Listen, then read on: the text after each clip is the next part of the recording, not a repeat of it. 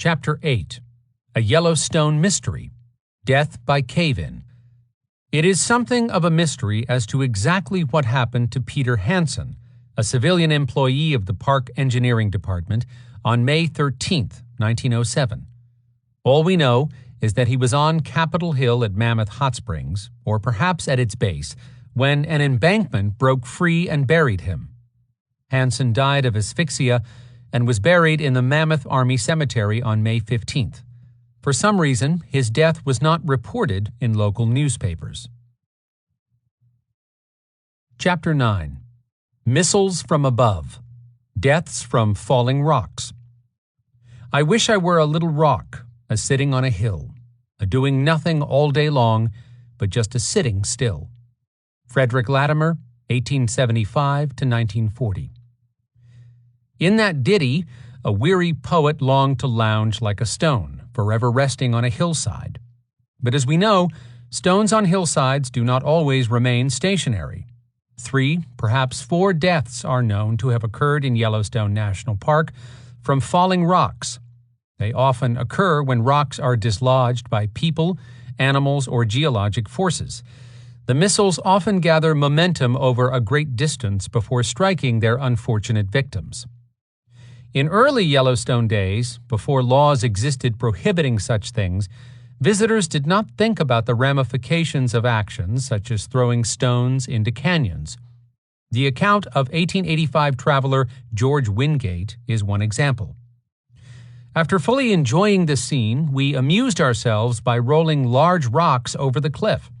It was wonderful to see a stone the size of a trunk leap into the air in a plunge of 200 or 300 feet, strike the shelf below as if thrown by a catapult, and with such tremendous force as to rebound 20 feet, and after a series of such terrific bounds, make another tremendous leap to the slope below, continuing in bound after bound until it reached the creek. While indulging in this boyish sport, a faint shout came up from below, signifying that there was someone down in the canyon. It is unnecessary to say that we at once stopped the stone rolling. One wonders if anyone was injured by Wingate's thoughtlessness, for certainly people would later be both injured and killed in Yellowstone by these types of capricious activities. Civilian scout Raymond Little remembered an incident, or perhaps remembered hearing of it, wherein a rock bounded down the mountainside in Gardner Canyon and into a stagecoach, killing a lady passenger. Historian Aubrey Haynes reported this incident, but unfortunately Little did not give a date or any other details. Little's wife thought the incident was connected to the Gardner Canyon Road being moved to the west side of the canyon. That occurred in 1902, so if she was right, the accident happened that year or before. But newspaper research has so far failed to turn up information on the incident. If she was mistaken, and it was instead related to the road being moved from the west side back to the east side, it may well have happened during the period 1913 to 1918. Another early death of this type occurred in 1917. The trail to the base of Lower Falls is Uncle Tom's Trail, a stairway which leads to a very rocky and unstable area in the Grand Canyon of the Yellowstone River. On August 7, 1917, 20-year-old John Havocost of Coleridge, Nebraska, and a chance acquaintance named Perry Norris hiked down Uncle Tom's Trail.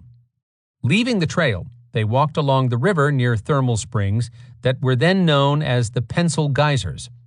Suddenly, a rock slide above the two men sent many rocks hurtling downward. A small rock struck Havocost in the head, rendering him unconscious and knocking him into the river. Norris dragged him out of the river and yelled for help. A number of visitors, including 2 doctors, were close enough to give aid, but Havocost died the following day at the Mammoth Hospital of a very bad compound fracture of the skull.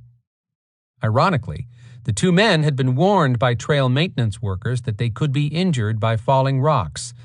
Park Superintendent Chester Lindsley noted that danger signs were posted on the trail and that others would soon be posted, but that these would not deter tourists from making this most wonderful trip, which they have for years been making over a trail that is really dangerous.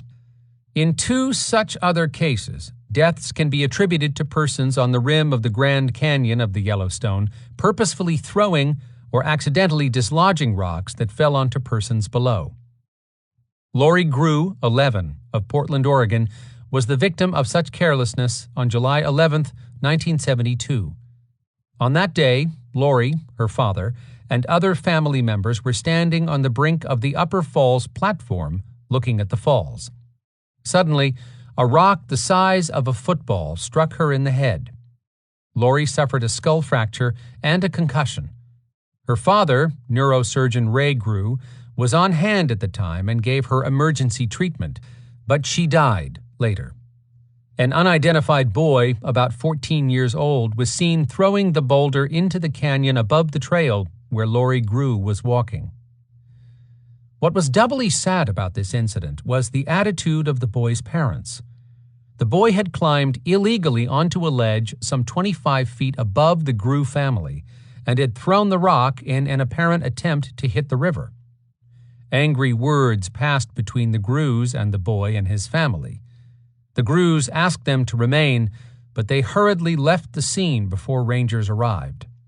One of Lori's brothers took a picture of the boy as he stood or sat in front of his family car, but his parents refused to provide any information.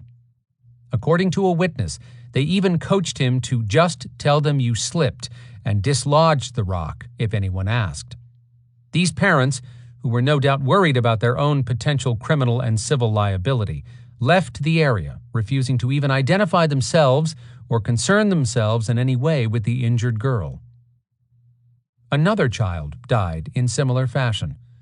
On August 6, 1983, Tom Pierce, 10, and his parents, all from Ottawa, Illinois, were walking down Uncle Tom's Trail into the Grand Canyon of the Yellowstone below Lower Falls.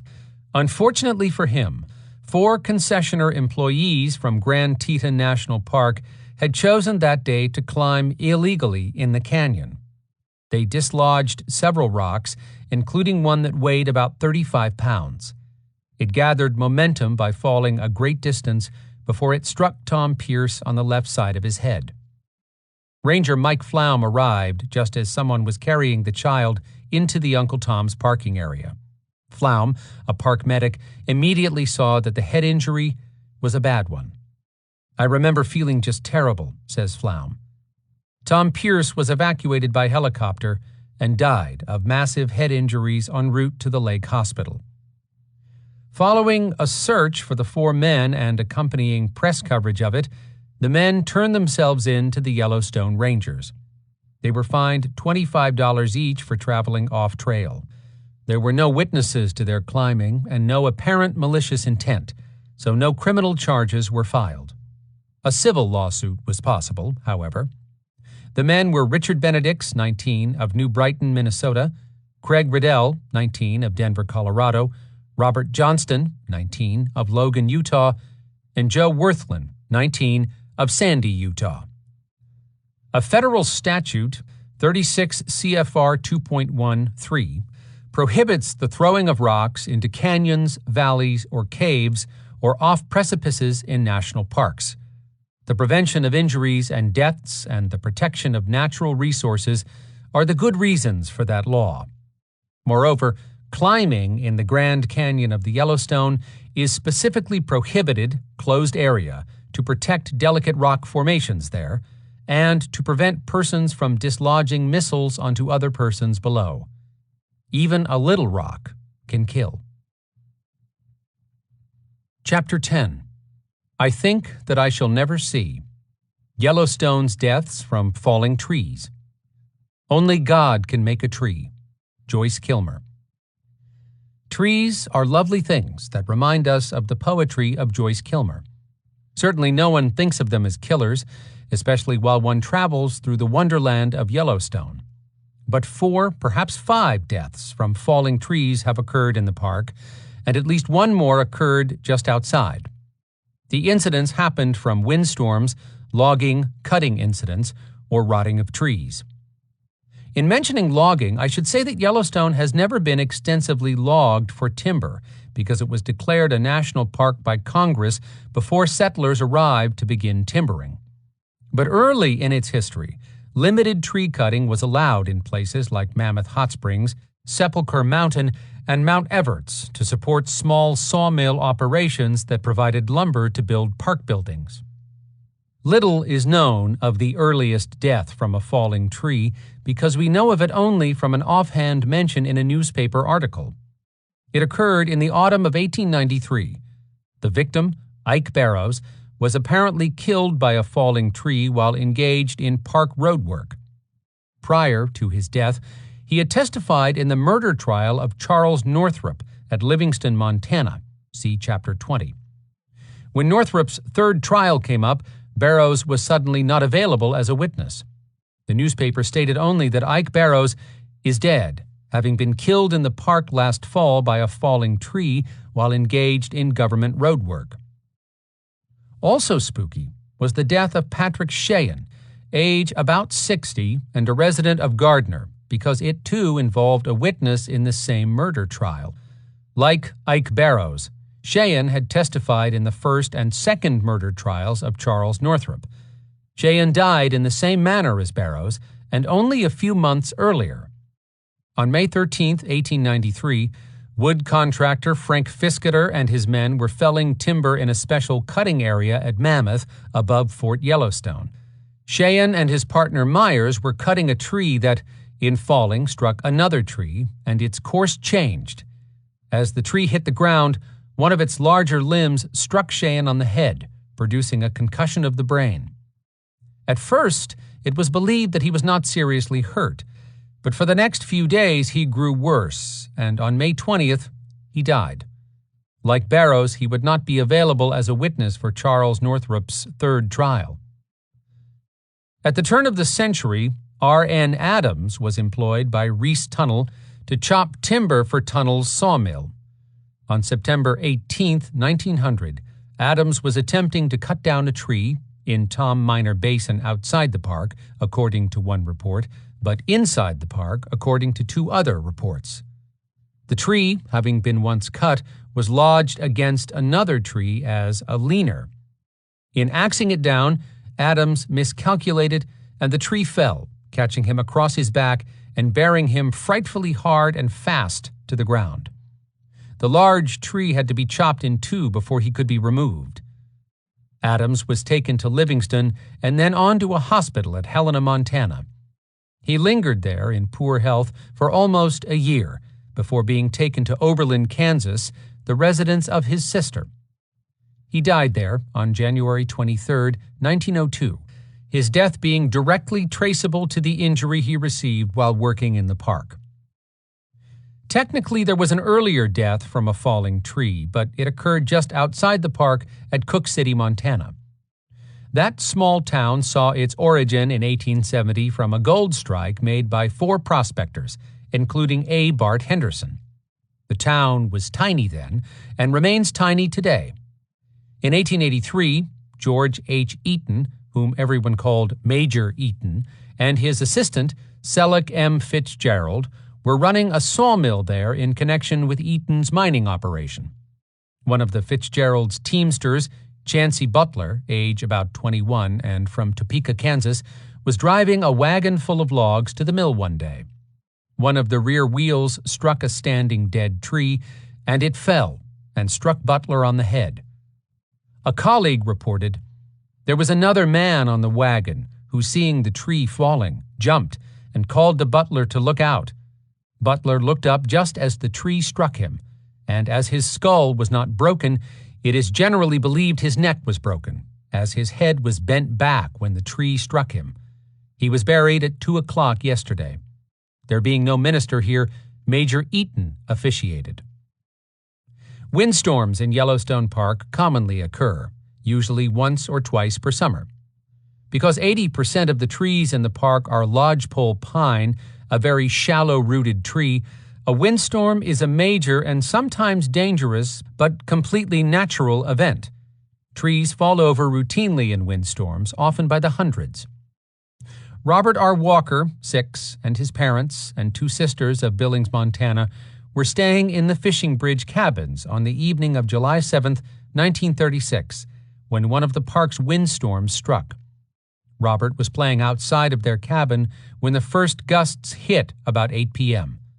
Deafening thunder and dazzling lightning accompanied the winds, which uprooted at least 176 lodgepole pines in the nearby campground. 19 tents, trailers, and car-top outfits were damaged, and 3 persons were injured. The Walker family became alarmed at the storm and ran from their cabin only to find Robert lying outside. He had been instantly killed when a large tree came crashing to the ground and pinned him beneath it. Another park windstorm occurred 4 years earlier, in July of 1932, and strangely, a windstorm occurred at Fishing Bridge almost exactly a year after Robert Walker's death, injuring 2 children. A third major windstorm that blew down thousands of trees and cost the park thousands of dollars occurred June 29, 1970. Yet another windstorm, in fact a rare tornado, occurred on July 12, 1984 at Elk Park and Norris. As a law enforcement ranger stationed at Norris that summer, I personally saw the funnel cloud and worked this windstorm, and I recall that it blew down hundreds of trees and blocked traffic for hours, creating a jackstraw situation east of Virginia Cascade that was later wrongly blamed on the forest fires of 1988. On September 12, 1992, a 15-minute windstorm toppled at least 194 lodgepole pines in the Norris campground. While no one died in any of these storms, falling trees caused by other storms have claimed park victims. The employee of a Park Road contractor became another casualty of a falling tree on October 30, 1953. George R. Anderson, 36, of St. Paul, Minnesota, died on the Norris Canyon Road while he was engaged in a road-clearing operation for the Peter Kiewit Sons Company. Anderson was assisting a crew in clearing trees from the route of a new park road, probably the Blanding Hill rerouting, when a large tree fell on him. He suffered a basal skull fracture, a crushed chest, internal injuries, and a fracture of the left leg, and died instantly. The death of Carol Ann Keller from a falling tree was desperately sad. On July 29, 1984, Carol, 11, and her father Bill, the photographer for Yellowstone National Park, were gathering firewood on Daisy Pass, just outside the park to the northeast. Bill was cutting down a tree, and Carol was sitting in his truck. He called out to warn her that the tree was falling the wrong way, and Carol got out of the truck and ran. But the top 15 feet of the large tree broke off and struck her in the head. She died very quickly. The Stephen Athan case greatly influenced the National Park Service's policies on trees in campgrounds. Park visitor Athan, 39, accompanied by his wife and 3-year-old daughter, all from California, entered Yellowstone's south entrance in the late afternoon of July 2, 1966. He was directed to the Lewis Lake Campground, where he camped in site number W9. At 5:30 p.m., Athan erected his tent there and was standing inside when a huge lodgepole pine tree fell onto the tent and bore him to the ground. He was taken to Lake Hospital, where he died a few hours later. The tree was 70 feet long, 13 inches in diameter, and about 300 years old.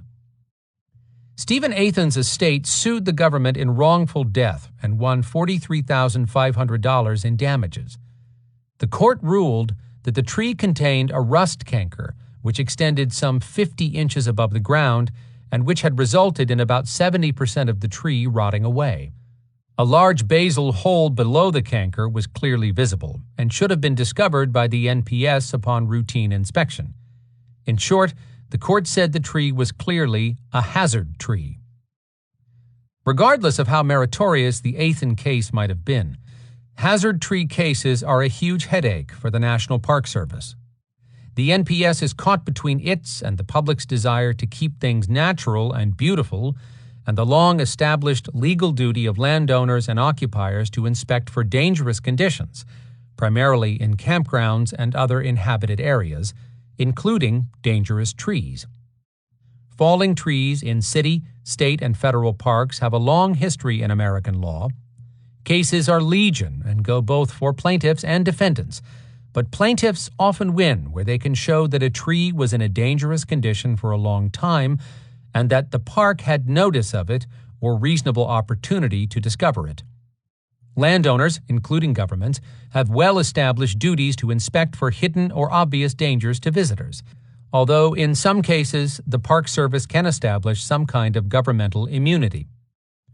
The problem is exacerbated in campgrounds by sheer numbers of people whose constant tramping around the trees compresses the earth unnaturally and makes the lodgepole pines even more likely to fall. Frustrated by these potential legal problems, the NPS in 1984 solved the problem at Bridge Bay by simply cutting down all of the trees in the campground. Thus, those persons prone to bringing meritless lawsuits have only themselves to blame if a campground is not quite as pretty as they might like. The rest of us get to suffer because of them. If, in the future, you find yourself camping in Yellowstone in a campground with no trees, you now know one possible reason. Sadly, the object of Joyce Kilmer's famous poem can be a mixed message in city, state, and national parks. To paraphrase, I think that I shall never see a thing more dangerous than a tree that may in summer wear a nest of lawyers in her hair, upon whose bosom the park can cause pain with great bulldozer and with crane. Poems are made by fools like me, but only plaintiffs can take away a tree. Chapter 11. Fatal Attraction. Deaths from Falls. Fain would I climb, yet fear I to fall. Thomas Fuller, Worthies of England, 1662. It don't hurt you when you fall, only when you land. Michelle Schacht, from her song Over the Waterfall. The terror of hurtling downward uncontrolled through space is a bad dream that many of us have experienced in sleep. When it happens in real life, moments of gaiety become moments of catastrophe. Most of the persons who have died from falls in Yellowstone have been fatally attracted by the panoramic vista of a high and beautiful overlook, only to suddenly experience a real-life nightmare.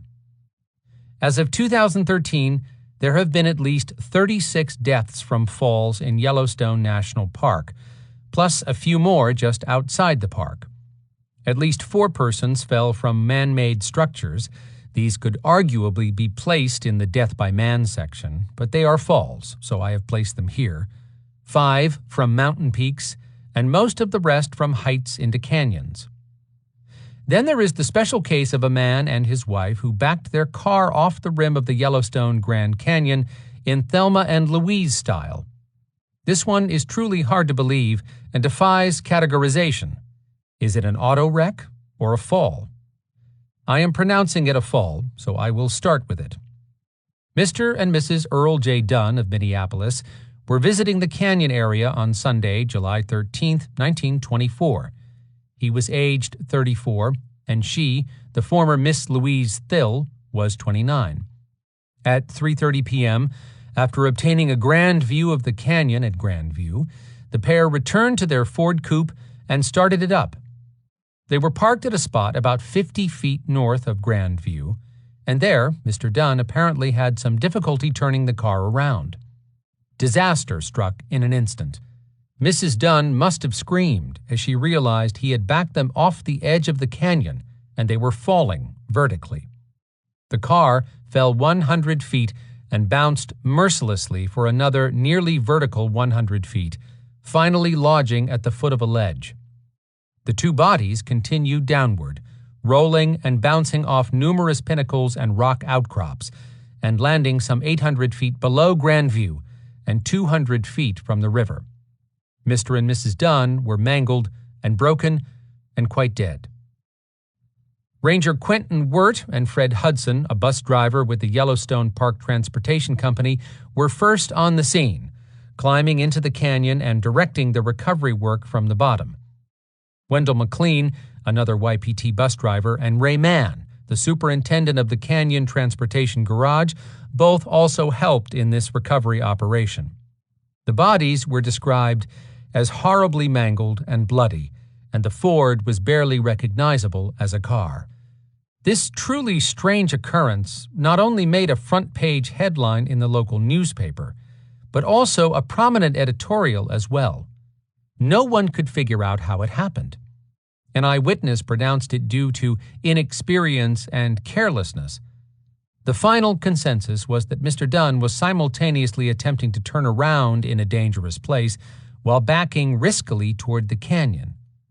An editorial written at the time was prescient when it stated that tragedies of this sort are too soon forgotten, and too soon some other person with a venturesome spirit is likely to duplicate the terrible story told concerning the unhappy ending of a park vacation trip. The earliest recorded instance of death from a fall in Yellowstone occurred on July 3, 1883, while the National Hotel at Mammoth Hot Springs was under construction. 2 unnamed workmen there fell from a staging scaffold 54 feet to the floor. The hotel owners immediately sent a man 57 miles north to Livingston, Montana, to engage Dr. R.D. Alton, who set out for the springs carrying his medical supplies. One of the workmen died on July 7th, but the other was able to return to work after a couple of weeks of painful convalescence. The dead workman would have been an excellent candidate for the first burial in the Mammoth Civilian Cemetery, except that Mary Foster's gravestone states that she was first to be buried at Mammoth. If the workman was buried in the cemetery later, he is in one of the unmarked and unknown graves today. Jack Davis, 48, of Daniel, Wyoming, met his death in a similar sort of incident. Davis was working on the high scaffolding of Loudermilk Construction Company's bridge project over Lamar River at the crossing 6 miles east of Tower Junction. At 10:30 a.m. on Thursday, August 29, 1940, Davis stepped on a weak spot on the scaffolding, felt a bolt pull through one of the supporting timbers, and yelled as the scaffold collapsed under his weight. He plunged 45 feet to the ground. Davis died 2 hours and 15 minutes later at the Livingston Hospital. Another workman fell from a building at Mammoth. George Pugh, 23, died July 22, 1916, at 6:15 p.m. from a concussion caused by falling from a roof. On July 14, 1953, a park insurance adjuster fell from a ramp. George Ross Miller of the Yellowstone Park Company somehow managed to fall off a ramp at the Canyon Hotel. He struck the pavement 12 feet below and died on July 17th. All the foregoing were accidents involving workmen, but 2 incidents in the Yellowstone country involved high bridges and people walking across them. Visitors and residents at Gardner, Montana, near the park's north entrance, as well as visitors at the Sheep-Eater Canyon Bridge, just east of Mammoth, often wonder as they walk across these bridges whether anyone has ever fallen from them. And indeed they have. The bridge over Yellowstone River at Gardner is in town, technically outside the park, but only about 100 yards from the park boundary. At least one person has survived a fall from this bridge, but James Bird, 24, formerly of Lincoln, Nebraska, was not so lucky in early 2006. He and a female friend were walking home from a bar at about 2:30 a.m. on February 14, 2006, and were crossing the bridge. They split up for a minute, the woman walking ahead. She heard Bird yell for help, ran back, and found him hanging over the railing of the bridge. She grabbed for him to try to pull him back up, and he tried to swing his leg up twice, failed both times, and fell 85 feet onto the rocks below. No one saw why he was hanging from the railing or how it happened, so his friend thought it a complete accident. The incident that killed a father and son at Sheep-Eater Canyon Bridge south of Mammoth on September 16, 2005, remains a mystery. The bridge is sometimes called the Gardner High Bridge by locals because it spans a 200-foot deep cavity over Gardner River at this point. Around 9:30 a.m. that day, park visitors Drew Webster Speedy, 50, and his 13-year-old son, Brent Quinn Speedy, both of Scottsdale, Arizona, stopped at the bridge to take pictures. At about noon, a visitor who could not speak English well contacted a park ranger in a patrol car to report that some sort of incident had occurred or was occurring at the bridge. Not completely understanding the visitor's report, the ranger hurriedly drove to the bridge and encountered a woman there who stated that her husband and teenaged son had gone to take a picture 2.5 hours earlier and had not returned. She said she hiked a short distance looking for them, but without success. The ranger began searching the area and soon discovered 2 bodies 200 feet below near the river embankment. How they died remains a mystery. The visitor who made the initial report could not be relocated, nor were there any other apparent witnesses. Park officials released statements asking anyone who might have witnessed the fall to come forward, but no one ever did. The driver of a dark-colored van seen in the area was also sought, as officials believed its driver might have information, but that person was never found either. "We just don't know what happened," said Public Affairs Officer Cheryl Matthews. "When you have something like this happen, you don't rule anything out." The possibilities that the incident was a murder-suicide, a double murder perpetrated by other passerby, a double suicide, an accident followed by a suicide, a double accident that occurred during an argument, or a double accident that happened as one person tried to rescue the other were all discussed. It seems completely bizarre not to know the answer, but that is the case for this unfortunate incident. As one might imagine, the Grand Canyon of the Yellowstone River has been the scene of many fatal falls, both at canyon and at tower. Early Yellowstone visitors certainly thought about falling into the canyon. Prospector A. Bart Henderson opined that it was a view to cause anyone to shudder. Another writer averred that when looking into the canyon, an almost uncontrollable impulse comes over you to cast yourself into it. Herman Haupt noted in his 1883 book of shuddering at the prospect of a fall into such a terrible chasm. And an 1897 visitor gushed shamelessly about his feelings there. "I couldn't help thinking what a thoroughly elegant place this is to commit suicide. Jump, and your family would have ample time to forget you while you were reaching the bottom." Indeed, one marvels at the canyon's beauty while simultaneously being terrified of it. But this, as Philip Terry has told us in his Forever Wild, is a main characteristic of our response to wilderness: ambivalence. According to him, our reaction to wilderness is an endlessly interesting mixture of sympathy and fear, of love and hostility, of the impulse to embrace and the equally powerful urge to flee. This is the fatal attraction. The earliest fall at the canyon, apparently a side canyon of Grand Canyon below the first road up Mount Washburn, that I have been able to find, is one that occurred in 1904. In the original interment book for the Mammoth Army Cemetery is a notation that for some reason does not appear in the very similar book that is merely a handwritten copy of the original book. The notation in the original book says that one John Murphy died from a fall 800 feet into a canyon on August 10, 1904, while working for the U.S. engineers. The book says that the body was taken to Chicago, Illinois, probably where Murphy was from. Although John Murphy's death from this fall did not appear in local newspapers, it did appear in those farther away. A Salt Lake City newspaper carried the story 5 days later. Murphy had charge of a government crew working on the new Park Road over Dunraven Pass. While giving directions, stated the story, he lost his balance and fell, dropping more than 200 feet, lighting on his head on the jagged rocks below. Murphy's body was recovered with considerable difficulty. With regard to falls, naturally there were close calls at the canyon. A few made it into the local or national press, as was the case of 2 hikers in 1910. In that incident, College student Eli Taylor saved fellow student Erastus Borgquist from certain death on July 7th.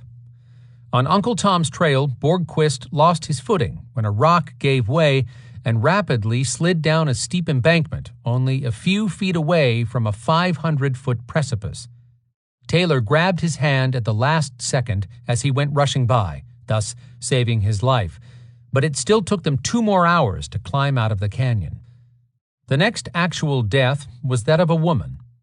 Around 1:30 p.m. on August 17, 1926, Grace Kranz, 31, of Denver, Colorado, and Dr. Erhard Fuss of Windsor attempted to descend to the bottom of the canyon from a point on the south rim opposite Red Rock, which sounds like it too was near Uncle Tom's Trail.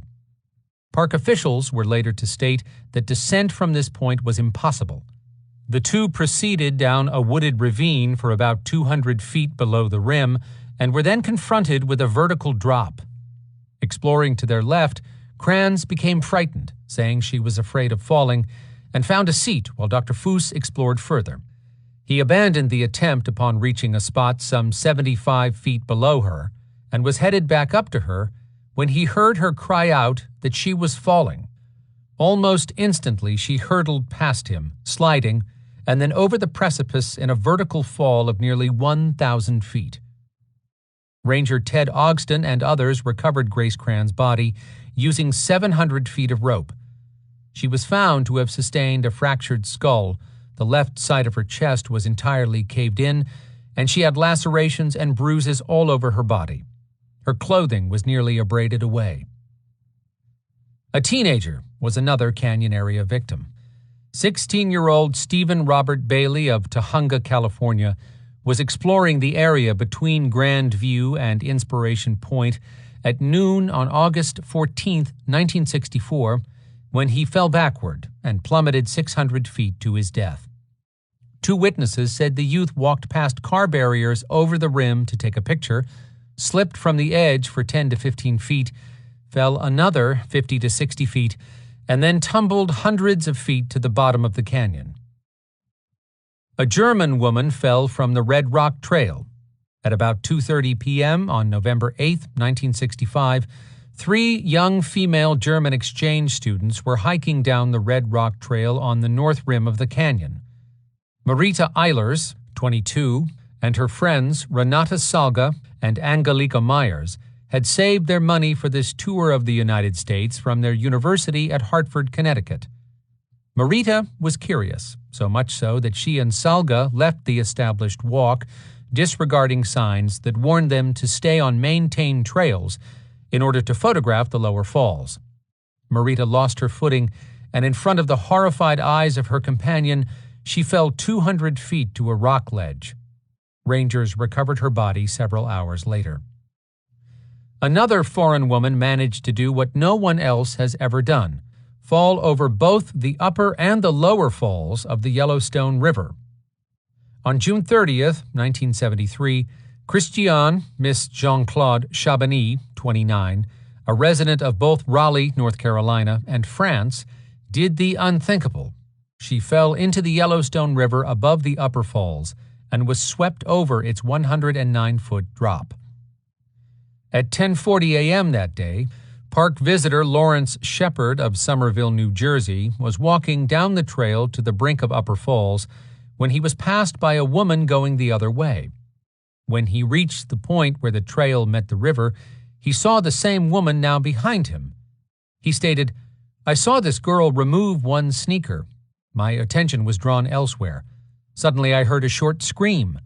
My wife said, 'There's a girl in the water.' I turned and saw a person floating in the river. By this time she was downstream toward the falls.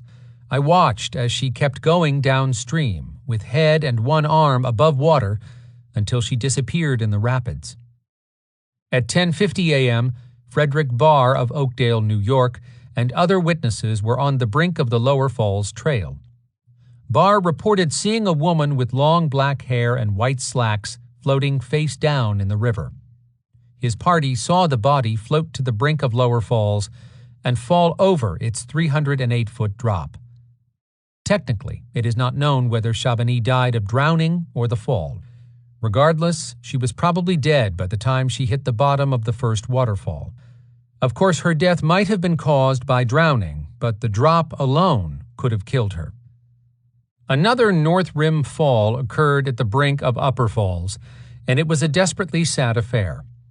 Corey L., 22, and Lori Miller, 20, of Murray, Utah, were newlyweds 5 days into their marriage and on their honeymoon. At about 4:45 p.m. on September 1st, 1983, they arrived at the brink of the Upper Falls parking area. Lori went to the edge of the canyon about 100 yards from the parking lot. She climbed over or around several large boulders, skirted a live tree, and ducked under a fallen tree to reach a sloping rock on the very edge of the canyon. Lori directed Corey to get on a rock so she could take his picture, and to do that she had to have her back to the canyon. Corey stated later that he was facing away from her, and as he turned toward her, he heard her say, "Corey." She was not there when he finished turning. Racing to the edge, he looked down and saw her lying 100 feet below and not moving. Lori had apparently backed up to get a better view and did not see the edge of the canyon. She died the next night of massive head injuries.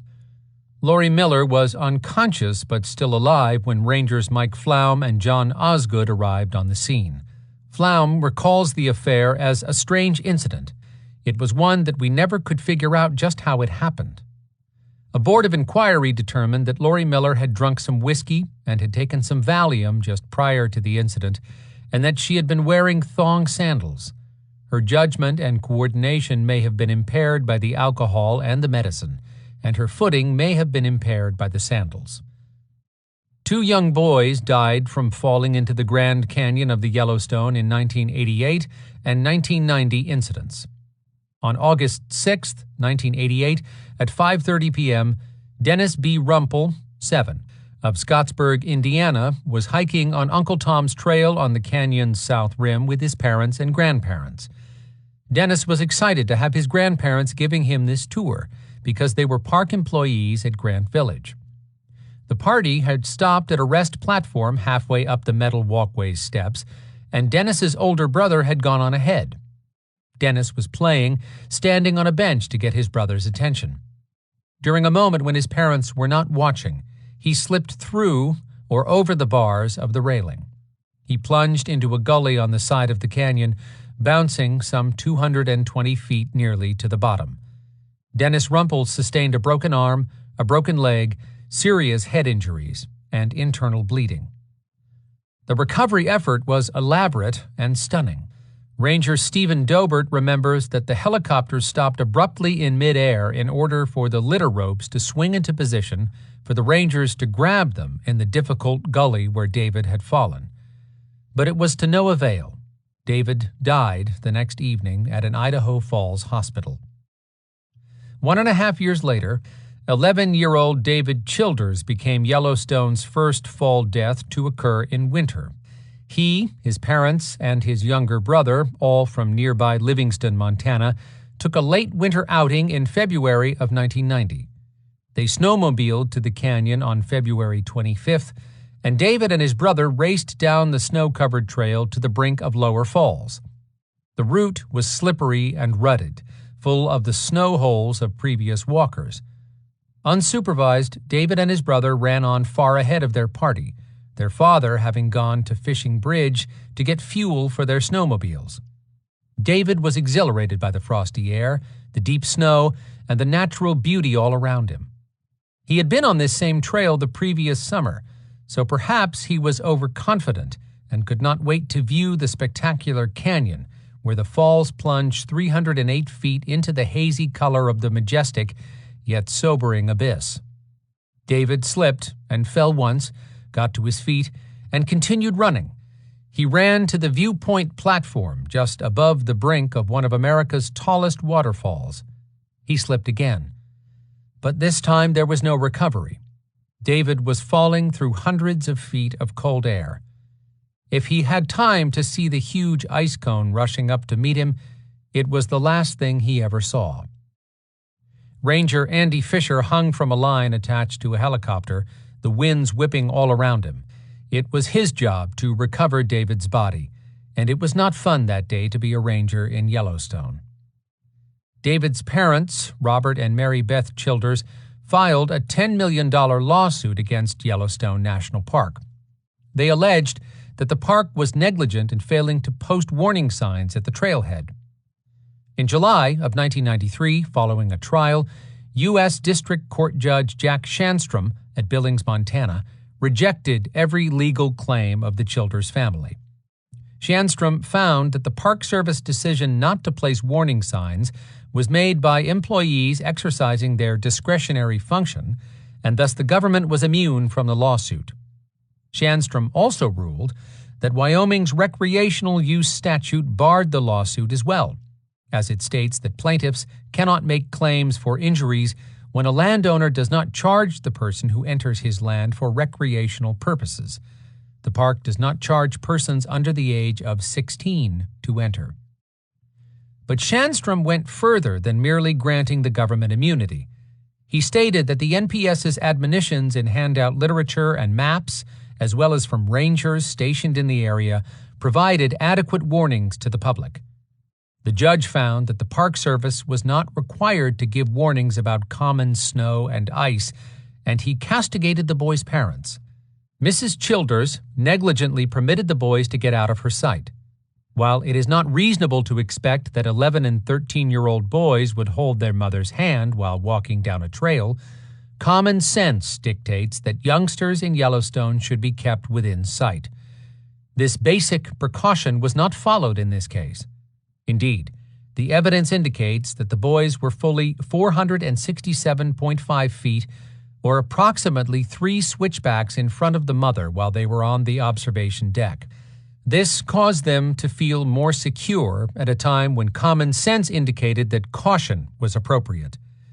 The actions of the Childers were all the more unreasonable because they understood that the trail to the brink of the lower falls was steep and that there was a sharp drop-off from the observation decks, since they had hiked down it the year before. And significantly for the park, Judge Shandstrom added a statement about visitor responsibility. Courts have uniformly required visitors to Yellowstone to exercise common sense when dealing with natural conditions.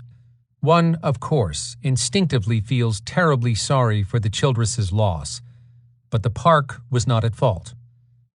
The death of Isidore Morris Kisber occurred in a climbing accident.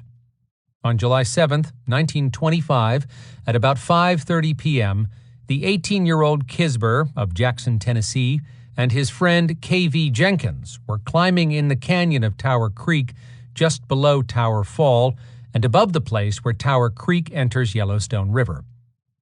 In attempting to ascend the south wall from a point just below the falls, Kisber dislodged a boulder that he was holding onto for support and fell 50 feet onto rocks.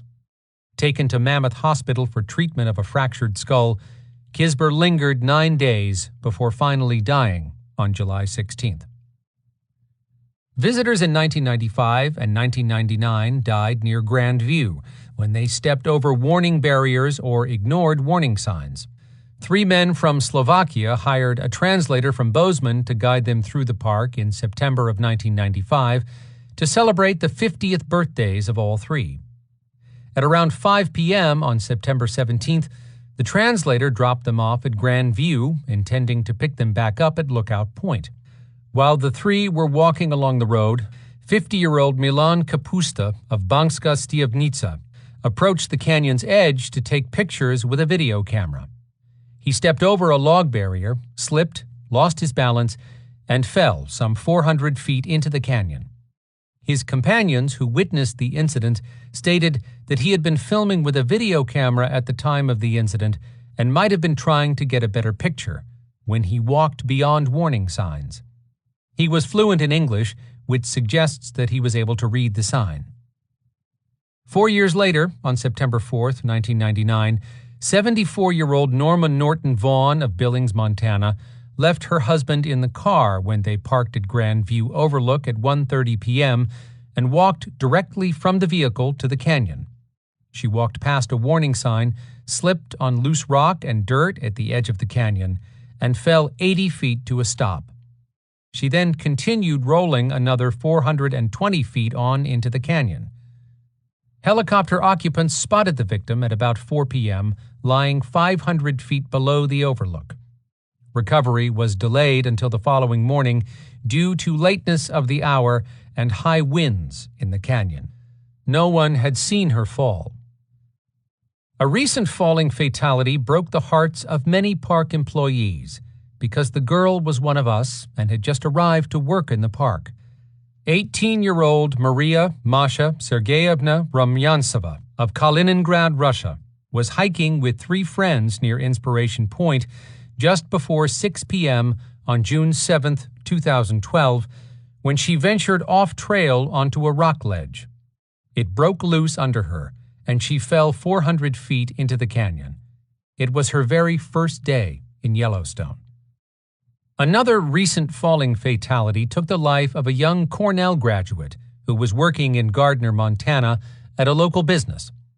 23-year-old Joseph Austin Parker of Valdosta, Georgia, made the mistake of hiking alone in Yellowstone, and one wonders whether anyone cautioned him against doing that. He picked a monstrous hike for his first one, namely the ascent of nearby Electric Peak, elevation 10,200 feet, on July 16, 2013. Parker called some friends at 2:30 p.m. via cell phone to tell them that he was just below the summit of the mountain and that because of nearby lightning he was starting to descend. Instead, it appears that he fell and suffered fatal head injuries. Rangers found him 2 days later while on an aerial search. His chances of surviving might have been better if he had not been alone. 6 persons, including Isidore Kisber, already mentioned, have met their deaths in the park by hurtling into the Grand Canyon of the Yellowstone River, or into side canyons, about 20 miles downstream from Lower Falls.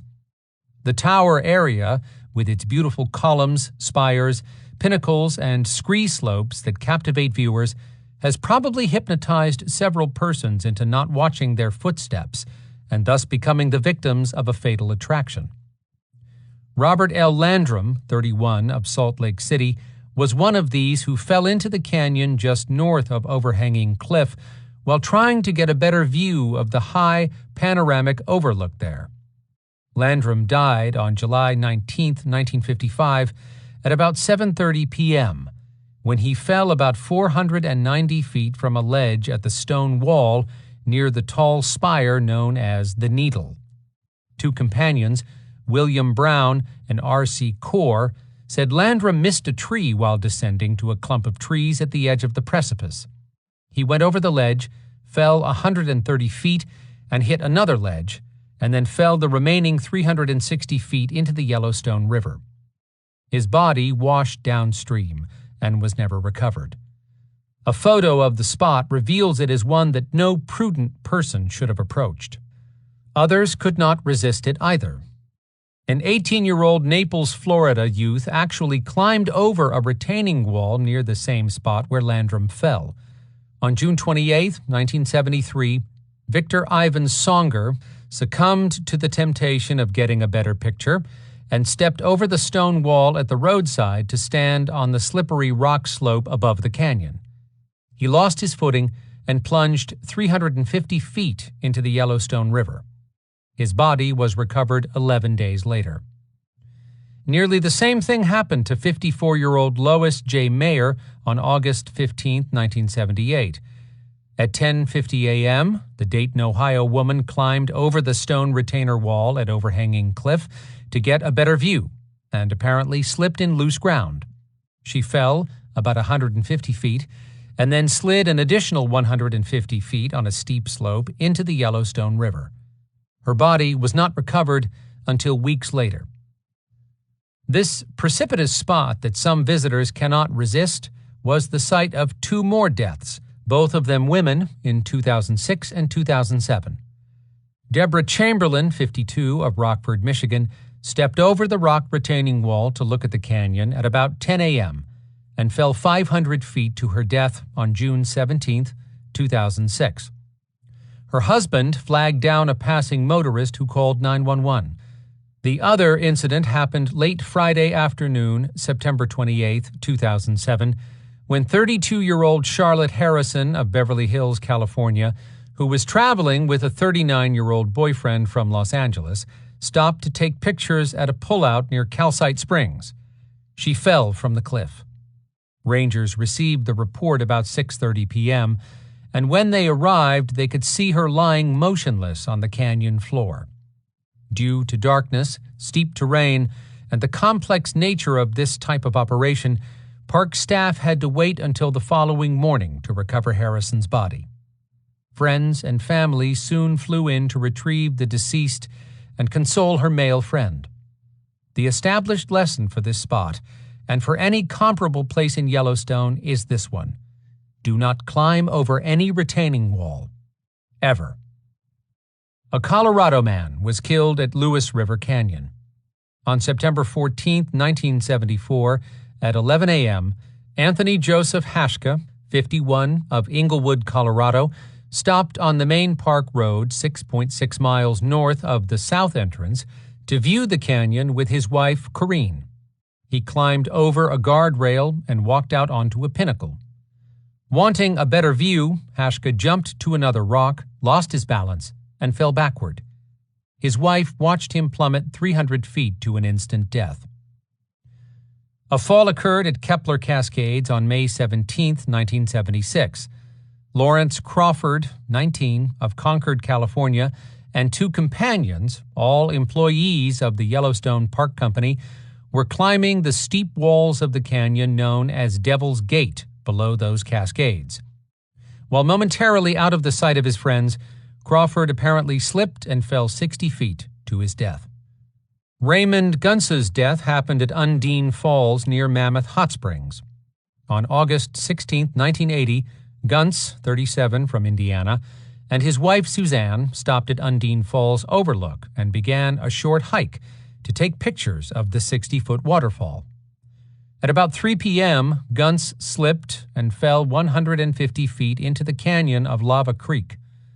Another visitor, Robert Bauer of Idaho Falls, by chance an expert climber, immediately climbed down the steep grassy slope to the stream to help Guntz, who was still alive. Bauer found him lying partially in the creek, unconscious, gave him mouth-to-mouth resuscitation, and decided he had severe internal injuries. He was the classic tourist out of his element, remembers Bauer. He had smooth street shoes and polyester on. There wasn't much else I could do. Guntz died at 6:50 p.m. during the evacuation. There were no witnesses to the death of David Haller, 11, on July 25, 1984. David, of Grand Island, New York, and 9 other boys were visiting Yellowstone on a vacation tour. The group stopped at 7:15 at Firehole Falls in Firehole Canyon to view the place. No one is quite sure what happened, but apparently David was climbing a rock wall when he fell. Helicoptered to a hospital at Idaho Falls, David Haller died a few hours later. At least 5 young men have died climbing Yellowstone's mountains. 3 were park visitors and 2 were park employees. David Rasmussen, 18, a visitor from Miami, Florida, went hiking with his friend Stuart Rucker, 23, of Norman, Oklahoma, on July 30th, 1969. The two were in the northwestern corner of the park between 5 and 6 p.m. on Bighorn Peak when Rasmussen fell from a cliff. Rucker hiked out alone to get help. Nightfall and remoteness of the area precluded recovery until the following afternoon, when park ranger Floyd Klang reached Rasmussen's body. Albert Paul Knight, called Paul by his parents and friends, was a young man who loved nature and the environment. He spent hours planning his backpacking trips into Yellowstone from his faraway Warren, New Jersey home.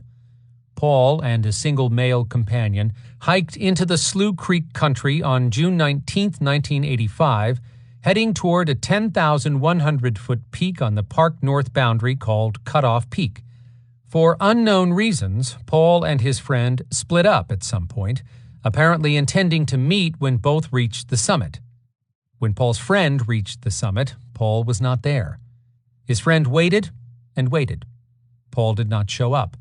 His friend found Paul's tracks in a snowfield on a spur of Cut-Off Mountain, but no Paul, so he hiked out and contacted the Rangers. Rangers Mike Robinson and Jeff Henry were helicoptered in with Jeff's tracking dog, Hoss, on June 21st. Paul had been missing for 2 days. They began searching along with some 24 other park personnel. Jeff remembers having to lift his dog from one ledge to another, so rough was the country. But on Friday, June 21st, Jeff's dog found Paul's body at the foot of a vertical ridge. The crumpled position of his body told Jeff at once that Paul was dead. He had fallen about 110 feet, apparently landing on his head and neck. He probably died instantly. Jeff remembers feeling extremely badly for Paul's parents because he knew Paul was the only child of a close family. Almost exactly a month later, Kent Shane Rich, 22, of Muscle Shoals, Alabama, a park employee at Lake Lodge, began a solitary hiking trip into Yellowstone's backcountry. Interestingly, one of Shane's roommates at Lake was John Mark Williams, who would later die from hot spring burns at Shoshone Geyser Basin. Another of Shane's roommates, this one at Mallard Dorm, was Kyle Hannon. Both Hannon and friend Brian Cruz remember Shane as a great guy. He was a born-again Christian Southern redneck who loved Copenhagen and country music, said Kyle. I was a hard-drinking Midwestern agnostic who preferred Duran Duran. Nevertheless, we got along fine. He was funny, outspoken, and confident. Kyle says Shane loved the adventure of gaining summits and then choosing a more direct way down. Perhaps that habit did him in. Shane, against the standard warnings of the park and other employees, elected to hike alone into the northeast country near the Thunderer, a peak with an elevation of 10,400 feet. No one knows exactly what happened to Shane Rich, but this author can personally testify from years of looking for waterfalls on the Thunderer that the rock up there is a nightmarish, crumbly andesitic talus. When he failed to return, a search was instituted. A helicopter crew spotted his body on a north slope of the mountain at 7 p.m. on June 22, 1985, probably the day he died. Shane had made it to the very top of the mountain. For some reason, he fell from the summit in a plunge of about 600 feet. Both Kyle and Brian vividly remember being with him the day before Shane went to the Thunderer. Driving a car containing the two others, Brian slammed on his brakes in Hayden Valley to avoid rear-ending a buffalo-gazing tourist. When the truck stopped, just shy of someone's bumper, said Kyle, Shane turned to Brian and said, in his heavy southern drawl, Brian, if I die out here, I want it to be from falling off a cliff, not from some car wreck. Following Shane's death, it took Kyle several days to ask Brian whether he remembered what Shane had said. It was too painful, recalled Kyle. But Brian did remember. Brendan O'Connor's death fall happened just outside of the park in the Beartooth Range. O'Connor, 22, a TW Services employee at Old Faithful, went hiking in July of 1988 in an apparent attempt to scale Fox Peak, elevation 11,000 feet. When he failed to return to work, a search was begun, but searchers could not find him. A year later, on July 21, 1989, a hiker found a body near a trail below Fox Peak.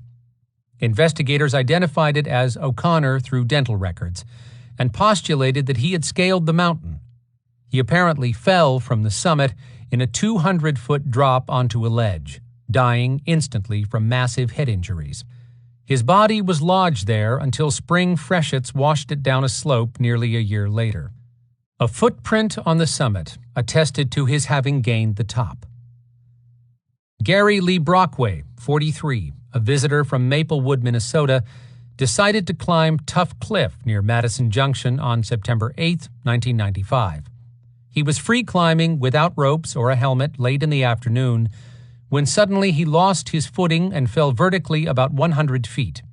Sustaining massive and multiple head, chest and extremity injuries, Brockway was pronounced dead by rangers at the scene at 5:30 p.m. The winter sport of ice climbing took 2 climbers' lives on Saturday, May 23, 2010. Mark William Eric, 28, and Michael Allen Kelch, 29, both of Bozeman, Montana, were experienced ice climbers who arrived in the park that day and hiked into Surface Creek from Artist Point with their equipment. Intending to climb the ice on the 1,200-foot-tall Silver Cord Cascade, the two appear to have been descending into the Grand Canyon of the Yellowstone. The end of May is quite late in Yellowstone's winter, and the ice was apparently weakened by melting. Eric and Kelch were climbing the frozen waterfall when its ice crumbled, and they fell. When the men failed to return on Monday, friends reported them missing, and park rangers began a search. Spotting an immobile person and climbing gear from a North Rim viewpoint, rescuers rappelled into the canyon from the South Rim and found the 2 men dead on a rock ledge about 300 feet below the rim. Darkness fell, impeding the rescuers, and the climbers' bodies were not recovered until the following day, Tuesday. Even a park ranger died in a fall in the Yellowstone region, although it technically did not happen in the park. Park Ranger Charles C. White, 27, was killed in a fall on Cinnabar Mountain, just north of the park boundary, while deer hunting on November 13, 1945. Aubrey Haynes was park ranger at that time, and he remembers that White was hiking down the Devil's Slide. "That was a miserable, mean place to get a body out of," said Aubrey. "But he shouldn't have been out there anyhow, because he had a trick knee that made him not really fit for outdoor work." White was a wartime fill-in for the Rangers. Haynes was the first ranger back from the war, and he says that at that time, Charlie already had his termination notice. He was going back to New York. Perhaps White's bad knee was the cause of the fall.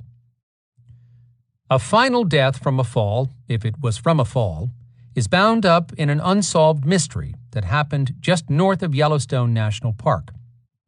In the early 1890s, Maggie and Morgan T. Bud Williams lived at Hoare, Montana, where they fought with each other constantly. When Bud, a raucous rounder, disappeared in 1895, Maggie was relieved and turned her attention to the village blacksmith, Frank Holum. 2 years later, 11-year-old Ida Miller and her mother moved into the Williams little house at the foot of Cinnabar Mountain. Walking around the house one day, little Ida fell into a deep hole nearby.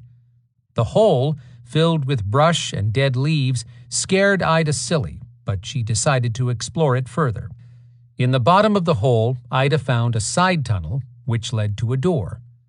Prying it open, the little girl found that it led into a cellar. She saw a human bone, and then another, and then the entire skeleton. Ida took the bones up to her mother, who became fearful. When the neighbors, Mr. and Mrs. Allen, visited them that night and were shown the bones, Mr. Allen proclaimed knowingly, "Everybody wondered what became of Bud Williams." Pointing to the ceiling, Mr. Allen showed Ida and her mother the many bullet holes there. "Those," said he, "is where Bud used to shoot at Maggie when she was up there and he was down here. Used to keep her dodging pretty fast to miss them." Did Maggie Williams kill Bud Williams? Or did he simply suffer a fall into the cellar when she was away? Or did one of his own shots ricochet and kill him? It is a great story with a fascinating cliffhanger. The problem with it is that Morgan T. Bud Williams' disappearance has now been linked to moving elsewhere rather than death. The Livingston Enterprise for August 7, 1897, page 2, noted that he was involved in copper mining at Castle, Montana. So whose skeleton did little Ida Miller find? We may never know. Falls, generally, are true accidents, or are caused by negligence. They often occur unexpectedly due to a moment of carelessness or inattention. The deaths of Knight, Rich, White, and O'Connor occurred when the parties were alone, 3 choosing that status and 1 splitting up from his companion. Obviously, there is no chance of help when one is alone. and two persons can look out for each other more efficiently than one can. I reiterate, never hike alone in Yellowstone country. On the other hand, hiking in pairs cannot by itself prevent tragedy, as the Rasmussen death and the more recent deaths of the two ice climbers make clear. Sudden plunges can happen to anyone while looking at a waterfall, staring into a canyon, or climbing a height. And there are plenty of places in Yellowstone where one can become the victim of this kind of fatal attraction. Chapter 12. Deaths from Forest Fires. Smoke chasing can kill. Fire is an event, not an element. Stephen Pine, Fire in America. His eyes are bloodshot, his back near broke, for he has been chasing a distant smoke. Charles Scribner, A Smoke Chaser, 1929. Considering the extent and power of the 1988 forest fires in Yellowstone National Park, it is amazing that no one died in the park from them. A fire-related airplane crash on September 11th, just south of the park at Jackson, killed pilot Don Kuykendall, and Clover Mist firefighter Ed Hutton, 26, of Casper, Wyoming, a Bureau of Land Management employee, died on October 11, 1988, when a 72-foot burning snag fell and hit him during mop-up operations in Shoshone National Forest. Firefighters were injured in Yellowstone, but no one died. A 1940 fire, however, did take a life.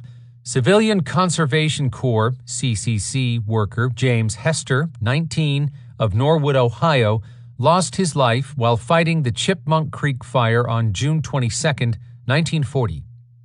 Hester was killed 8 miles south of Yellowstone Lake when a blazing snag fell and hit him. His fellow firefighter, Clifford Otey of Akron, Ohio, was simultaneously injured. Some 400 men under Chief Park Ranger Francis Lanou were battling that fire, which at the time was considered one of the worst in the history of Wonderland. Another horrible fire incident took the lives of 15 firefighters and injured 39 others of the CCC and U.S. Forest Service on August 21, 1937, at a place on Blackwater Creek just outside the park to the east. The Blackwater fire deaths are today commemorated by a firefighter's memorial located about 15 miles east of the park's east entrance. A sudden windstorm whipped up that fire, killing 8 men at Clayton Gulch and 7 more along the stream. Signs and monuments now mark the important locations along the Blackwater Creek Trail where the incidents occurred. Technician Rex A. Hale, Jr. was one of those killed, and a Forest Service campground near there today bears his name. Updrafts from that fire were so powerful that Yellowstone Park Transportation Company bus driver Jerry Pesman found charred spruce needles on the hood of his bus in Cody, Wyoming, some 36 miles away. Following the fires of 1988, park rangers warned visitors constantly about the dangers of entering freshly burned areas. Standing burned trees can fall without a sound, and of course staying out of a burning area is self-evident. Andrew Mitchell, a Yellowstone fire supervisor who was present at many of 1988's most severe fire incidents, states, "It is a tribute to the fire manager's organizational skills and to the woodsmanship and training of individual firefighters that during the 1988 fire season, only 1 death occurred, and it was outside the park. The thousands of firefighters and hundreds of vehicles and aircraft, plus park visitors, created an extremely high potential for tragedy. There have been numerous forest fires in Yellowstone since 1988, but so far there have been no human fatalities caused by them." Chapter 13. The Gloom of Earthquakes. Shaky Breaky Park. The Gloom of Earthquake. Shelley. The Revolt of Islam. Earthquakes occur in Yellowstone National Park nearly every day. The area is so seismically active that on an earthquake map of the United States, where quakes are represented as hundreds of tiny black dots, Yellowstone Park is represented as a huge black square. Newspapers like the Livingston Enterprise are loaded with references to earthquakes in the park, even as early as the 1880s. No deaths from earthquakes have as yet occurred in Yellowstone. However, the largest known quake in the Yellowstone region, which occurred at 11:37 p.m. on August 17, 1959, and measured 7.5 on the Richter scale, killed 28 people in the Madison Canyon just northwest of the park. Those stories have been well told in Edmund Christopherson's The Night the Mountain Fell, 1960, in William Fisher's Earthquake, Yellowstone's Living Geology, 1960, and in Richard Bartlett's Nature's Yellowstone, 1974. Chapter 14. Danger in the Water. Deaths from Drowning. Lord, Lord, methought what pain it was to drown, what dreadful noise of waters in mine ears, what ugly sights of death within mine eyes. Shakespeare, King Richard III. There are more deaths in this category than for any other in Yellowstone National Park, except for auto, snowmobile wrecks, and illness, neither of which is included in this book. More than 100 persons have heard Shakespeare's dreadful noise of waters in their ears before they drowned in Yellowstone. The earliest known drowning in Yellowstone was that of Matthew J. Carey on August 22, 1880. Called by the Bozeman newspaper an estimable young man from Adobe Town, near Virginia City, Montana, he drowned in Firehole River, exact location unknown, while making a tour of the national park with others, probably on horseback. He went into a deep hole in the river to swim, stated the newspaper. Suddenly he sank in about 12 feet of water, and although he was taken out soon after, his comrades found it impossible to resuscitate him. 3 years later, friends or relatives disinterred his body and moved it to the Catholic cemetery in Dillon, Montana. 2 more early drownings in Yellowstone happened in a single incident in 1883. John H. Fogarty and Thomas P. Parker, ages unknown, were traveling together in the park. At Excelsior Geyser, they met Franklin Bowers and Amos Fisher, and the 4 men traveled together for several days. On August 15, 1883, according to Fisher and Bowers, the 4 men were attempting to cross the Yellowstone River from the east side to the west side at a point just below Yellowstone Lake. Bowers stated that Fogarty and Parker must have disappeared just before he looked up and noticed they were gone. Their horses turned and swam back to shore, said Bowers, looking as if they had been in deep water, as the saddles were wet on top. Fisher stated that he heard no outcry from the drowning men.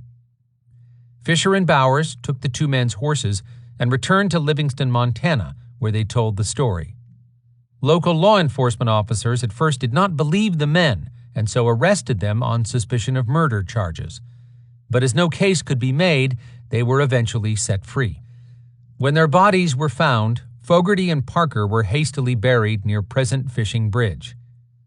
A year later, Dan Parker, a relative of one of the deceased, traveled to the lake to exhume the bodies and rebury them at Mammoth in the civilian cemetery. There they were interred in the only grave with a footstone.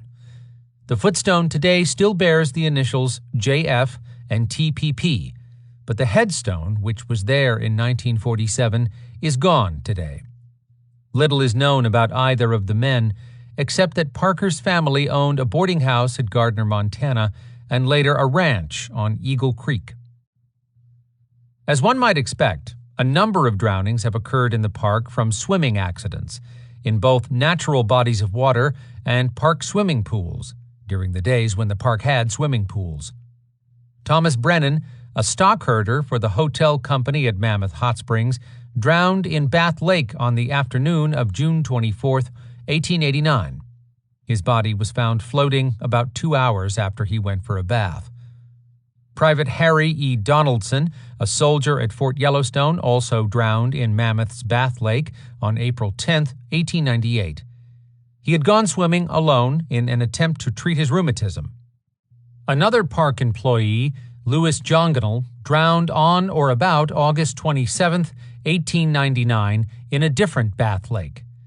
That body of water at Lower Geyser Basin is today known also as Ranger Pool, and John Gonell of Washburn, Wisconsin, was an employee of the nearby Fountain Hotel. Ed W. Davies, 18, of Sheridan, Montana, lost his life on September 2, 1905, while swimming with two companions in the Madison River at Riverside near the Park West entrance. A really unusual drowning involved an infant, probably the area's youngest drowning victim ever, and an irrigation ditch. The Gardner Wonderland newspaper reported that it occurred in Jardine, Montana, just above Gardner, on July 24, 1905, in a large irrigating ditch that runs through Jardine. 15-month-old Vera Downs, daughter of Mr. and Mrs. Elmer Downs, was being supervised by her older sister when the girl set the baby down so that the sitter could pick up stones along the stream. When she returned, the baby was gone, and a subsequent search revealed her body about 100 feet from where she had fallen into the ditch. Whether or not Oliver Adkins' death and that of Peter S. Christensen were swimming fatalities is not certain, but probably they were.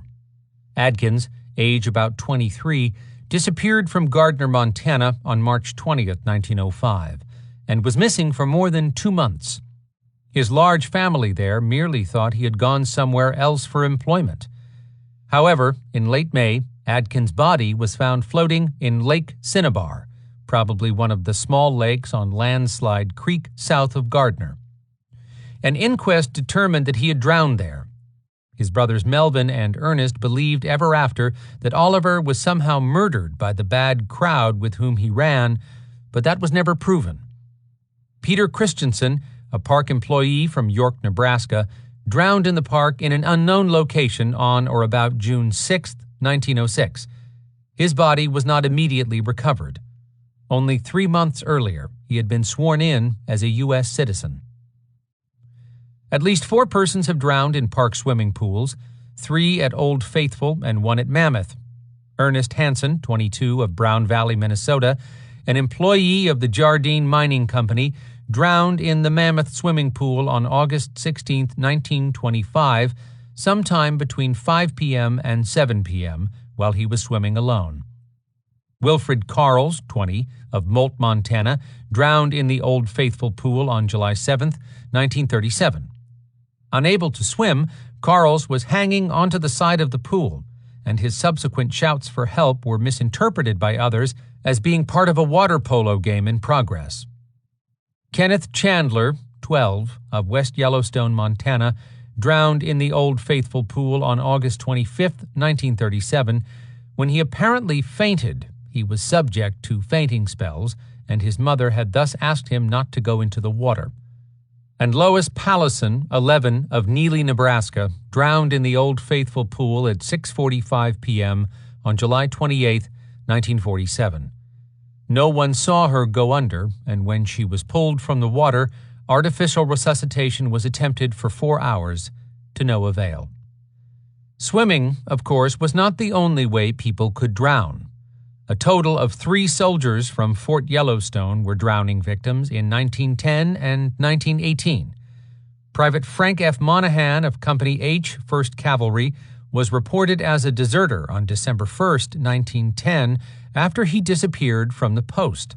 His body, clothed in Army khaki, was found by Gardner resident Albert Spiker on January 8, 1911, who encountered it while fishing on Gardner River about a mile above its mouth.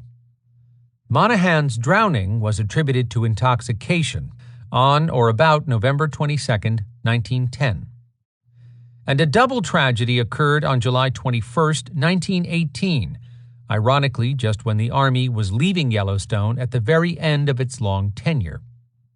Sergeant Arthur S. Brewer, 29, of Philadelphia, Pennsylvania, and Private Victor Manterfield, 19, of Maryland, both of Troop C, were drowned when their boat overturned on Trout Lake, then sometimes called Fish Lake, near the Soda Butte Soldier Station. The men were fishing with 2 other soldiers, and apparently the boat was in very poor condition. The other 2 men managed to swim to shore when it capsized. A very sad drowning occurred in 1899.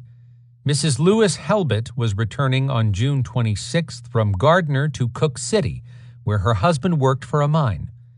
Because one span of Baronet's Bridge was out, she, J.P. Allen, and Frank Lynch crossed the river successfully on a log they found for a footbridge. According to the newspaper, they continued east to Tate Creek, probably the first creek south of Pebble Creek, near J.B. Tate's squatting site 5 miles above Soda Butte, described as a small stream which is readily forded at all seasons of the year. There, they found another log to use as a footbridge. Mrs. Helbett had been subject to fainting spells, and she apparently swooned and fell into the stream. She was washed down under the willows that skirted both banks of the creek and could not be found. Allen and Lynch went on to Cook City and reported the sad incident. Mrs. Helbett's husband went to the scene much bereaved and recovered her body, burying it temporarily on the banks of the stream.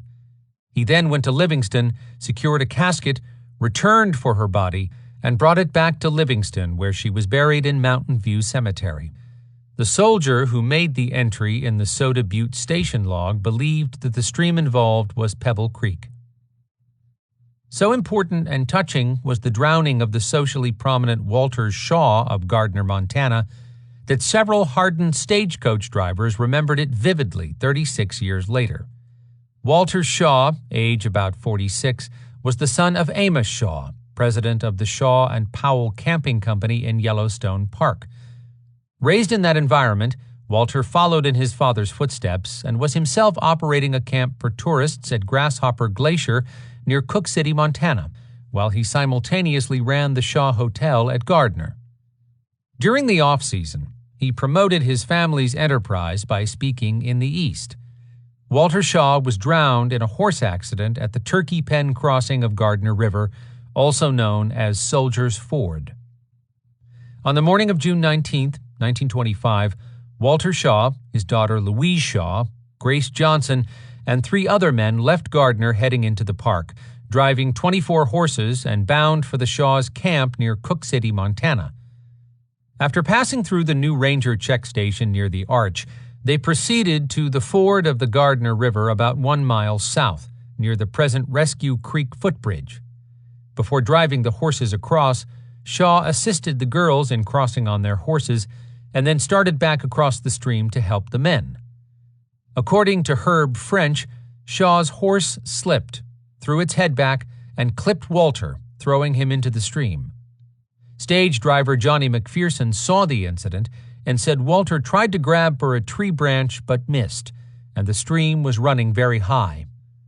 There was considerable uncertainty as to exactly how the incident occurred. The local newspaper stated that Shaw was swept from his mount when the horse stumbled and was either stunned when he struck a rock or the horse trampled him as it attempted to regain its feet. Regardless, he appeared to have been riding the horse without a saddle.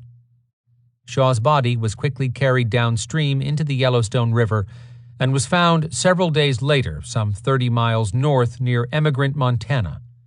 He left a large family, including a wife and 3 daughters, 2 parents, and 4 siblings, most of them in the town of Gardner.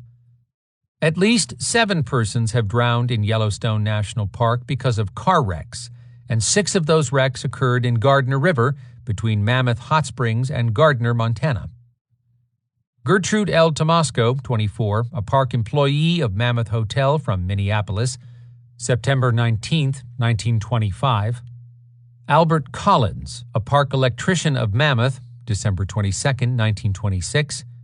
Charles E. Strombaugh, 27, of Buell, Idaho, July 20, 1935. Ralph L. Johnson, 39, a park employee from Los Angeles, June 24 and 25, 1952. Mark Dallas Swift, 19, a park employee from Great Falls, Montana, June 28, 1974, and Lisa Cavagnaro, 20, a park employee from Berlin, New Hampshire, June 27, 1982, all were in cars that ran into the Gardner River. Ironically, the last of these, Lisa Cavagnaro, was always afraid to drive in Gardner Canyon, as she told people on numerous occasions that she was afraid of the river. Additionally, Charles Stewart, 22, and Thomas A. Cavanaugh, 30, both of Livingston, Montana, drowned near Norris Campground on October 11, 1936, when their car plunged into the Gibbon River. Yellowstone's Gardner River has taken at least 3 lives by drowning in scenarios other than auto accidents, again mainly in the stretch between Mammoth and Gardner, Montana. A seemingly small river, its current and depth are deceptive, especially during the high water season of May and June. Joseph P. Speitel, Jr., 20, a park employee from Newton Square, Pennsylvania, drowned on June 17, 1963, following a series of strange events that made park rangers initially believe his death was caused by foul play. Speitel and a friend, Jeff Jenneman, both park concessionaire employees at Mammoth Hot Springs, went hiking up nearby Mount Everts on June 16, 1963. The two separated, and Jenneman attained the summit without Speitel. When Speitel did not show up, Jenneman reported him missing, and park rangers initiated a search. Ranger Ted Waite found Speitel's body from a helicopter. It was partly floating in a beaver pond on Bluff Creek below the Mammoth incinerator. Because there were no marks on his body to indicate a fall, Speitel's friend, Jenneman, was at first investigated for suspicion of murder.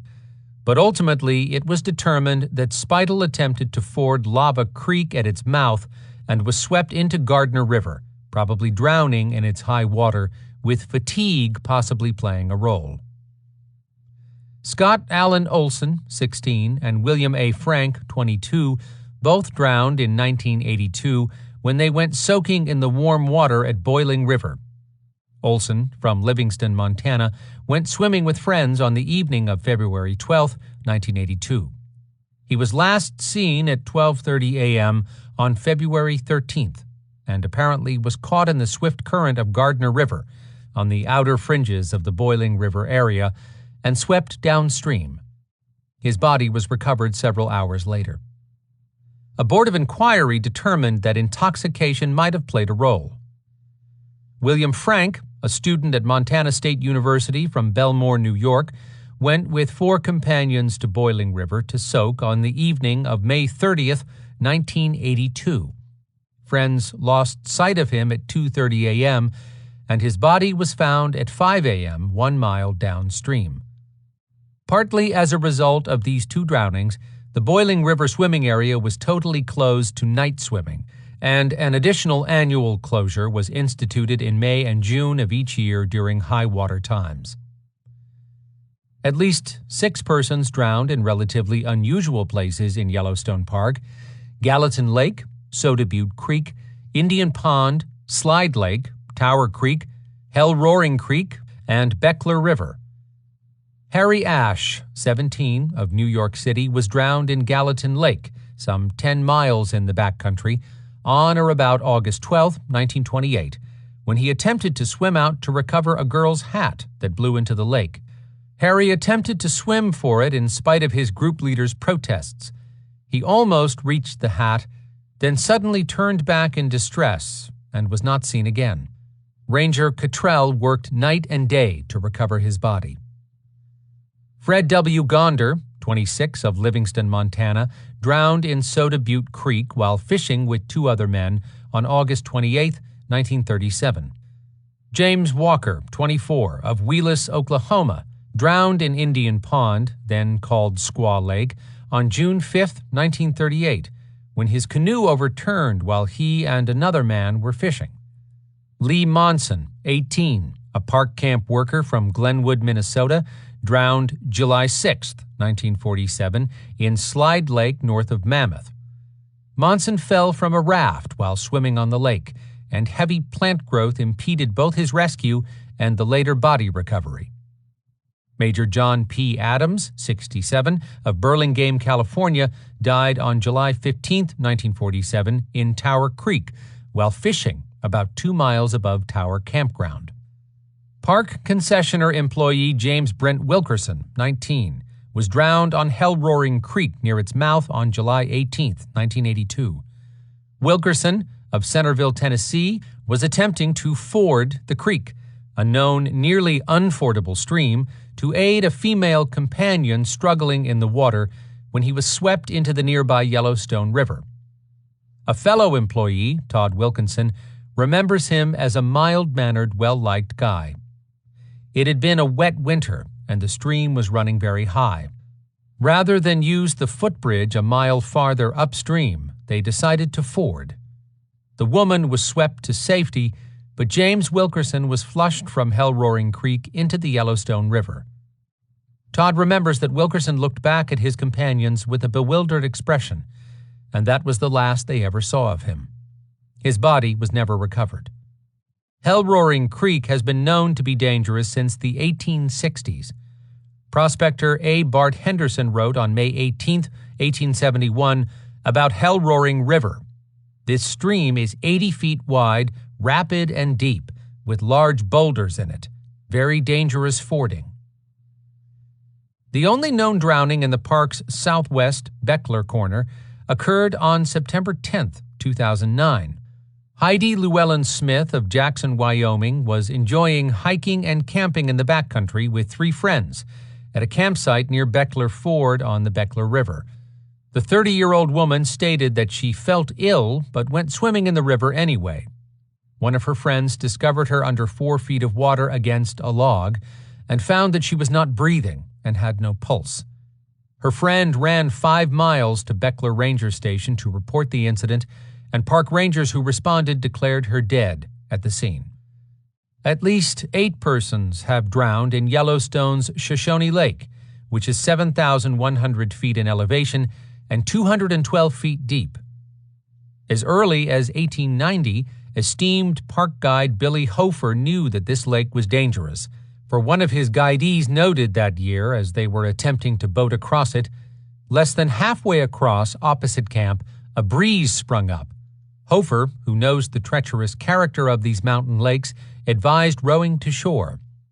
Before we reached shore, the water was quite rough. This phenomenon makes the lakes very unsafe for small craft and inexperienced persons. One drowning story is that of Lee Burrows, 32, of Casper, Wyoming, who drowned on June 12, 1958. Bill Keating, a survivor, remembered that a windstorm kicked up 5-foot waves south of Grizzly Beach. At 4:50 p.m., a big wave crashed over their 14-foot boat. The boat went down, stern first, and then surfaced upside down. Burrows yelled for help from 40 feet behind the boat. Keating tried to throw him a rope, but was too cold to do so. Burrows' body was never recovered. Another Shoshone Lake story involved a troop of Boy Scouts from St. Anthony, Idaho, and should not be confused with the Explorer Scout incident that happened on Yellowstone Lake 5 years earlier. The Shoshone Lake drownings of 2 scouts occurred at least partially due to improperly loaded canoes, but also because of a sudden killer windstorm. On July 20th, 1978, backcountry travelers Rodney Plimpton and his family saw a troop of 8 Boy Scouts and 2 leaders in 5 colored canoes paddling up the Lewis River Channel toward Shoshone Lake. Plimpton remembered later that the group was an accident waiting to happen. "I couldn't believe them," he said later. "They were a ragtag bunch that seemed to have no organization." Plimpton remembered seeing 2 boys about 12 years old in a terribly overcrowded canoe that seemed to him to be ready to tip over. 2 high school teachers from St. Anthony, Idaho, were fishing near the outlet of Shoshone Lake around 4 p.m. when they heard the noisy scout group splashing up the channel. The 2 teachers, Sam Christensen and Darrell Gibbons, continued fishing, not realizing that those scouts were from their hometown. The scouts of Troop 63 stopped at the outlet of the lake in order that leaders Lane Reynolds and John Bischoff could locate their assigned campsite. Imprudently, the party had not brought a map along, but they nevertheless decided that their camp lay directly across Shoshone Lake, probably an hour's paddling. The group struck out across the lake, the 6 most experienced scouts in the 3 lead canoes, and the 2 leaders and 2 remaining scouts in the 2 trailing canoes. By 5 p.m., all were halfway across the lake. But the weather in Yellowstone can change very suddenly. The blue sky grew black. A ferocious wind hit them with no warning. In the lead canoe, Scout Kim Bischoff's hat was blown off his head, and he yelled at his companion, Brant Curbs, to stop. The wind was hitting them head-on, and whitecaps were already apparent all around them. A huge black cloud rolled in from their left, and suddenly Shoshone Lake seemed to erupt in waves and wind. The new lead canoe suddenly tipped over, pounded by 4- and 5-foot waves, and Scouts Dayton and Williams found themselves holding onto it in frigid 45-degree water. Kim Bischoff and Curbs fought the waves nearby, wishing they could take on passengers, but knowing they could not. Their canoe had no built-in air pockets. If it capsized, they would sink. They decided to head for shore to get help. For nearly 45 minutes, Kim Bischoff and Brant Curbs paddled furiously, eventually getting within a few rods of shore. 30 feet away, they saw the canoe with the party's two strongest scouts, Van Hansen and Lane Potter. The two were almost to shore, and Kim figured they would make it, but his canoe began to slip backward. With the waves now against them, they were forced to paddle the opposite direction, heading for the mouth of Moose Creek on the south shore. Landing there, Kim was amazed to see two high school teachers from his school who were apparently camping. He began to tell Sam Christensen and Daryl Gibbons what was happening to his friends. Meanwhile, Scout leaders Lane Reynolds and John Bischoff had been swamped. They weighed 400 pounds together, so their canoe had been riding low in the water. Now they were immersed in the icy lake. Scouts David Bischoff and Wade Singleton managed to pull close to them, and Lane somehow was able to roll himself into their canoe without tipping it, but John was lost in the process. The three paddled for about an hour, but made little progress. A huge wave suddenly swamped their canoe. Large waves and roiling water threatened to suck them under. Lane grabbed David's belt and lifted him onto the upside-down canoe. He and Wade noticed that John was still missing. All of them were growing relaxed and sleepy as hypothermia set in. Back on shore, Kim Bischoff had convinced teachers Sam Christensen and Daryl Gibbons that a rescue was necessary. They lashed two canoes together for stability and launched them into the freezing and treacherous waves. The two teachers pulled alongside Lane and the others and loaded them into their rig. "Where's John Bischoff?" Daryl asked. "Dead," whispered Lane Reynolds. "Been in the water over 2 hours." Arriving at shore, Sam and Daryl began to scrutinize the lake for a glimpse of Darren, Darris, or John. Spotting a gleam of orange color, Sam yelled, and the two teachers again jumped into their double canoe. It took half an hour to paddle to John Bischoff, who could not talk or move. They dragged him aboard and returned with difficulty to shore. While resuscitation and warming efforts were underway for Bischoff, Daryl, Lane, and Ray Gibbons fearfully scanned the tempestuous lake for the others. The survival prospects for Darren and Darris in the freezing water seemed low. Van Hansen and Lane Potter were presumed to have made it. Suddenly, they spotted dots in the water. 4 of them raced for the double canoe and began paddling again. When almost to the site, they saw another canoeist who yelled to them, "I'm a registered nurse. Bring the boys to our campsite." The canoeist had Darren and Darris aboard, both only semi-conscious. Darren would later go into convulsions at the campsite, but both would survive. With all seemingly safe on the south shore, the united parties slept soundly that night after regaling each other with their adventures. The following morning, the bad news hit them.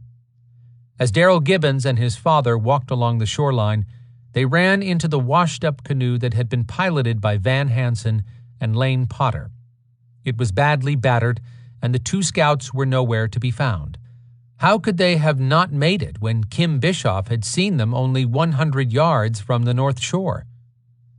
Van Lyle Hansen, 17, and Lane Potter, 16, were the two oldest and strongest scouts.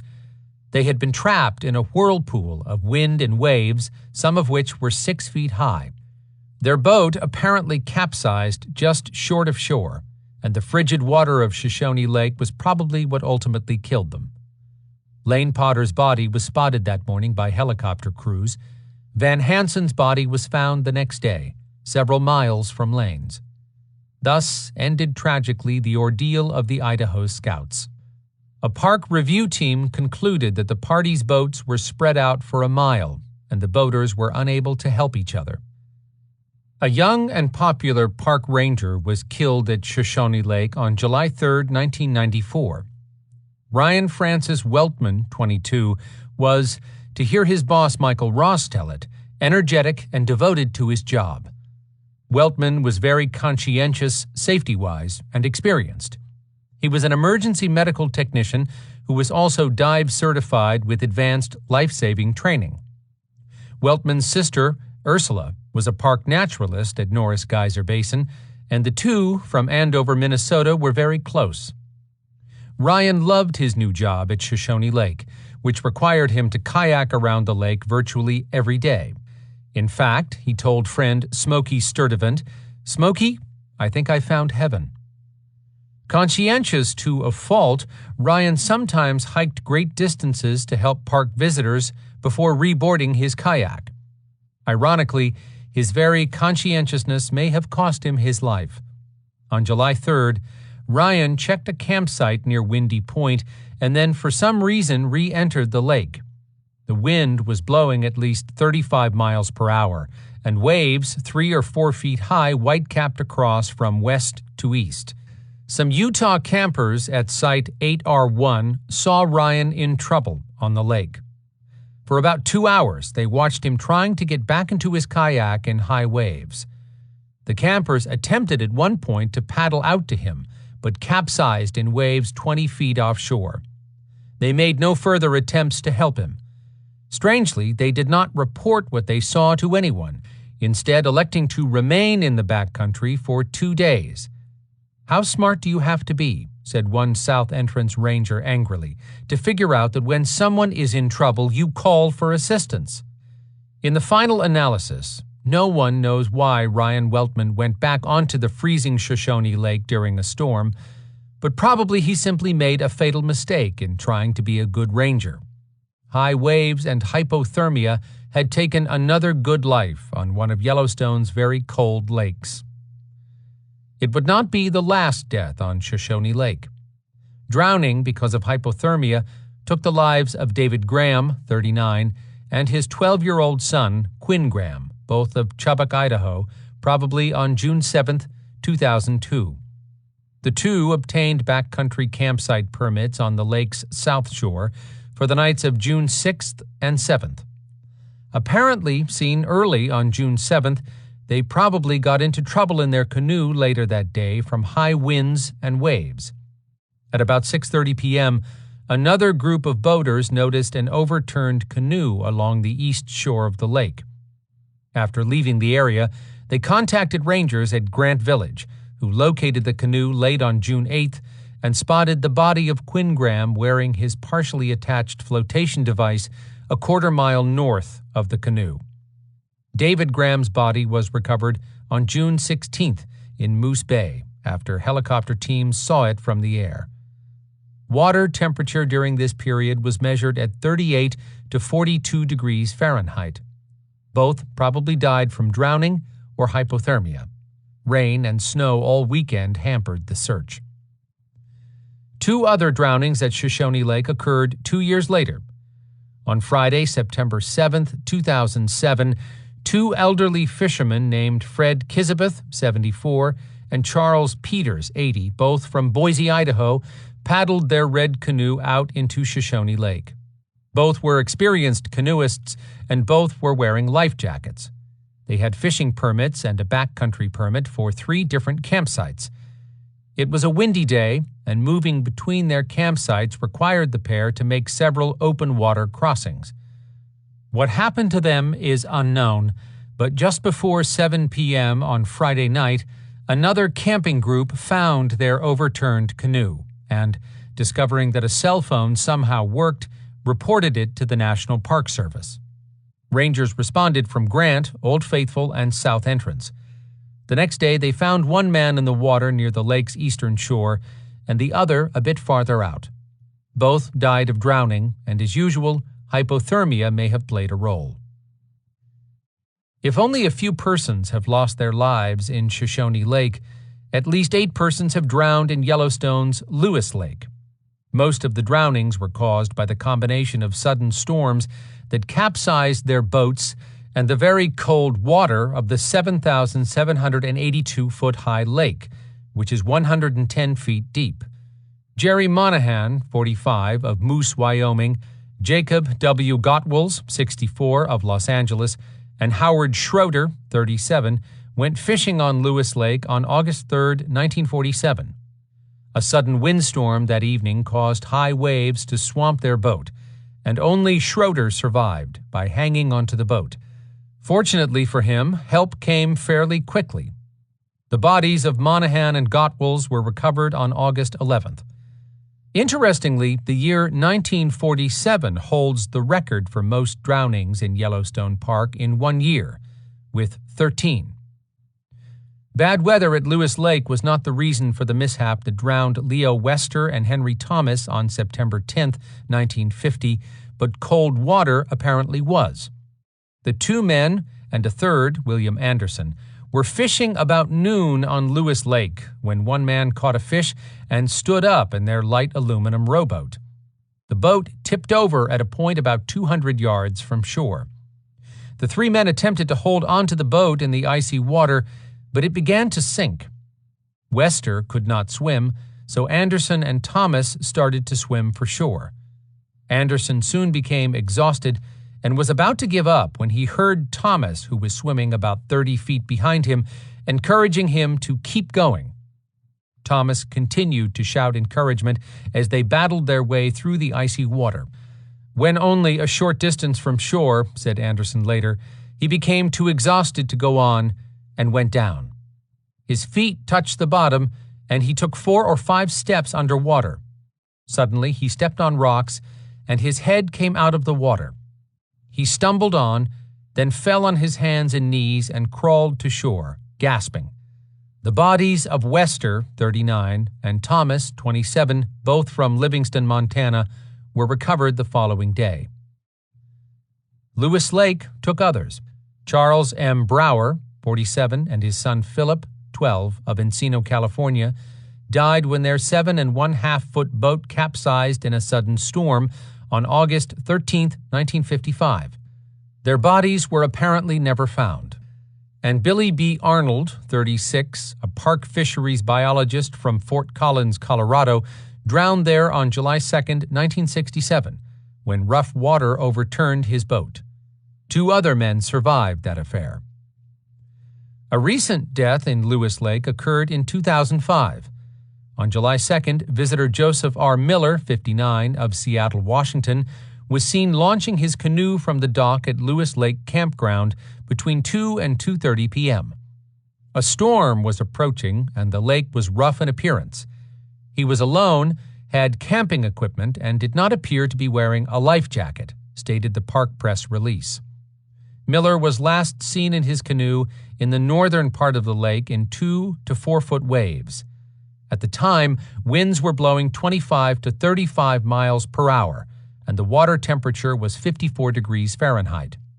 He was not seen again, but a backpack, life jacket, canoe, and several other items identified as belonging to him were found much later that day. Missing for 12 days, Miller's body was recovered by rangers on July 14th. The park's Firehole River has claimed far fewer lives than one would think, given its substantial size.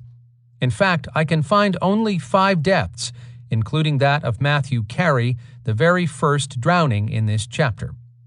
Gary Stephen Chase, 21, of San Francisco, drowned at the Firehole swimming area on August 3, 1974. Friends noticed that he was floating underwater and could not revive him. James M. Thompson, 17, of Bozeman, Montana, drowned in the same place on the evening of August 9, 1975, while swimming with a friend. Thompson was floating in rapids went down, and failed to come up. Near the same place, 15-year-old Lisbeth Claire Skollingsberg of Boise, Idaho, was swimming on August 6, 2003, without a life preserver in the rushing channel that runs through the gorge when she pinched her nose and ducked under the water, but failed to resurface. The family searched for her for 10 minutes and then asked for help from other swimmers. One of them found her underwater about 10 minutes later, trapped under a ledge, but it was too late. Finally, 22-year-old Lin Ching Ling, a Taiwanese visitor, died on July 28, 2010, when she fell into the Firehole River near Old Faithful. Another park visitor saw the woman on the bottom of the river 10 feet below the surface and dove down to retrieve her. He called for help and began giving her CPR. Although he and park rangers recovered a pulse for her, she died in an Idaho Falls hospital after transport there by helicopter. In the park, the Yellowstone River is second only to Yellowstone Lake in the number of lives it has claimed. Of the minimum 27 persons who so died, at least 18 were fishermen, 2 were crossing the river, 1 died due to alcohol, 2 were engaged in illegal activities when the drownings occurred, 1 died of unknown circumstances, 1 drove into the river, 1 was on a commercial raft trip, and 1 person merely fell into the river at a turmoiling location. I have already discussed the 1883 drownings in Yellowstone River of Fogarty and Parker, the second known drownings in park history. A Yellowstone River drowning that occurred on September 17, 1933, was due to illegal activity. Christopher D. Gray and Newt Hanston, workers for a park construction contractor at Yellowstone Lake, were passing through Hayden Valley early one Sunday morning. Gray, 21, of Creston, Montana, saw a Canada goose on the river and illegally shot it, intending to take it home. In attempting to retrieve the poached floating bird, Gray was swept downstream. His body was recovered the following day. George Palermo of Gardner, Montana, drowned in 1982 while trying to illegally smuggle elk antlers out of the park. Palermo, 27, hiked into the northern end of the park and gathered cached antlers. He loaded 250 pounds of them onto a raft, which he then tied to a one-man raft that he was to ride in. While running the river, Palermo's raft apparently overturned about 1.5 miles above the mouth of Gardner River early on September 1st or late on August 31st. His body was found washed up at the mouth of Gardner River on September 6th, and his raft was found near where it probably overturned. A second raft carrying the elk antlers was found near Palermo's body. I will enumerate the fishermen who drowned on Yellowstone River. Typically enough, one of the river's earliest victims was a fisherman. Gus Nelson, a Swede from Gardner, attempted to swim the river near Cinnabar while fishing during the week of July 7th through the 12th, 1889. A stock tender for the Yellowstone Park Transportation Company saw Nelson go under, and his body was found floating near Emigrant a week later. Wesley Hunt, 35, of Tacoma, Oklahoma, drowned on August 22, 1939, when he stepped into a deep hole while fishing in Yellowstone River near Mud Geyser. Arnold Van Huvelen, 44, of Fallon, Nevada, the janitor at the Mammoth Visitor Center, was fishing with park naturalist Frank Rentschler above the mouth of Deep Creek on August 10, 1951, when he slipped on a rock and fell into the Swift River. David Gaskell, 12, of Ypsilanti, Michigan, drowned on July 30, 1955, while fishing with his father near Mud Volcano. Terry Lee Prince, 7, of Norwalk, California, died when he slipped from a rock while fishing near the bridge at Tower Junction on August 15, 1955. Idahoan Paul Ray Ingebretson, 16, drowned near Mud Volcano on August 21, 1961, when he had tried to wade to an island in the river while fishing. Another drowned fisherman, a park employee, was a last-minute hero. Clark M. House, 53, of Davenport, Iowa, worked on a park road crew, and his wife was a seasonal payroll clerk. On July 8, 1961, House was fishing in the Yellowstone River at a point about 1.5 miles below the gravel pit suspension bridge, or about halfway between it and the mouth of Hell-Roaring Creek. He was accompanied by 8-year-old Edward Hudgens and 2 other men. When young Hudgens slipped into the rushing stream, House jumped in and pushed the boy to safety before being swept away himself by the swift water. Clark House's body was never recovered. We do not know the circumstance or location of the drowning of Roy Milton Barth, 39, of Los Angeles, who died July 17, 1965, except that it was in the park and in Yellowstone River. 11-year-old Leonard Zuberla of Morton Grove, Illinois, died on July 29, 1968, while on a fishing trip on the Yellowstone River, some 4 miles north of Fishing Bridge. In the excitement of seeing his 15-year-old brother catch a fish, Leonard rushed into the water to see it and was swept off his feet. His hip waders probably contributed to his inability to regain his balance. And at least 9 other fishermen drowned on the Yellowstone River due to swift currents or waders filling with water, or both. Keith Alfred Jensen, 34, of Salt Lake City, drowned while fishing near 7 Mile Hole on June 27, 1970. His body was found 3 miles north of Gardner, Montana, after having been swept some 30 miles downstream. James H. Hambrick, 49, of Lakewood, Colorado, drowned on August 17, 1971, near Mud Volcano when his waders apparently filled with water. Louis Stephen Majosi, 68, of Cedartown, Georgia, died on September 5, 1975, 4 miles downstream from the lake outlet. Kenneth Gilbert Fullerton, 68, of Wichita, Nebraska, slipped on a wet rock just south of the mouth of Lamar River and was swept away at noon on July 20, 1981. Matthew Tye, 25, of Cincinnati, Ohio, died on September 7, 1984, when he stepped into a hole in the river just south of Mud Volcano and his waders filled with water. Leroy Stuppy, 42, of New London, Pennsylvania, drowned near the mouth of Hell-Roaring Creek on July 1, 1985. Mr. Stuppy's story is fascinating because of his wife's separate story. On the day he was missing, she went to the Tower Ranger Station to report it, where she encountered Ranger Dan Krapf and his wife Barb. Dan assured Mrs. Stuppy that fishermen were often late in returning, and Mrs. Stuppy countered with the fact that the 2 of them had dinner reservations that evening, because today is our anniversary, and I'm sure he wouldn't miss it. As the conversation continued, Mrs. Stuppy suddenly looked down at her hand and let out a little scream. When Dan and Barb asked what was wrong, she exclaimed, "My wedding ring." She then noted that she had had a ruby inserted in it to represent their son and a sapphire inserted in it to represent Leroy Stuppy, and that the sapphire was suddenly missing. Trying to comfort her, Dan said something like, "Well, such stones routinely fall out of rings."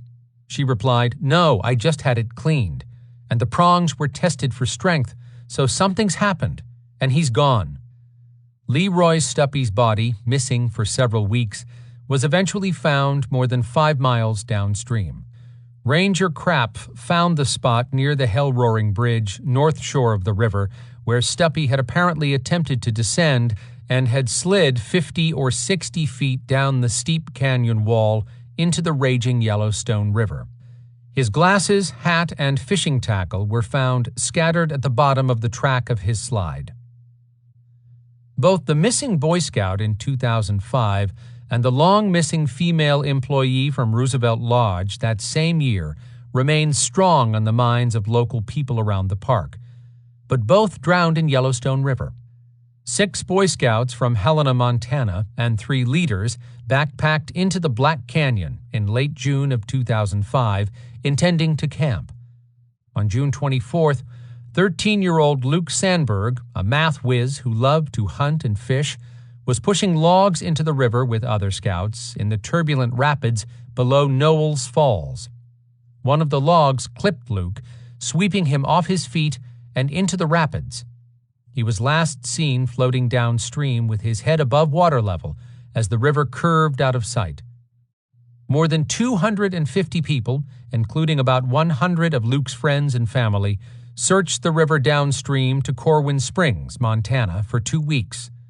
For days, many people stood on the highway bridge at Gardner, looking east at the river, hoping for a sign of him, but only his white tennis shoe was found.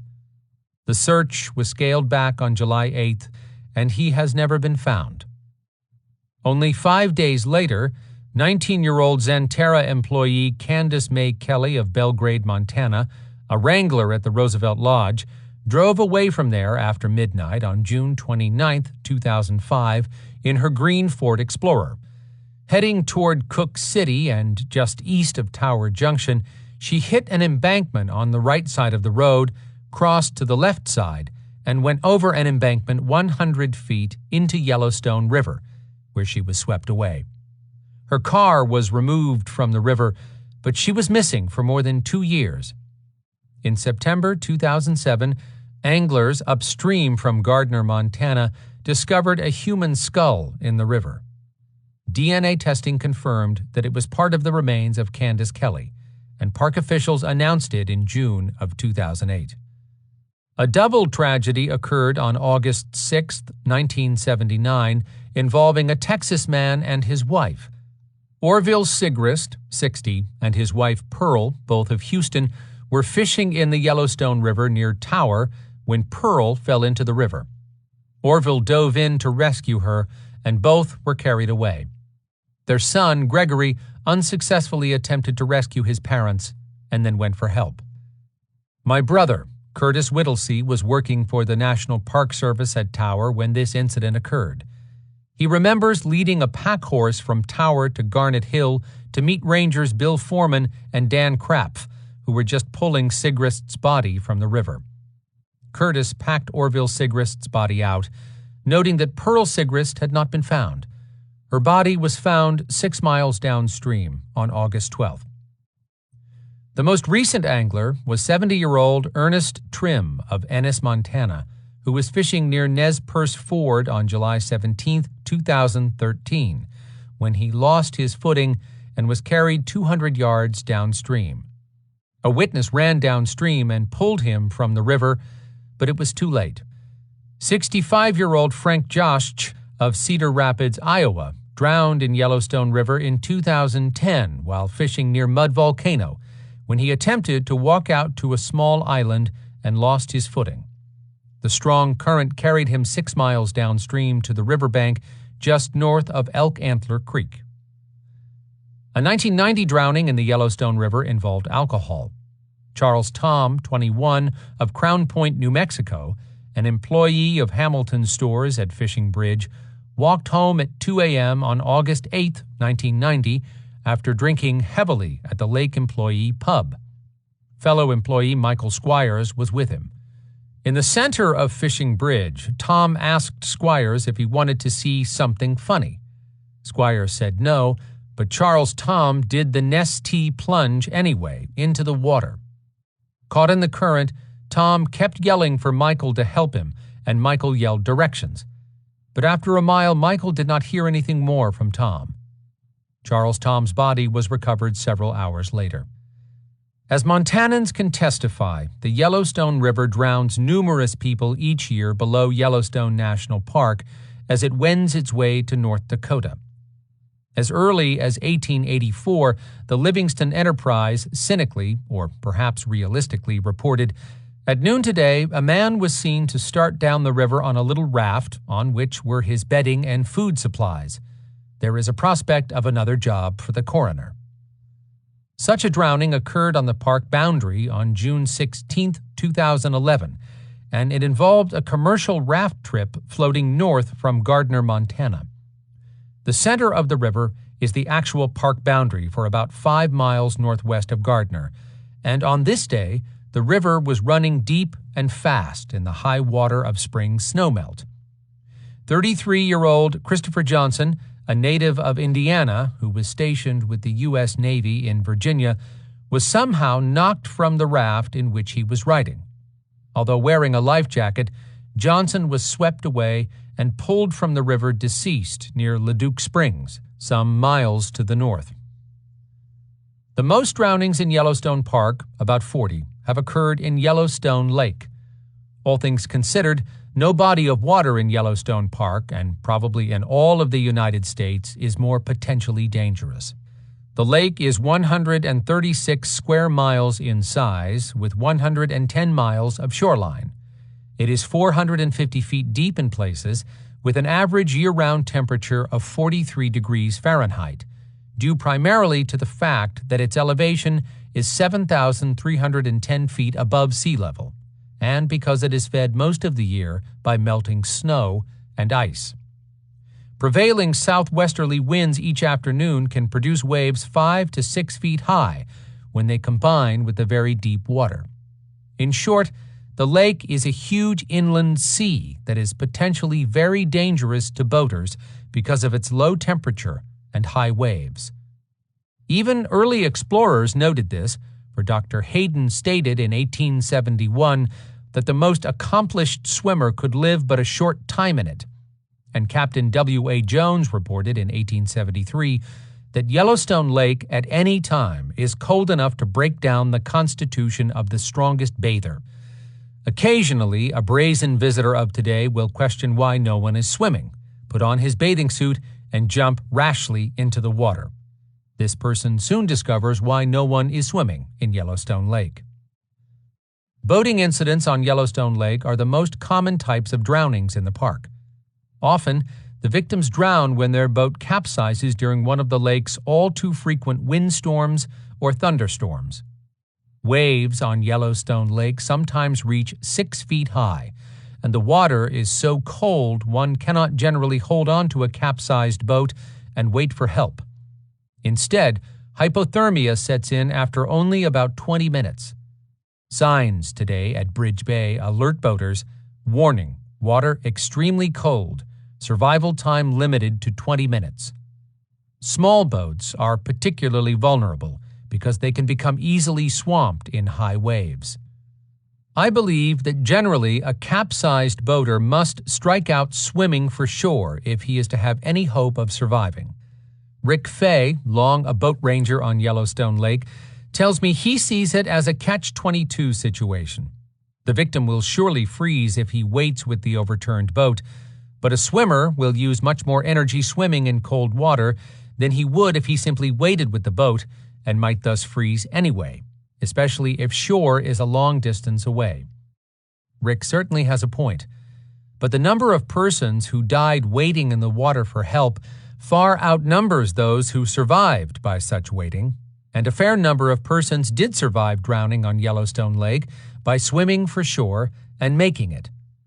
In this debate, one simply has to hope that if a boat turns over, the person is not too far from shore, for the Hobson's choice is bad either way. Rick Fay acknowledges that sometimes waiting with the boat can buy a person time if the water is not too cold, but he notes that water takes heat from a person's body 25 times faster than air, and recommends swimming for the shore only when you absolutely know you can make it. Most Yellowstone Lake drownings occurred after 1930, but the first such incident happened in 1894. 3 wagon drivers for Frank Fisketter's wood concession at Yellowstone Lake were involved. Henry Hubbard, James Wilder, and Ed Vinage secured a rowboat on July 4th of that year, along with a quantity of beer, and started for Stevenson Island. They failed to return that night, so a search party was sent out the following day. Their boat was found floating bottom side up, close to the shore of the island, and the men were gone. It was supposed that they were intoxicated, but nothing else is known. Another early Yellowstone Lake drowning was apparently attributable to overloading a small boat and the lake's cold water. On the evening of August 26, 1906, W.B. Taylor, A.D. Taylor, both from Bozeman, Montana, Private Harry E. Allen from Fort Yellowstone, a 4th man, and 2 ladies all got into a small rowboat at West Thumb. They intended to go for a pleasant evening row, but when only about 100 yards out, the boat filled with water and capsized. One lady swam ashore, and A.D. Taylor, with the fourth man, was able to help the other lady, but Harry Allen and W.B. Taylor drowned in the near darkness as they tried to swim to the beach. The night was described as very cold, so perhaps the victims died from hypothermia, if not drowning. Their bodies were not recovered. This incident spawned, or perhaps merely perpetuated, a legend about Yellowstone Lake. In an eerie letter to the acting park superintendent, the father of the still-missing Taylor stated that he had heard that Yellowstone Lake never gives up its dead, and wanted to know if it was true. The park superintendent did not quite know how to respond to that statement, but certainly it is true that at least 11 and perhaps as many as 17 bodies of drowned persons were never recovered from Yellowstone Lake. Moreover, the propensity of very cold water for preserving bodies is well known. Perhaps it is far-fetched, but lake rangers have imagined bodies floating to the surface or being swept onto a beach of Yellowstone Lake dressed in the clothing of an earlier era. That very thing happened, at least in a small way, when a remnant of one of the 1906 drownees was recovered. Nearly a year later, an employee of the Yellowstone Lake Boat Company found a human skull washed onto the west side of Stevenson Island. A soldier who saw the skull noted, "There was some flesh left on the jaws and some skin on the head. The left ear was also remaining. 2 teeth were missing from the front of the lower jaw. The skull was that of a young man and must have been in the water a long time, at least 9 or 10 months." The skull was shown to 2 of W.B. Taylor's relatives who could not identify it as Taylor, but the consensus was that this skull belonged to Taylor or Allen and that it had been carried by prevailing currents to Stevenson Island from West Thumb. Just as interesting was the burial of parts of Private Allen, which occurred a year and 4 days after the drownings. Soldiers at West Thumb Soldier Station reported that 1 arm and 1 leg of Private Allen, who was drowned, were buried just north of West Thumb between the road and the lake. It is not known why or how only pieces of Allen were found, but 2 trees were marked with crosses near Allen's grave. The era of drownings on Yellowstone Lake really began in the 1930s, once the numbers of private boats and boat rentals began to be fairly high. Boats, of course, had been operated mostly by concessionaires on Yellowstone Lake since the Anna in 1871, the Topping and the Sally in 1874 and 1875, the Explorer in 1880, the Pinafore in 1885, and the Zyla from 1889 to about 1916. But there were not significant numbers of private boats on Yellowstone Lake until the 1930s. Including the 3 1894 drownings, at least 41 persons are known to have drowned in Yellowstone Lake, and, as mentioned, at least 11, if not 17 of those bodies were never recovered. Nearly all of these drownings involved a boat or canoe which overturned in one of the sudden windstorms and or thunderstorms for which Yellowstone Lake is well known. Single drownings are the rule, with the most in one incident being 4. At least 8 victims have been park employees, one of whom was a park ranger, and the rest were park visitors. A triple drowning on August 31, 1933, began Yellowstone Lake's modern drowning history. Dr. Shane S. Megan, 35, his son Bobby, 7, and George Steckel, 25, all of Covina, California, were in a 16-foot metal rowboat on the lake near Lake Lodge, about 500 yards east of the Ranger Barn.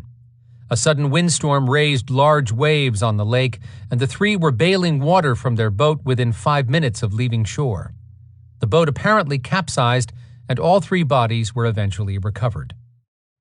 A military officer, Major Julius T. Flock, 35, of Fort Douglas, Utah, drowned in West Thumb Bay on July 23, 1941, after an amazing exhibition of physical strength. Flock and Captain R.H. Carmichael, 28, both of the 9th Bombardment Squadron, were in a boat that overturned during a severe storm at about 1:30 p.m. The two men held onto the boat for hours, Flock finally succumbing to the cold water at around 5 p.m. Carmichael was rescued about 7:30 p.m. after an amazing 6 hours in the freezing water. Apparently, sheer physical strength saved him, and this is one of the few instances where a potential victim survived drowning on Yellowstone Lake by holding onto a boat. Ironically, the two had earlier beached the boat to wait out a different storm. Major Flock's body was never recovered. An evening windstorm and drowning took the life of C.L. Anderson, 49, of Long Beach, California, on August 21, 1942. Anderson and R.C. Crawford of Greenville, Texas, were boating near Dot Island about 8 p.m. when high winds capsized their boat. Crawford was rescued about 2:30 a.m. after other fishermen heard the two calling for help. As mentioned earlier, 1947 was and is the record year for drownings in Yellowstone National Park. In addition to the 5 victims already enumerated at Slide Lake, Tower Creek, Old Faithful Swimming Pool, and Lewis Lake, 8 persons drowned in Yellowstone Lake that summer for a total of 13 persons, all in July and August. On July 28, 1947, 3 men from Elk Basin, Wyoming, rented a small metal outboard motor, intending to go fishing on the lake. Gene Reedman, 30, Robert A. Clark, 30, and Herman H. Hutton, 25, told the boat rental people that they were headed for Stevenson Island. A storm with high winds on the same day capsized and sank their boat, and the men were drowned. Lee Deming of Anaheim, California, saw the 3 men from his boat during the storm battling waves. Deming had all he could do to keep his own boat from turning over and stated that the 3 men were being tossed pretty high with the heavy waves when he lost sight of them. Their bodies were not recovered. Only a few days later, on August 1st, nearly the same thing happened to Herbert J. Klein and M.C. Baldwin. Klein, 47, of Altoona, Pennsylvania, and Baldwin, 57, owner of the Knee-High Bottling Company at Lawton, Oklahoma, left the docks at Fishing Bridge in a small boat at or around 10 a.m. Klein's 16-year-old son, Richard, accompanied them. At around 3:45 p.m., one of the season's most severe storms struck Yellowstone Lake just south of Crystal Beach. A large wave broke over the boat, filling it nearly full of water. The next large wave turned the boat over. Young Richard said later, "It started to sink, and we all jumped out." The 3 began holding on to the boat. Richard remembered that Baldwin became very frightened and cold and had to be helped in holding on to the boat. Eventually, Klein advised his son to swim to shore. The youth desperately battled high winds and waves for 1.5 miles to the beach near Fishing Bridge Museum and then stumbled to there for help. But his father and Baldwin were dead. Hypothermia killed them if drowning did not. 3 weeks later, another triple tragedy occurred, bringing the park drowning total for 1947 to 13. On Friday, August 22nd, a party of 6 persons from Cody and Powell, Wyoming, including the owner of the Cody Enterprise newspaper, came into the park bringing 2 boats. A storm was raging on Yellowstone Lake for much of the day, but in the evening it seemed to lift, and they launched the 16-foot boats from the docks in front of Lake Hotel. Ernest F. Shaw, 57, owner of the Cody Enterprise, Dr. Carl G. Avery, 33, of Powell, Wyoming, and Jack Metzler, 12, of Powell, all boarded Shaw's outboard motorboat. Jeff Metzler, Wesley Metzler, and O.L. Cassinger, all of Powell, boarded Metzler's boat. The 6 headed for Dot Island. A sudden squall, probably a spin-off from the earlier storms, caught the 2 boats about 8:30 p.m., 1/4 mile east of Rock Point. The Metzler boat was able to make a safe landing, but the Shaw party's boat was driven in high winds toward Rock Point. The high waves capsized the boat, which sank, and all 3 were drowned, or more probably died of exposure, as all were wearing life jackets. The bodies of Avery and Shaw were recovered August 23rd and that of Metzler on August 25, 1947.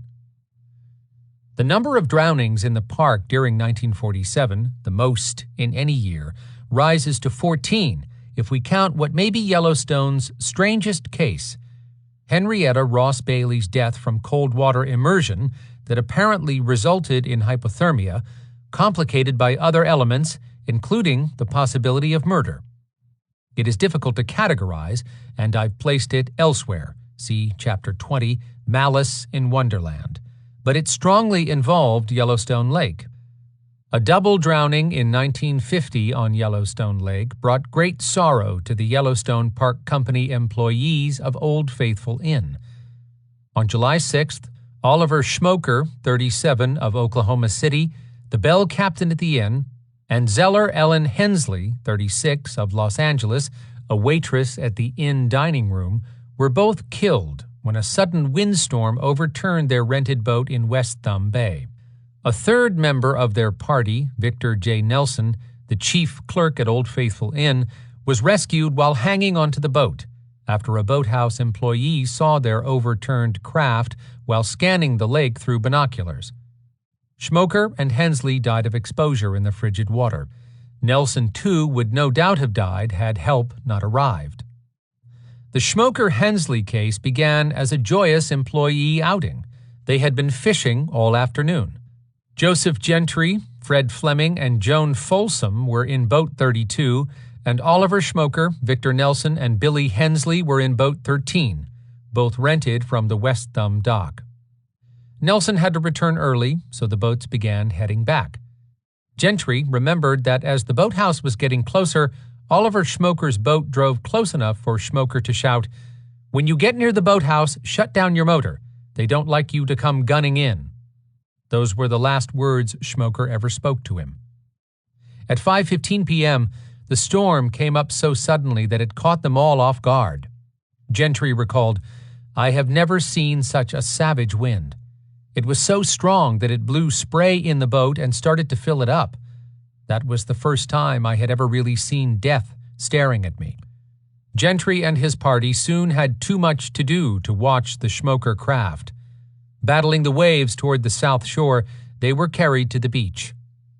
In the other boat, disaster was striking. Victor Nelson said later that big waves filled the three-person craft with water faster than they could bail it out.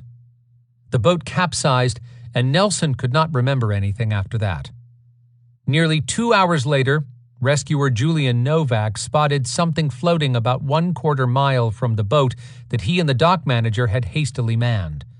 As they arrived, Nelson, nearly unconscious from the icy water, groggily asked them, "Where are the others?"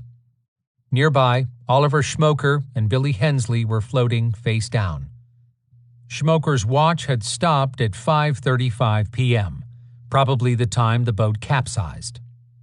Schmoker had been wearing a life preserver, Hensley had not. But life preservers did not always matter on frigid Yellowstone Lake. Several persons have simply vanished on Yellowstone Lake. An El Dorado, Kansas man, Lloyd G. Weichel, rented a 16-foot boat at Fishing Bridge on August 16, 1945, and started off to fish between Stevenson and Dot Islands. It is assumed he drowned, but no trace of him or the boat was ever recovered. Carl George Milberger also simply disappeared on Yellowstone Lake. Milberger, 64, of Salt Lake City, took a 14-foot rowboat from Fishing Bridge out onto Yellowstone Lake to fish on July 8, 1953. He had been drinking, but was not overtly intoxicated. His boat was found that evening just north of Stevenson Island, still right side up, but with 3 inches of water in the bottom. He apparently fell overboard while attempting to free fishing line which was wrapped around the motor propeller, or perhaps while trying to start a stalled motor. The body was never found. Milberger and Lloyd Weichel represented 2 of only 3 known drowning victims on Yellowstone Lake whose deaths were not the result of a sudden storm and or boats capsizing. Like Carl Milberger and Lloyd Weichel, Dwayne McClure vanished without a trace. A park ranger from Grant Village, He apparently drowned on May 22, 1980, in West Thumb Bay. McClure, 35, had been in Yellowstone for over 6 years and was a very precise and cautious person. He left Grant that day on a canoe trip to the south shore of West Thumb in good weather. What happened to him is a mystery, as his body was never recovered. His canoe was found swamped on the south shore of West Thumb, about 1 mile from his destination site. Although some of his fellow rangers always believed that he had been the victim of foul play, a board of inquiry determined that he had probably drowned in a storm on the lake that occurred at around 1 p.m. Thomas Hughes, 66, of Salt Lake City, was trapped in the cabin of an 18-foot cabin cruiser when it overturned in a snowstorm and high winds. He drowned on September 11, 1961, at 7:50 p.m., about 3/4 of a mile from Fishing Bridge, while accompanied by 4 other persons. 2 of them swam to shore, and 2 clung to the boat. Fortunately for the clinging pair, help arrived quickly. The bow of the boat was found sticking up, the craft hanging vertically with its cabin and 2 large motors down. One of the party members stated that between Stevenson Island and Lake Dock, the boat inexplicably filled with water. Even an 18-foot boat could be vulnerable on Yellowstone Lake. Small boats or canoes, both of which overturn easily, have been involved in most drownings on Yellowstone Lake. A canoe trip on West Thumb ended in death for 2 employees of the West Thumb Service Station, YPSS, on July 19th and 20th, 1967. When Steve Smith, 21, of Dallas, Texas, and Kenneth Abels, 19, of San Marino, California, failed to return from their canoe trip on West Thumb Bay, a search was instituted. Park rangers found 2 life jackets, a canoe paddle, and Smith's ice chest floating between Breeze Point and Dot Island. The men had been headed for Peel Island in the lake's south arm, but did not make it. Their bodies were not recovered. 2 Yellowstone Lake drownings in 1971 and 1972 were attributable to failure to wear a life preserver and hypothermia. On August 9, 1971, Laura E. Mrs. Thomas Ward, 58, of Stockton, California, fell from a fishing boat near Gull Point when her husband stood up to land a fish and the boat tipped both of them out. He was not wearing a life preserver, and she was using only a cushion. And Charles F. Wright, 56, of Las Vegas, Nevada, fell from his aluminum rowboat on July 23, 1972. Other visitors saw Wright trying to swim ashore, and he was apparently overcome by the lake's cold water and/or fatigue. His boat was found upside down with both oars inside. Another man, Lloyd V. Ryan, Jr., 25, of San Antonio, Texas, was drowned on June 14, 1972, while trying to swim ashore. His gamble did not work, thus giving some credence to Ranger Rick Fay's argument for staying with the boat. At around 2 p.m. that day, Ryan, his brother Gentry, and his small son Chris put into Yellowstone Lake at Mary Bay in a small plastic raft. When out some distance, high winds blew them east to a large boulder some 200 feet off Steamboat Point. Lloyd and Chris climbed onto the rock to eat lunch, but Gentry rode on to Steamboat Point on the raft. Waves on the lake had become too high for Gentry to return, so Lloyd attempted to swim the 200 feet to shore. The cold water killed him, and rangers had to rescue his son Chris. Yellowstone Lake's worst multiple drowning occurred in the southeast arm of the lake, killing 2 explorer scouts and 2 scout leaders. Once again, the dramatic cold of the lake was to blame, as all but one of the victims were wearing life preservers. On July 18, 1973, 7 explorer scouts and their 2 leaders, all of Explorer Chapter 406 from Albuquerque, New Mexico, launched their 5 canoes and 2 kayaks from Sedge Bay on the east side of Yellowstone Lake. All were excited to begin the 6-day canoe and camping trip for which they had planned so long. The boys, ages 14 to 17, had earned the money to build their own canoes and kayaks, and some had studied water safety. Paddling along the east shore of the lake, the party stopped for lunch at Park Point and then proceeded into the southeast arm. They were crossing the arm to its west shore in their homemade crafts and were about in the middle of it when the thunderstorm struck them very suddenly at 4 p.m. It just hit like a bomb, 14-year-old Harlan Kim Jones recalled later. The storm scattered us all over the lake. His general comment is one for today's boaters to remember. It was so strange to see the lake change as rapidly as it did, and it became terrifying. Traumatized by extremely high waves, wind, and rain, the occupants of 4 canoes and 2 kayaks turned around and headed for the east shore.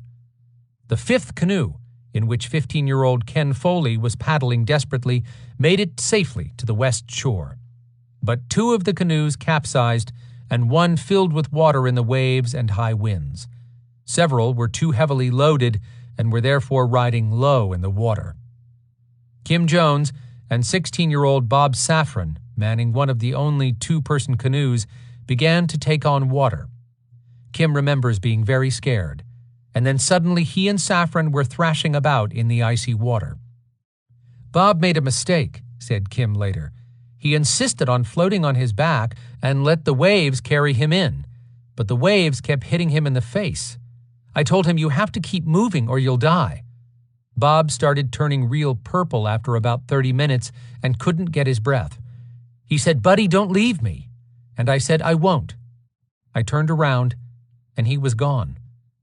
The 2 scout leaders were Darwin Siemens, 47, and Burris Woolseifer, 26, paddling furiously in the same canoe. They were in trouble too, along with 16-year-old Tom Gower. Their 2 crafts capsized, and although they were wearing life jackets like everyone else, they could not survive the lake's freezing water. Siemens, Woolseifer, and Gower all died, as Safran had, with their core temperatures reaching points too low to allow them to keep swimming. Meanwhile, Kim Jones was swimming frantically. Every time he would stop moving his arms in the water, they would freeze up. "I figured," said Kim later, "Old buddy, you better keep moving, because if you don't, you're dead." For more than an hour, he kept fighting the cold water until at last, exhausted, he fell headlong onto the east shore of Yellowstone Lake. For a while, he just lay there, thanking God. Then, rising slowly, he realized he was barefooted and alone in the dark. Kim began walking north on the East Shore Trail. He had seen a cabin earlier and thought it to be a ranger station. All night long he walked, falling down several times, his feet badly beaten by rocks and downed timber. A bear surprised him all of a sudden, and Kim climbed a tree, hurting his bare feet more. He stayed in the tree for an hour until the bear got tired of slapping it, and then resumed his hike in the dark, trying to stay near shore to attract the attention of any boater. Kim prayed constantly and kept thinking, "Some of my buddies are in trouble, and I've got to get help for them." But there were no boaters until 10 a.m. the next morning, when the youth flagged one down from shore. He had walked about 17 miles. Park rangers found the other 4 teenage survivors, Paul Porter, Kevin Siemens, Russ Hallett, and Ken Foley, and took them all to Lake Hospital, where Kim Jones was recovering. Ranger Jerry Ryder remembers interviewing Jones in his hospital bed. Jones told the rangers that his father had always told him, if he ever fell into cold water, to swim, swim, swim. When he first arrived at the hospital, Jones said he felt that he had abandoned Bob Safran in the water. But later he decided, if I had tried to pull him in, we both might have been dead. 3 of the bodies were found initially, but Woolseifer's was never found. The tragedy haunted John Draken and his friend Richard of White Sulphur Springs, Montana, for 35 years. Draken was then superintendent of schools in that town. He was canoeing on Yellowstone Lake that day, and before the incident, exchanged pleasantries with the explorer scouts near Park Point. While I cannot recall their faces, I do recall their equipment and their eagerness to get down to the lake. What struck me then was the size of their canoes, which I felt were undersized and looked homemade. Talking with the leaders, we learned that they were going to camp in a variety of sites, beginning with Columbine Creek that evening. Since their next site was going to be on the east side of the promontory, we cautioned them not to attempt a crossing unless it was early in the morning and the water was calm. We, in fact, were emphatic in our recommendations. Much to our surprise and sorrow, we read several days later in the Billings Gazette an accounting of the tragedy. Both Richard and I were sick at heart. Being fathers, we understood the grief of the parents and loved ones, and we knew what happened and why, but the fact that we had tried to warn them to no avail became a special burden for us. This quadruple drowning of scouts and their leaders stimulated much discussion in the park as to lake safety. Rangers agreed that the 1/4 mile travel limit was fruitless. It was hard to enforce and created resentment, and that boat inspections were unrealistic. They also agreed that the Park Lake Patrol was terribly understaffed, it still is today, but that visitors had to be warned about overloading of small boats, the water temperature of Yellowstone Lake, and the potential for sudden storms. Yet another storm on the lake took 2 park construction workers.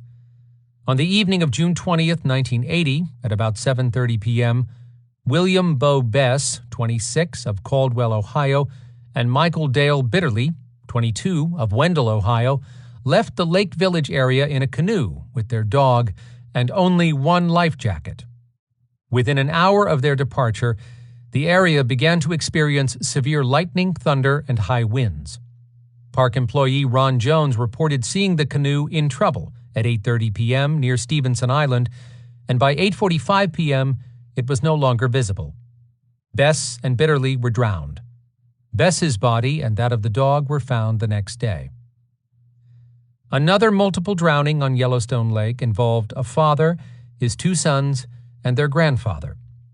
On the evening of June 20th, 1985, David Carter, 33, his sons Dustin, 9, and Caleb, 7, and his father, Jack Warren Carter, all from Palm Desert, California, were plying the waters of Yellowstone Lake in their 17-foot boat. A sudden storm kicked up the usual 5 to 6 foot waves, and their boat was swamped near Park Point. All 4 were thrown into the icy lake. Jack Carter attempted to help the others swim to shore, but lost contact with them due to the high waves. Bear biologist Dan Reinhardt was camped at Park Point when Jack walked into his camp, told him the story, and broke down. The 2 boys and their father had all died, said Jack, even though the boys were wearing life jackets. The bodies of the boys were found soon after. Rangers Mike Flaum and Nick Herring found their father's body about a month later, washed up on the east shore of Yellowstone Lake. Christopher Lee Quintana drowned in Yellowstone Lake in one of only 3 incidents that did not involve a boat or a storm. Quintana, 20, of Warland, Wyoming, was fishing alone in front of Lake Hotel on the morning of June 18, 1987, when he apparently had a seizure of some type and fell into the shallow water along the lakeshore. Rangers performed CPR on him and restored his breathing, but Quintana died anyway on June 19th. Yellowstone Lake claimed 2 more victims in 1997, and the deaths may have been the result of afternoon thunderstorms. On June 11th of that year, Michael D. Devine, 49, and Stephen A. Devine, 41, were apparently attempting to end their extended backcountry canoeing trip early when their canoe capsized, probably during an afternoon thunderstorm.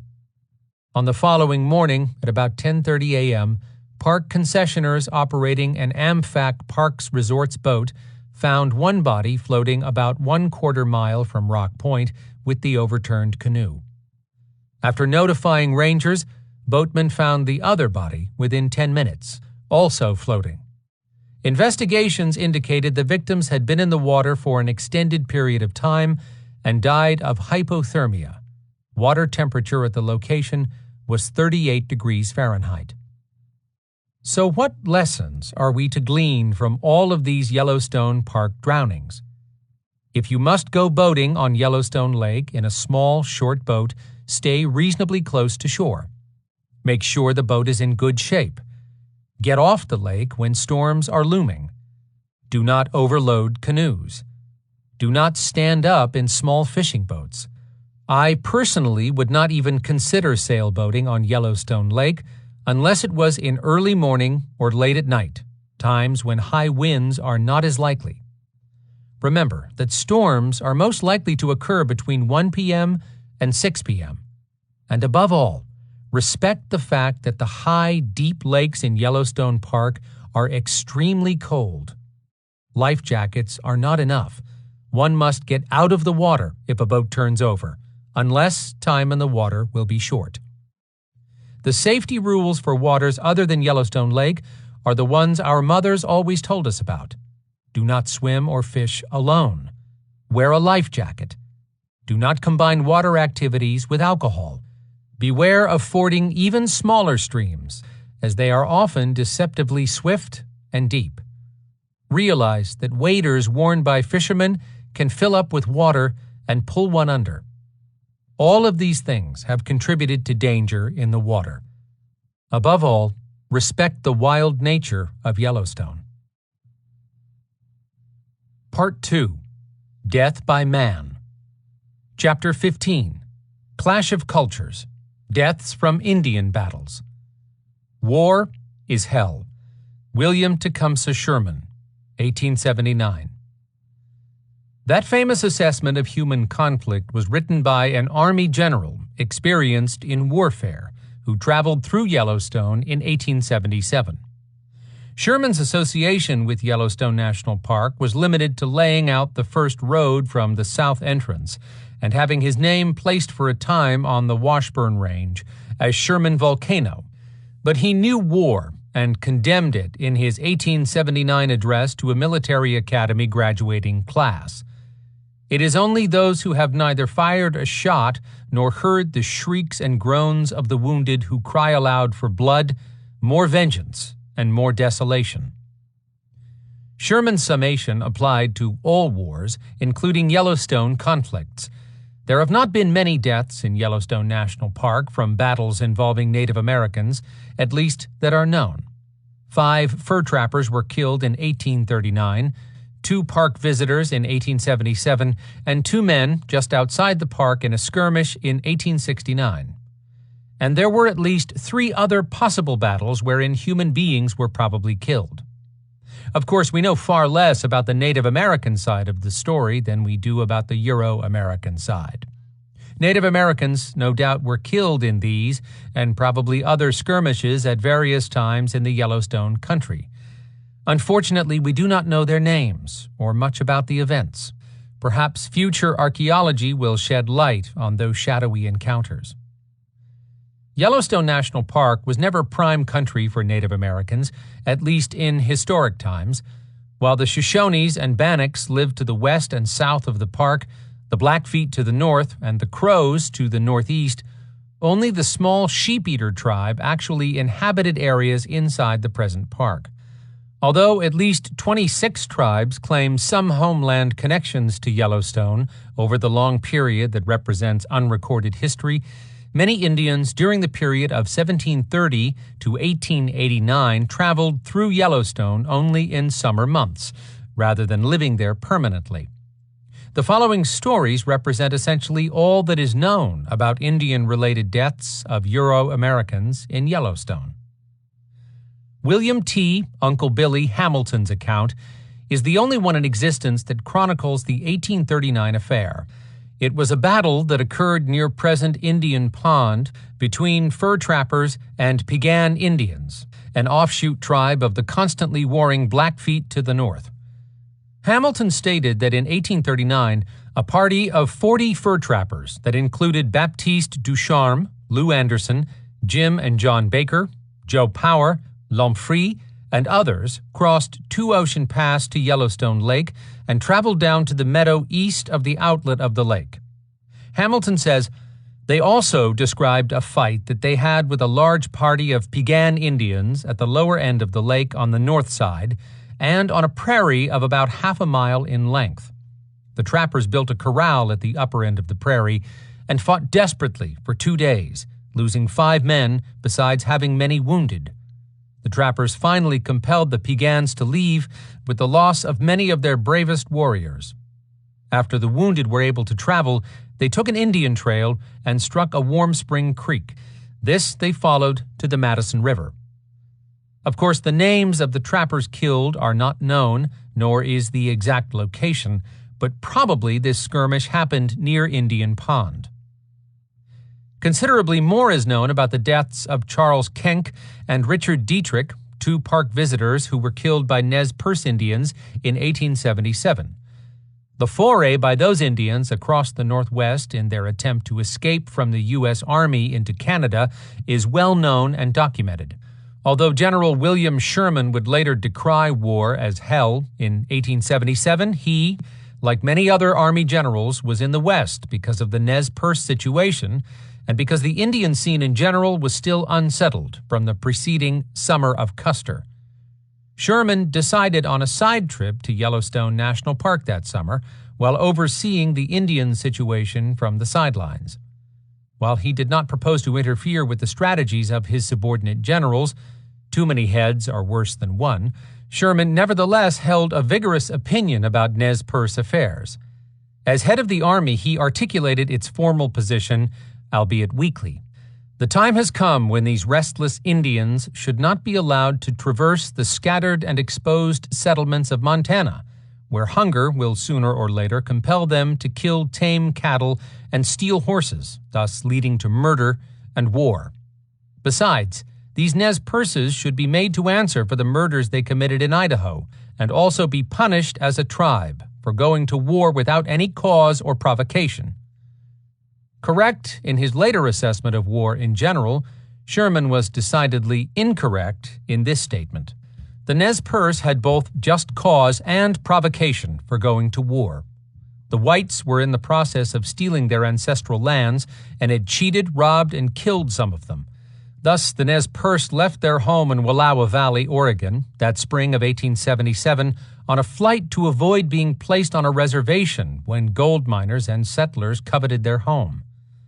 After a series of skirmishes with the Army in Idaho and western Montana, about 700 men, women, and children, and 2,000 horses under Chiefs Joseph and Looking Glass headed southeast and east along the Bitterroot Range, entering Yellowstone National Park, then only 5 years old, just north of the present town of West Yellowstone, Montana.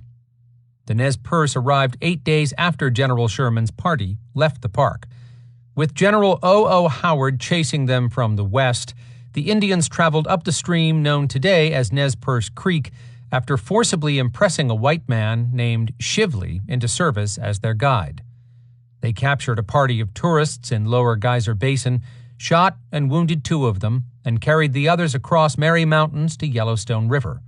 There, the tourists were released and told to ride hard for Mammoth Hot Springs, while the main body of Indians forded the river at Nez Perce Ford and continued east. The Nez Perce left several small groups of warriors behind to cover their flank and to try to slow the army. A party of tourists from Helena, Montana, was then camped near the Upper Falls. On August 25th, during a side trip to see the wonders at Crater Hills, the party spotted the Indians from the top of one of the hills and decided to move their camp to Otter Creek. Charles Kenck, a German immigrant and proprietor of the Washington Brewery at Helena, made it known that he would rather ride straight to Mammoth. He set off on his own, but soon gave it up. Unbeknownst to the party, the Indians had already been informed of their presence by James Irwin, a solitary sightseer whom the Nez Perce found hiding in a ravine. The Helena party consisted of Andrew Weichert, Richard Dietrich, who himself would soon be killed at Mammoth, Fred Pfister, Joe Roberts, Charles Kenck, Leslie Wilkie, Leonard Duncan, John Stewart, Ben Stone, and August Fowler. They camped about 1.5 miles above the Upper Falls near the forks of Otter Creek, and near the place where William Tazinski would be killed by a grizzly bear 109 years later. The site was about a mile west of the present Main Park Road and overlooking the place where later generations of visitors would park their cars to watch bear feedings. On the morning of August 26th, Weichert and Wilkie rode south to scout for Indians while the rest of the party lounged in camp. Full of foreboding, Charles Kenck remarked to Ben Stone, their black cook, "Stone, what would you do if the Indians should jump us?" Stone replied, "You take care of yourself, and I'll take care of mine." When the party of Indians hit them, the men were completely surprised. Ben Stone was just starting to prepare lunch when the shots rang out. He thought it was Weichert and Wilkie funning them, so he called out for them to stop their foolishness, adding, "You can't scare us." But at the second volley, the men all began to run for cover. Pfister, Dietrich, and Stone ran for the Yellowstone River. Roberts and Fuller did some tall running and got away too, as did Duncan, but Stewart and Kenck did not manage as well. Stewart had been asleep when the attack began, but quickly awoke and, with Kenck, ran for the timber on the opposite side of the creek. Just after Stewart crossed the stream, a bullet hit him in the leg, causing him to fall. About that time, he heard Kenck cry out, "Oh my God!" Then 2 more shots, and Stewart heard, "I'm murdered!" A ball had struck him in the back of the neck, breaking it instantly. Kenck was dead. The Indians rifled his pockets and then returned for Stewart, who begged them to spare his life. When they asked for money, Stewart gave them $263 and a watch, and was amazed when the Indians left. After the Indians took his money, Stewart said, "I tried to make my way up the hill to see whether Kenck was dead or alive. I was too weak and had to abandon the trip. I then called him at the top of my voice, but could receive no answer." He was washing his wounds in the creek when Stone hobbled up.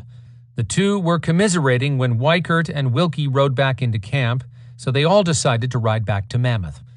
Fred Pfister's account says, "I was busy getting wood when all of a sudden, pop, pop went the guns, and I heard the Indians yip, yip. I looked around and saw the camp full of Indians, with the boys jumping and going in every direction. I saw 2 of the boys coming towards me, and I lit out for the river. I reached the river, and on looking back heard 2 shots and heard someone exclaim, 'Oh my God!' On the 30th, Weichert and James McCartney arrived back at Otter Creek after traveling from Mammoth. They found Kenck's body 300 yards from camp and buried it, and then hunted without success for Roberts and Fuller, who would be found later. McCartney later disinterred Kenck's body and took it to Helena, where it was finally laid to permanent rest. Richard Dietrich apparently walked, perhaps rode part of the way, back to Mammoth Hot Springs, a distance of about 50 miles, for on August 27th, Leonard Duncan brought the news into the springs that Dietrich was about 2 miles out at Gardner River, but completely exhausted. Weichert took an extra horse and rode out after him. Dietrich was a Helena music teacher and probably the least rugged member of the party. As a young man, he had gone with his sister by wagon to California to find gold, so that the 2 of them could return to Germany to study music. Finding no gold, the pair wrangled passage anyway. After graduation, Richard returned to Helena, where he set up vocal and instrumental music classes. He was an unlikely figure to be killed in an Indian attack. An ambulance was traveling to Monmouth to take Stewart back to Bozeman, and Weichert thought Dietrich should go on it too. But Dietrich refused to go, saying, "My God, what will Mrs. Roberts say if I go away and leave Joe? Through my inducement he came. What shall I say when I meet his mother, when she asks me, 'Where is Joe?'" That Dietrich was still quite afraid of Indian attacks, however, is evident from his remark to Andrew Weichert just before Weichert headed to Otter Creek to bury Kenck. "Andy, you will give me a decent burial, won't you?" On August 30th, Jake Stoner, having seen an Indian party on Lava Creek, hastened back to Mammoth to warn Dietrich and Stone. Dietrich hid in the woods behind McCartney's hotel, and shortly after that was joined by Ben Stone. The 2 men spent the night in the brush on Clematis Creek. When they saw a party of 18 Indians approaching, They climbed a tree and watched them loot the place and head north toward Henderson's ranch.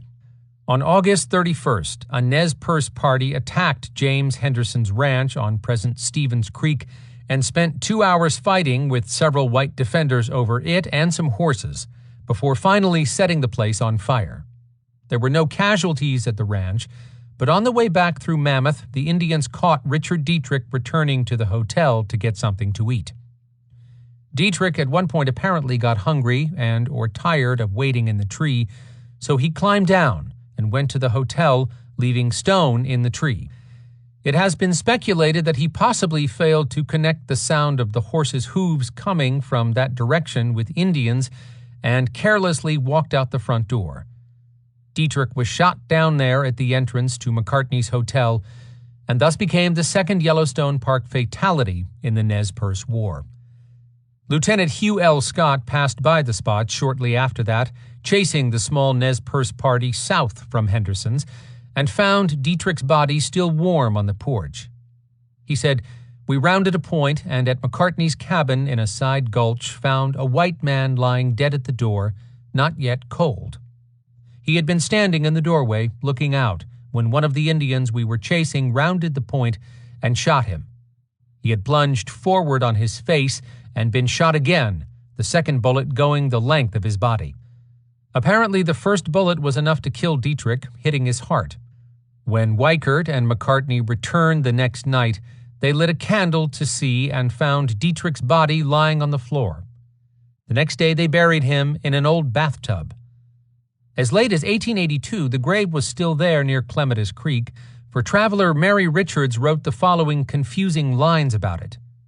His body lies on the other side of the brook and is marked by a rough wooden bathtub in which he was placed for burial. Finding the improvised coffin too large and the grave too small, they took out the corpse and placed it uncovered in the ground. The bathtub is awaiting removal. Those two killings of whites and the 5 in 1839 are the only ones known to have happened during Euro-Americans' encounters with Native Americans inside Yellowstone National Park. But at least one more may have occurred in the shadowy era of pre-discovery Yellowstone. Park gamekeeper Harry Yount found a human skull in 1878 on the Yellowstone River above Yellowstone Lake. The chronicler of this event, Park Superintendent P.W. Norris, thought it represented the killing of a white man by Indians within park boundaries. That was never proved. Additionally, two prospectors who have never since been heard of, as chronicled by Hiram Chittenden, may also have been killed by Nez Perce during the 1877 foray. This information came from the Rattersburg party, who, as they were being marched east of Mary Lake, heard considerable firing in the timber to their right. Finally, Indians killed some of their own traditional enemies within Yellowstone National Park during the Nez Perce foray, and two of those victims are known. At her own request, the Nez Perce abandoned one of their very old women at their camp near Mud Volcano at Nez Perce Ford. Lieutenant S.G. Fisher's Bannock scouts, who came through shortly afterward in pursuit of them, killed and scalped her. And a Nez Perce Indian boy, who was probably no more than 15 years old, was killed at the head of Little Black-tailed Deer Creek, although this was probably Black-tailed Deer Creek proper. E.S. Topping chronicled the account in the 1880s. From east of the park, Colonel Samuel Sturgis sent 3 couriers, J.S. Leonard, John J. Groff, perhaps Goff, and an Indian boy into the park with a message to General O.O. Howard, who was chasing the Nez Perce through the park. The 3 couriers crossed Baronet's Bridge heading west, and, as they were passing around the head of Little Blacktail Creek, they were saluted by a volley from concealed Indians who had seen them coming and hid. The Indian boy fell, and Groff, who was wounded in the neck, ran with Leonard to a point of rocks near the trail, but out of sight of the boy. After a few shots had been exchanged, the Indians went on. Night soon came, and the 2 scouts went on afoot without looking for the boy. About noon of the next day, Jack Baronet and John Work, who were scouting with Lieutenant Doane, came to where the fight had occurred, and finding a trail of blood leading toward the little blacktail, followed it.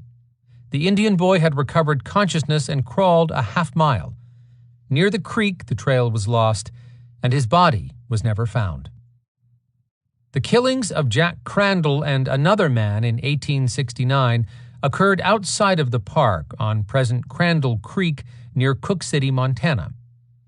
The incident is a fascinating part of Yellowstone country history, so I include it here. In the fall of 1867, 3 miners, Arch Graham, Jack Crandall, and a man known only as Doherty or Finley, began working a prospecting claim at the mouth of Crevice Creek on the Yellowstone River inside present Yellowstone National Park. They continued it in 1868. In August of 1869, the 3 decided they were not doing well, so they took off to join Bob Anderson and Jim Lee on a prospecting trip into the country northeast of the present park. There, Crandall and Doherty stayed to prospect while the others returned to the Yellowstone River. A week later, a party of about 20 men, including Frederick Bottler and Adam Horn Miller, went to Clark's Fort. They were supposed to meet Crandall and Doherty on the upper river. When the 2 men did not show, the others concluded something had happened to them, so Bottler began a search. What he found was truly horrible. Killed by Crow Indians, the 2 men's heads had been cut off and stuck on the points of their picks, with the other points stuck into the ground. Their tin cups had been placed in front of their heads, apparently to tell others that the 2 had been surprised while eating. Their headless bodies lay nearby. The coyotes and probably other animals had eaten the flesh from their bones, but Crandall was recognizable by his teeth, he wore a plate, and by his long black beard. The Indians had taken the hardwood handles from their picks to make handles for their quirts. Bottler's party buried the 2, but coyotes kept digging up their bones. So in the fall of 1871, Jim Gowerly and Bill Cameron buried them again, piling rocks onto the graves and marking them with hewn pine headboards. Adam Horn Miller stated that later he was riding across the Crow Reservation when he saw an Indian wearing a plug hat, which he knew to be Doherty's. The sight gave Miller an itchy trigger finger, but he did not dare to shoot the Indian on the reservation. There are at least 3 other possible battles in Yellowstone National Park involving Indians wherein humans could have been killed. They are shadowy stories told by trappers, and none are strictly verifiable, but neither can I dismiss them entirely. The 3 stories all come from Thomas Michener, a settler in the Gallatin Canyon who arrived there in 1889. His account says that Native Americans in the Yellowstone country told stories many times to trappers about a fierce battle that was fought perhaps several generations ago between the park sheep-eaters and bands of several other tribes. The battle supposedly lasted several weeks among the peaks of the Gallatin Range and finally ended on Three Rivers Peak, where the sheep-eaters made their last stand. They made a large stone fort, which can still be seen, but they were wiped out to the last man. Jim Bridger and other trappers of that day had heard of this battle as it was described by the Indians. Michener claims that he himself saw the stone structure in 1891 built by the defenders on Three Rivers Peak. Michener also related an account of 2 white trappers who were supposedly involved in an affray with some Blackfeet Indians on Porcupine Creek, just north of the park boundary, in the early 1860s. He says 1 trapper and 1 Indian were killed, and the other trapper got away. Michener's final story concerns Nels Murray and his brother Andy, 2 early-day settlers in Gallatin Canyon. Michener says the 2 were camped on the present site of the 320 Ranch with about 60 horses. Some Indians that were camped near the mouth of Cinnamon Creek were agitating to steal the horses, so, according to Nels, the 2 supposedly stole up and killed every one of them and threw their bodies into the Gallatin River. These last 3 incidents, if they occurred, are fascinating as possibilities, but as of now they cannot be verified. A total of 7 persons are known to have died in Yellowstone National Park from Indian fights, and 2 others just outside the park. Even the ancient battles that probably occurred in Yellowstone between tribes of Native Americans, the battles about which we know almost nothing, can be characterized as clashes of cultures. And all, certainly, were part of Sherman's hell. Chapter 16. A Knockout at Bacon Rind. Deaths from Fights. Men must fight. Euripides, 430 BC. Only one death from a fight is known to have occurred in Yellowstone National Park, with another occurring just outside the park. The one inside occurred in 1933 in one of the park's Civilian Conservation Corps camps due to a discipline problem. The Civilian Conservation Corps, CCC, was a part of the Yellowstone scene from 1933 to 1941, building trails, cleaning up debris, erecting some buildings, and providing employment for many young men and women. On July 13, 1933, 18-year-old camps worker Abraham Yankovich of the Bronx, New York, ate breakfast at the CCC camp on Bacon Rind Creek near the park northwest boundary. He and his friends usually washed their breakfast dishes below a small dam on the creek, but on this morning Abe decided to wash them above the dam. That was a violation of drinking water regulations, but Yankovich did not care. When Yankovich's superior, Regular Army First Sergeant George Satriano, ordered him to obey the regulations, Yankovich refused and cussed out the sergeant. Thereupon Satriano suggested that the two of them settle the matter with fists, which they soon did. During the fight, Satriano hit Yankovich on the left side of his head with a right-handed blow. The youth fell, rolling on the ground and holding both his hands over his left eye. An observer picked him up, and then Yankovich apparently walked to his tent under his own power. But several hours later, he died of a fractured skull and a cerebral hemorrhage. The camp superintendent wrote that Yankovich died due to his own misconduct in the deliberate and direct disobedience of a lawful order given by a lawfully appointed superior. For a while, as one might imagine, conditions at the CCC camp at Bacon Rind Creek were tense. One of Yankovich's friends, a youth named Singer, caused some trouble and was arrested. Another youth named Bressler said he was getting a lawyer from New York. Both men were fired and sent home. Sergeant Satriano was cleared in the official investigation and continued in his duties. A fight killed Frank Cheplick in May of 1903 at Aldridge, Montana, just north of Yellowstone Park. He stumbled into John Yanskovich's saloon at Happy Hollow on the night of May 7th. He wanted to fight someone, and he did not much care who it was. One witness said he threatened everyone. So Anton Krumperichnik, John Stanfield, and John Raccoon pitched into him and warmed him soundly with chairs. No one was convicted for his murder. Euripides had been proven right again. Chapter 17. A Death from Diving. Or dive into the bottom of the deep, where fathom line could never touch the ground, and pluck up drowned honor by the locks. William Shakespeare, King Henry IV. Many have wished that it were that simple to recover lost honor, dignity, health, or life, but it is usually not. With regard to diving accidents, a moment of bravado can translate into a lifetime of pain or paralysis. Fortunately, only one known death of this type has happened in Yellowstone. On August 15, 1919, Louis D. Boatman of Morrill, Nebraska, was touring the park with his aunt and sister. The cold temperature of Yellowstone River notwithstanding, he decided to go swimming in it at Fishing Bridge. Boatman dove from the bridge, struck his head on the bottom, and died instantly from a skull fracture. Another diving incident caused injury rather than death. On July 5, 1940, Thomas Cole Wright, a park employee at Old Faithful Inn, dove into Firehole River some 50 yards northeast of the Old Faithful sewage disposal plant. He hit his head on the bottom, crushed a vertebrae, and was paralyzed from his neck down for the rest of his life.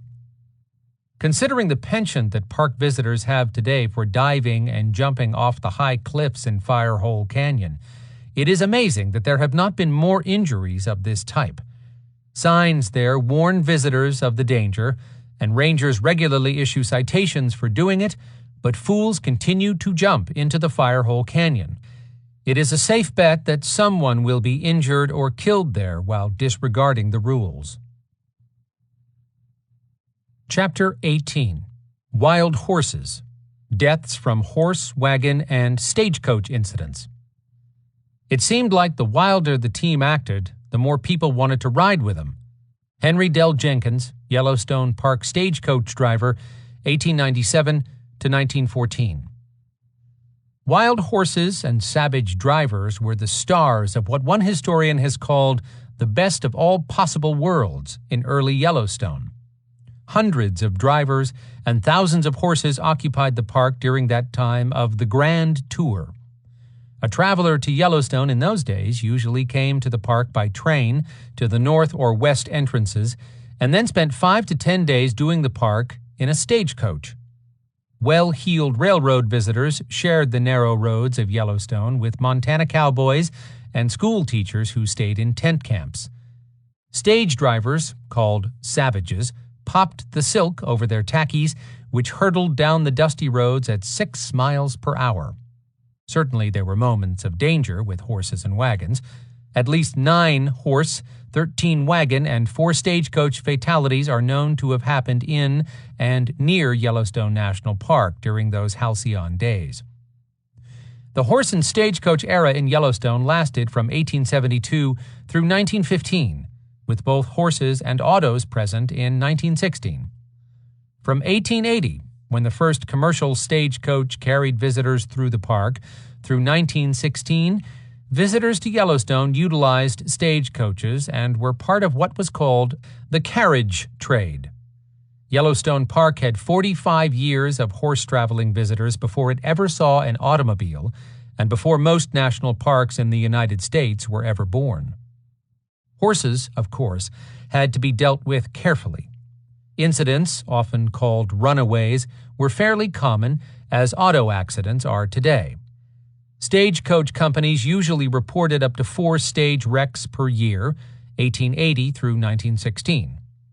Huntley Child, who grew up in Yellowstone to eventually manage the Yellowstone Park Transportation Company, remembered many years later that during his tenure, the company experienced about 1 accident per year. Indeed, statistics in 1909 indicated that there were 30 fatalities for every 100 million horse-traveled miles in the United States, compared to about 1/6 that today for automobiles. The park stagecoach companies tended to be close-mouthed about stage wrecks because few or none of them carried liability insurance. Thus, they often attempted to settle quickly with an injured passenger. Causes of accidents tended to be inept drivers, sudden wild flights of teams, mechanical failures of equipment, or intoxication. The first known horse and wagon accident in the park resulted in the first burial at the Camp Sheridan, later Fort Yellowstone, cemetery. Thomas Horton, a private who was in the infantry, fell from a wagon in late September of 1888 near Norris Geyser Basin. The wagon rode over his body, injuring him very severely. He was placed in the wagon and brought to Norris. Later, an Army ambulance took him to Camp Sheridan at Mammoth, where he died on October 1st. The runaway accident suffered by J.L. Sanborn at Cinnabar, inside the present park, probably illustrates something that happened fairly often in horse-drawn America. Sanborn, who resided for many years at Bozeman and who was described as one of the pioneers of Montana, was mining at Cook City with his wife and son in 1890. On August 12th, during a visit to the ranch of H.J. Hoppy of Cinnabar, Sanborn got into a playful mood and, after loosening the picket rope from his saddle, attempted to lasso E.J. Keeney's horse. That movement started both horses on the run, and in the excitement, Sanborn's horse rode him against the side of a building. Sanborn's head struck the building with such force that his neck was instantly broken. A soldier at Fort Yellowstone was kicked by his horse. This type of injury, too, occurred fairly commonly in horse-drawn America, if Montana newspapers are any indication. Sergeant James P. Pruitt of Company E, 1st Cavalry, was instantly killed at Mammoth on September 11, 1891, when his horse kicked him in the stomach. He was buried in the Fort Yellowstone Cemetery. He was probably the same soldier that the Livingston newspaper referred to as Sergeant Trent a week later. Similarly, 1st Lieutenant Lunsford Daniel of Company I, 6th Cavalry, was thrown from his horse on May 27, 1894, on the Mammoth Gardner Road near Gardner. He left Gardner that night about 11 p.m., riding toward Fort Yellowstone. Scout Felix Burgess found Daniel lying unconscious by the roadside about 1 mile south of Gardner, where he had evidently been thrown from his horse and probably dragged some distance when his foot was caught in the stirrup. He died on May 31st without ever having regained consciousness. Likewise, a horseback incident killed W.A. Babcock, president and general manager of Bishop and Babcock Company of Cleveland, Ohio, on Slough Creek on September 23, 1895. Babcock was hunting with 7 other men in the neighborhood of Slough Creek and 40 miles from Mammoth. The exact location was on the divide between Slough Creek and Buffalo Creek, a very dangerous place at Bull Pass and north of the park boundary. His party was a large one with 32 horses, several guides, and 7 hunters. The Cleveland Plain dealer stated that the party reached a narrow pass on a high precipice. Our guides ordered us to dismount and proceeded with care, says C.B. Stowe, who was in the party. Everyone did so except Mr. Babcock, who persisted in keeping his saddle, and just as we were going through one of the most dangerous points of the pass, his horse slipped, and rider and animal were precipitated down the steep bank, a distance of about 40 feet. In falling, the horse fell directly on Mr. Babcock, and that caused his death. When we reached him, Dr. Buell made an examination and found, besides scalp and head wounds, that his right lung had been crushed by the fall and that recovery was impossible. He was conscious to the last and bid us all goodbye. "My God, Babcock is dead," yelled Dr. Buell as the party looked down upon him. Babcock lived for 2.5 hours after the incident, saying, "Goodbye, boys," several times, and blaming himself for it. His horse survived. The party took his body to Uncle John Yancey's hotel and then on to the train at Cinnabar. A bicycle and a horse killed Ellis Lingard. Private Lingard of Company D, 6th Cavalry, was intoxicated and riding his horse on a park road on August 2, 1893, when he encountered a tourist named Parkhurst from Michigan riding a bicycle directly toward him. When Lingard had nearly reached Parkhurst, the latter, fearing he would be run down by the horse, jumped from his bicycle onto the roadside. Lingard directed his horse directly at the bicycle and attempted to jump the horse over it. The horse's legs became entangled in the spokes, throwing it and Lingard to the ground. Lingard never regained consciousness, and the bicycle was totally wrecked. Dick Hull was probably killed when his horse threw him. A stock tender who worked at Soda Butte for the Park Mail Carrier, Hull left there on Saturday, September 17, 1910, to look for some other horses. His horse returned alone to the Soda Butte Soldier Station on Tuesday. Scout James McBride found Hull's body high in the mountains on September 23rd, and he was buried at the spot where he was found. His skull was crushed in front, and the soldiers believed that he had been killed by being thrown from his horse and striking his head on a large rock nearby. A boisterous steeplechase killed a Fort Yellowstone soldier in 1912. Lieutenant Robert Lonsberry of Lake Mills, Wisconsin, aged 28, and the quartermaster of the 1st Cavalry, was engaged in horse festivities with a good crowd on the Gardner Target Range, east of Gardner River, between it and Turkey Pen Peak, on October 1st. His horse collided with one ridden by a Miss Chase.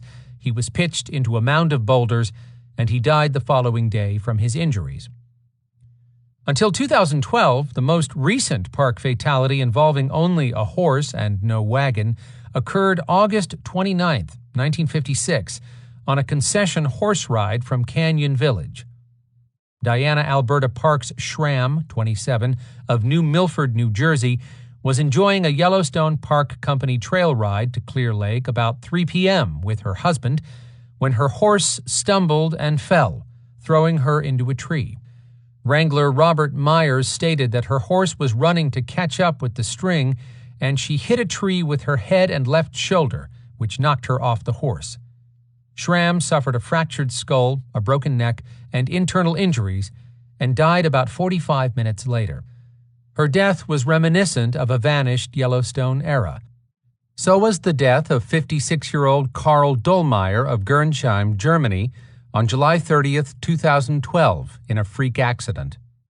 Park officials stated that some birds flew up from a bridge just as his horseback party was getting ready to cross it on a concessionaire horse ride near Tower Junction. The horses spooked, throwing Dollmeyer from his saddle. Life-flighted to a Billings hospital, he died there of head injuries. Horses combined with wagons have killed at least 13 persons in Yellowstone Park. Alexander Deckard, about 59, was a freighter engaged to drive teams from Cook City to Cinnabar. On September 5, 1895, he had just left Cook City and was heading down the mountain with a 6-horse team and a heavy load of ore when he was thrown from his wagon and crushed under its wheels. Ironically, a fellow employee who would die in the same manner the following week was the person who found Deckard.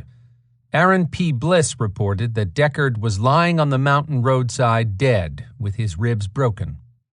Only a week later, in that same fashion and on the same road, Aaron P. Bliss, about 50, a teamster who hauled ore from Cook City to Cinnabar, was thrown from his wagon and instantly killed just before September 14, 1895. And a driver for independent tour operator F.M. Scott was killed in a wagon wreck at Virginia Cascades on July 23, 1897. George Williams was whipping his team near the steep curve known as Devil's Elbow when the wagon struck a rock, throwing him from his seat and under the wheels. Lieutenant G.O. Kress and Sergeant Driscoll turned Williams' body over to his employer and telegraphed headquarters about the fatality.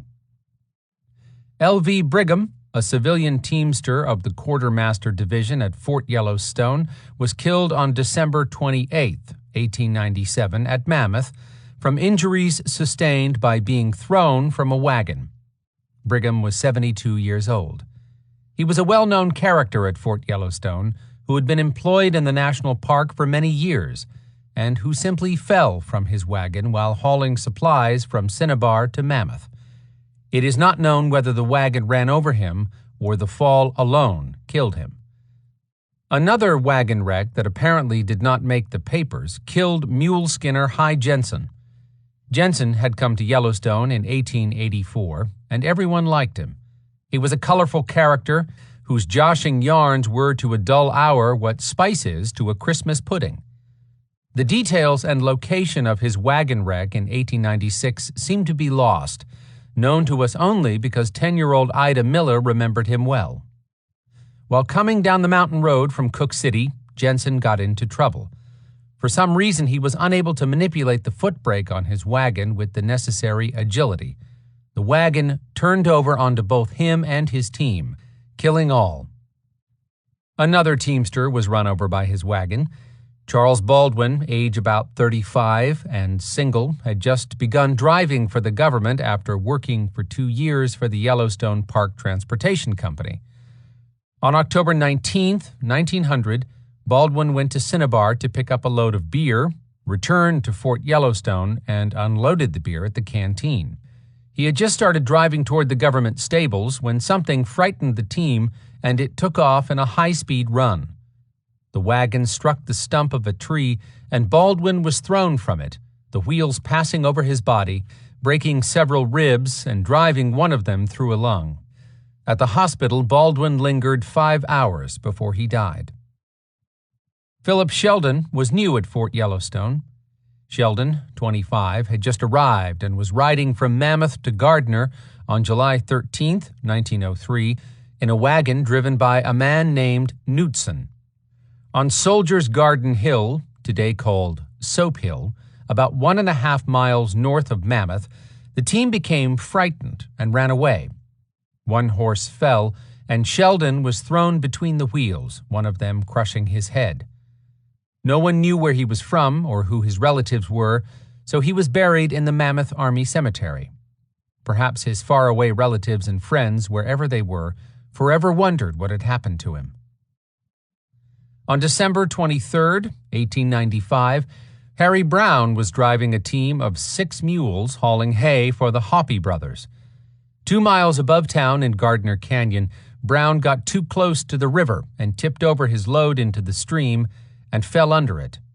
Observers were not sure whether he had been held under water by the load of hay he was hauling or whether his neck was broken on rocks in the river. Brown was an old-timer on the upper Yellowstone who had worked a number of years for the Yellowstone Association. Emil Swede Johnson, a farmer on Montana's Shields River, died while drinking and driving. On the evening of October 6, 1903, Johnson, a teamster who was about 60 years old, was simultaneously drunk and hauling a load of large sewer pipes on his wagon from Gardner to Mammoth. Just south of Gardner, Johnson's wagon struck a culvert that was 20 to 30 inches deep. The wagon and all of its pipes turned over on him, crushing him instantly. Likewise, one of the old-time freighters of Gardner was a victim of drinking and driving.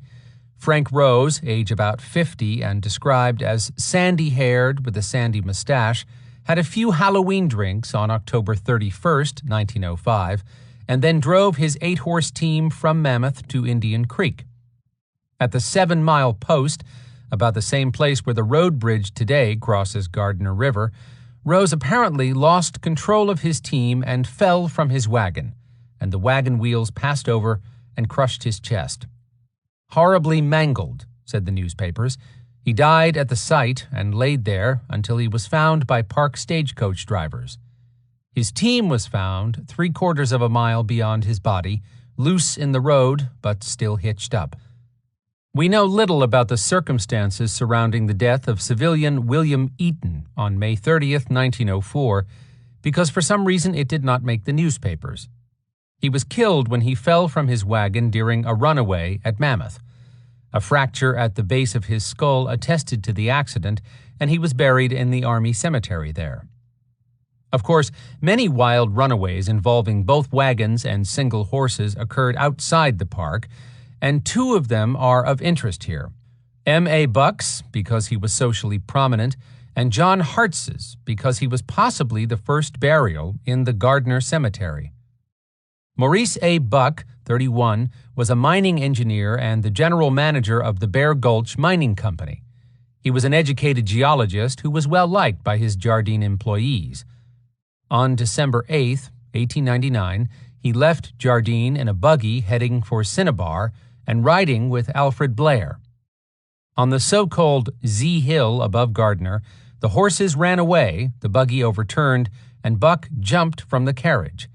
He struck a granite boulder, which crushed his head, and also broke his neck. Alfred C. Blair was so badly injured that he had to crawl for help. John Hartz, age about 60, and a tinker, employed by P.H. Tooley, got on a fractious horse on October 3, 1886, at Gardner. The horse reared on its hind legs, throwing both horse and rider backward. In attempting to keep from being smashed beneath the horse, Hartz struck his head on a rock so forcibly that it crushed his skull. He died without regaining consciousness. Interestingly, he had injured himself a year earlier while drunk and employed as a tinker for Babcock and Miles in Livingston. Hartz was very possibly the person for whom the Gardner Cemetery Hill was named Tinker's Hill, and he was probably the first burial there. Stagecoach wrecks are probably the most interesting of the horse-related episodes from Yellowstone's past. Although wrecks usually occurred in the park 1 or more times per summer, amazingly, only 4 fatalities are known: 3 inside the park and one just outside. A wreck involving a Oneida and Yellowstone Company stagecoach killed a woman passenger in 1899. Mrs. Joseph Lipman, age about 30, and her husband, an attorney from Salt Lake City, were traveling from Oneida, Montana, to the park and had not even reached Dwells, 8 miles west of the park, when the accident occurred. At 10 p.m. on Friday night, August 26th, when the coach was about 3 miles west of Dwells and coming down Targhee Pass, it struck a large rock in the road and began to overturn. Perhaps attempting to escape, Mrs. Lipman stuck her head out of the careening stage, and a tree struck her head, breaking her neck and killing her instantly. The wheels turned and tipped the stage partly onto its side, and the horses continued to pull it for a short distance over Mrs. Lipman. Mr. Lipman was thrown violently from the coach and lost consciousness. At least 4 other persons, including Mr. Lipman, were injured simultaneously. The wreck happened because of darkness. The Oneida and Yellowstone Stage Company, just organized the preceding year by W. W. Humphreys and F. J. Haynes, had consented to drive the group after dark because they desired to make a hurried trip.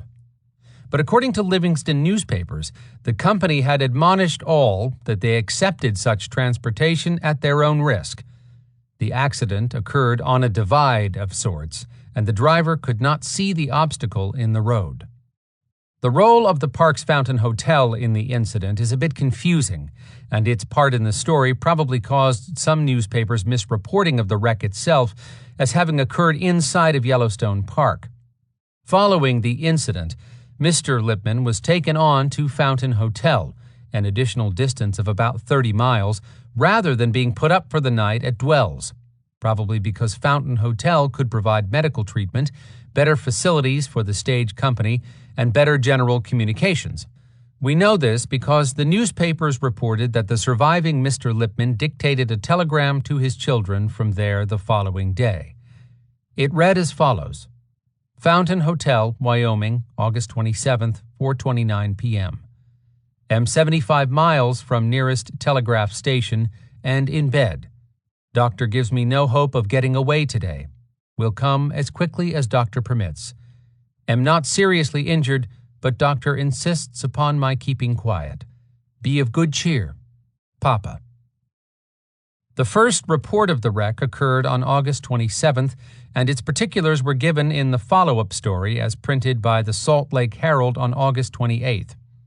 The account provides a dramatic glimpse of stagecoach travel in and around Yellowstone during those primitive days. The stage left Oneida behind scheduled time Friday morning. The journey continued all day and far into the night, and but 3 miles more were to be traveled when Fountain Hotel at Dwells, Wyoming, Dwells Hotel in Montana, the party's destination, would have been reached. Mr. and Mrs. Lipman had been riding on the boot of the coach during the day, but towards evening it grew cooler and they were seated inside.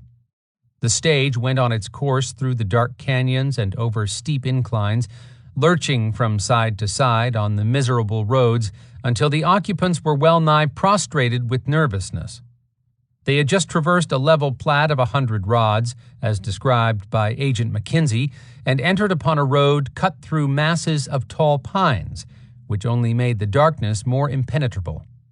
Suddenly, the wheel of the coach struck a large boulder that had rolled down from the mountainside, and the conveyance was heaved to a dangerous angle when a piece of the harness broke and the horses started to rear and plunge.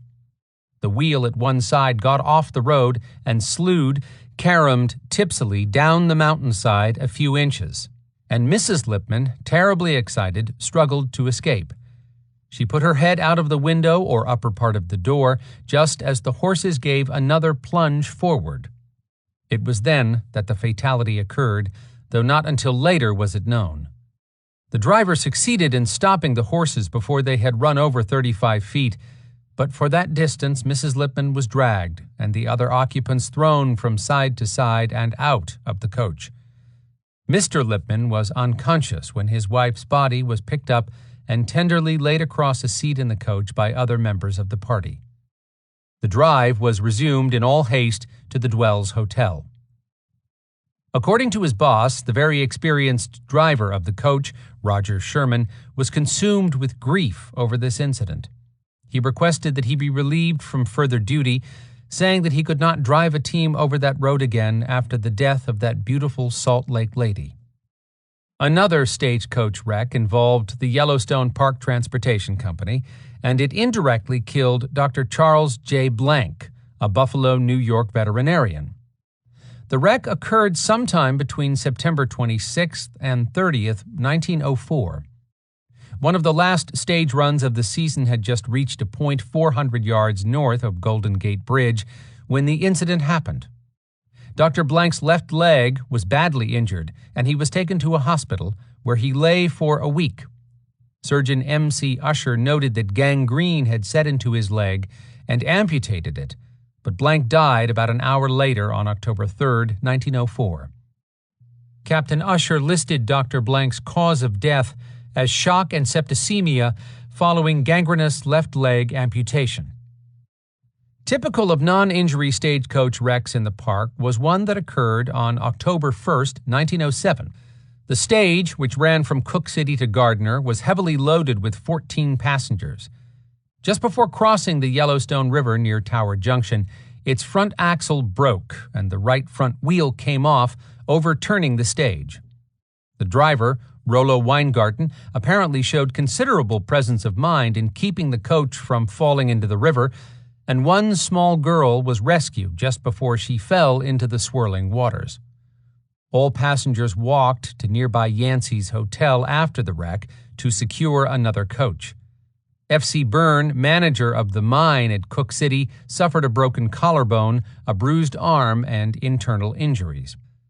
Another stagecoach wreck happened on August 10, 1907, on Blanding Hill, between Canyon and Norris, and in it, the driver and 7 passengers were seriously injured.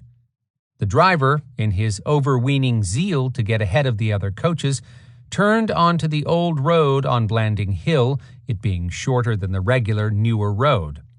But coming down the steep hill, the team got away from him. At the junction of the two roads was a ditch which the coach struck with such a vengeance that it broke the safety strap and separated the team from the coach. The whole rig then came down hard onto the road and broke completely in two, injuring 8 of the 9 people on board. Some of the horses ran off with the front running gear, but one of the wheeler horses fell down and was dragged quite a distance, losing most of the skin from its body. 2 stagecoach fatalities occurred in 1910 in the same week. On August 13, 1910, a YPT company stagecoach was traveling through the fallen limestone formations known as the Hoodoos, just south of Mammoth Hot Springs. 50 yards south of Silvergate, the road suddenly gave way under the wheels of the third coach from the last in a string of 30, the entire roadbed falling into one of the many caverns that honeycomb the limestone-clad Mammoth area. When the coach's forward wheels suddenly sank into the formation, falling 10 feet into a cavern, W. Lewis, the driver, was thrown out, and the horses ran away toward the mountain embankment. Daniel E. McKay, a 60-ish gentleman from New York City, jumped from the careening vehicle at the first hint of danger. Unfortunately for him, he landed hard with his feet far apart, and the force drove the bones of his legs up into his body and lacerated his bladder. Then the caroming coach fell foursquare upon him. McKay died soon after at the Fort Yellowstone Hospital. 4 others were also injured, including Mrs. McKay. Post-wreck investigators thought perhaps that the road had been undermined by heavy rains. Huntley Child Sr., one of the heads of the YPT company, recalled this incident vividly many years later. He remembered that Mr. McKay telescoped against the rocks. Apparently, this collapsing of the roadbed through the Hoodoos happened more than once, for Aubrey Haynes has chronicled an incident involving a stagecoach falling into a cavern at that location. The 2 incidents must be different ones, however, for in the Haynes incident, no passenger was injured, but the team and coach were. Another fatality occurred the very same week as McKay's, and even in a similar location, but it involved a woman passenger. Ross Bodge, who had been living with her aunt and uncle in Livingston, Montana for a couple of years, was traveling in a stagecoach south of Mammoth Hot Springs on August 7, 1910. At 2 in the afternoon, the horses became so frightened that driver Roy Armstrong, a very competent and careful driver, according to the local newspaper, could barely control them. Believing that the horses were out of control, Bodge jumped from her high seat next to the driver and was instantly killed. Another stage driver, Herb French, remembered many years later that her neck was broken. What was probably the last stagecoach transportation wreck to happen in Yellowstone during the stagecoach era appears to have had a big influence on the ultimate removal of all horses from the park. It happened at about 3:30 p.m. on July 24, 1916, the only year that Yellowstone had both horses and cars on its roads. 4-horse coach 26 of the Wiley Camping Company, driven by H.E. Thompson and headed from Mammoth toward Gardner, was 1 mile out when the team was suddenly confronted with a stalled automobile. The horses bolted in fright, and the coach careened wildly down the road, narrowly missing going over an embankment. However, it turned onto its side, throwing all 9 passengers out and crushing many of them between it and a rocky wall. The injuries were severe, with 3 persons suffering painful fractures. This wreck was big enough to warrant a huge front-page headline in the Livingston Enterprise. It was obvious that horses and automobiles did not mix, so the following summer, all horse-drawn vehicles were removed from the park. Apparently, there was a stage wreck that killed 2 persons just outside the park, but we currently know nothing about the date or circumstances. YPT company manager Huntley Child recalled a runaway stage accident involving a Oneida and Yellowstone coach that killed 2 persons just west of the park. If this happened, it probably occurred between 1898 and 1913, the years that company was operating. The era of wild horses was over when the infernal internal combustion engine made its rattling, popping, sputtering appearance on the Yellowstone scene.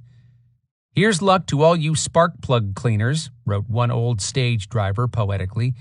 "You have gasolined in here at last. May you have the success in the future that I and my tackies have had in the past." But motorization was to produce wild horses of a different kind. Chapter 19. Deaths from Accidental and Self-Defense Shootings. There are at least 10 deaths from accidental and self-defense shootings in the history of Yellowstone. All were tragic, but of course the self-defense ones were arguably less so. What was called an accidental shooting occurred at Mammoth Hot Springs on November 15, 1938, but a classmate of the boy involved has always believed it was a suicide. Robert Leroy "Pud" Robinson, the 13-year-old son of the park's master mechanic, was playing with a loaded .22 caliber rifle in his home. At 5:15 p.m., his mother heard a thump and went upstairs to investigate. Tragically, she found that her son had shot himself through the head. This was naturally a very sad incident for the park community at Mammoth Hot Springs because it involved one of their own, and a child at that. Pud's classmate Bill Kearns, son of one of the park's ranger naturalists, believed it a suicide, which he thought happened because Pud's father was so severe in the punishment he gave to his children that Pud committed suicide to keep from getting what he knew was coming. "I think his father really loved him," wrote Kearns, "but couldn't control his anger at times." Kearns kept that disturbing news to himself, but believed it all his life. A self-defense shooting occurred at Gardner in 1886. Alex Ferguson, 20, and Charles Carpenter, 40, were both stockmen who had had a previous row about Ferguson's cattle being on Carpenter's place. On June 21, 1886, Ferguson was on horseback and driving his employer's cattle from Gardner to a ranch on Eagle Creek when he met Carpenter, also driving some cattle. The cattle became intermixed, and in separating them there was a fracas. Carpenter threw rocks at Ferguson, and then grabbed Ferguson's horse by the bridle, threatening him with a rock in a way that seemed sure to throw both horse and rider down the embankment. Ferguson drew his gun and warned Carpenter to desist or he would shoot, but Carpenter refused and tried to hit Ferguson. Ferguson shot him in the left side through the ribs, and the bullet coursed downward to the right hip. Carpenter died within a few minutes. A jury found Ferguson not guilty on grounds of self-defense. Liquor seems to have been behind an 1892 shooting at Cook City that involved William Chick, 50, an old-timer there, and James Malloy, a new prospector from Fort Dodge, Iowa. On the morning of September 21, 1892, there were already drinkers in R.B. Emerson's saloon. A squabble arose between Malloy and a man named Allen. William Chick, a bit drunk already, interfered by slashing at Malloy with a knife. His blow fell short, and Malloy knocked Chick down with a chair. Chick then went to his cabin and got his rifle. Later, he met Malloy in front of the saloon, and the argument began again. Witnesses testified that Chick brandished a butcher knife and threatened to cut out Malloy's liver and feed it to the buzzards. Malloy started to back away. Chick switched the knife to his other hand and drew a revolver. Malloy then picked up a .45 caliber rifle standing near an oil can and stepped out into the street, ready to use it. At almost the same instant that Chick's revolver discharged, Malloy raised his weapon to his hip and fired. Chick missed, but Malloy's leaden missile entered Chick's left side and passed through his body to exit at his backbone. Malloy then said, "Somebody take his gun away from him and I'll give mine up." William Chick died 2 hours later. Malloy was acquitted at trial on grounds of self-defense. We know little about the accidental event that killed Jesse Lane, other than what appeared in a brief newspaper article. On or about August 31, 1899, he was killed at C.B. Scott's saloon in Gardner, Montana. William Thomas accidentally dropped his gun, it discharged, and the bullet struck Lane. That incident was probably not the same as the incident told by Jack Ellis Haynes about an event that happened when he was a teenager, but the two occurred at about the same time. Born in 1884, Jack grew up in Yellowstone and was 15 in 1899. His father was park photographer F.J. Haynes, who founded the Oneida and Yellowstone Transportation Company in 1898. Jack told historian Aubrey Haynes that his father employed a man to wash the stagecoaches, and one day the fellow didn't show for work, so his father asked Jack to go to Gardner and check the saloons. Aubrey wrote, "The first one he entered had a narrow door, bar down one side, and card tables in the center of the floor. As Jack was entering, a man facing him at a table stood up suddenly, pulled out a pistol, and fired point-blank into the man who had his back to Jack. He claims that the pistol was looking right at him, except for the man in between. As the wounded man slumped to the floor, his assailant ran toward Jack, who put his arms across the doorway to bar it. The fellow stopped in front of him, gave him a long look, and then ran out the back door. Jack says he, the denizens of the bar, and many townspeople pursued the assailant down to the old bridge, about opposite the depot, where the man jumped into the river from mid-span. The body washed up at Emigrant Bar several days later. The man shot in the saloon was the missing coach washer. He died. The incident undoubtedly occurred, but has not yet been confirmed through research in the local newspapers, because we do not know exactly when it occurred. A 1907 shooting at Gardner involved the cranky and somewhat shady Robert Buckskin Jim Cutler, who for once was not at fault. Cutler had contracted with Axel Hill for Hill to construct an irrigation ditch for him. Hill demanded the $108 for the ditch, and Cutler claimed that the specifications they had agreed upon had not been followed, pointing out where the deficiencies lay with William Jones and James Cutler present. A fight ensued among the four, in which Hill and Jones got the worst of it, so Hill went home to brood about it.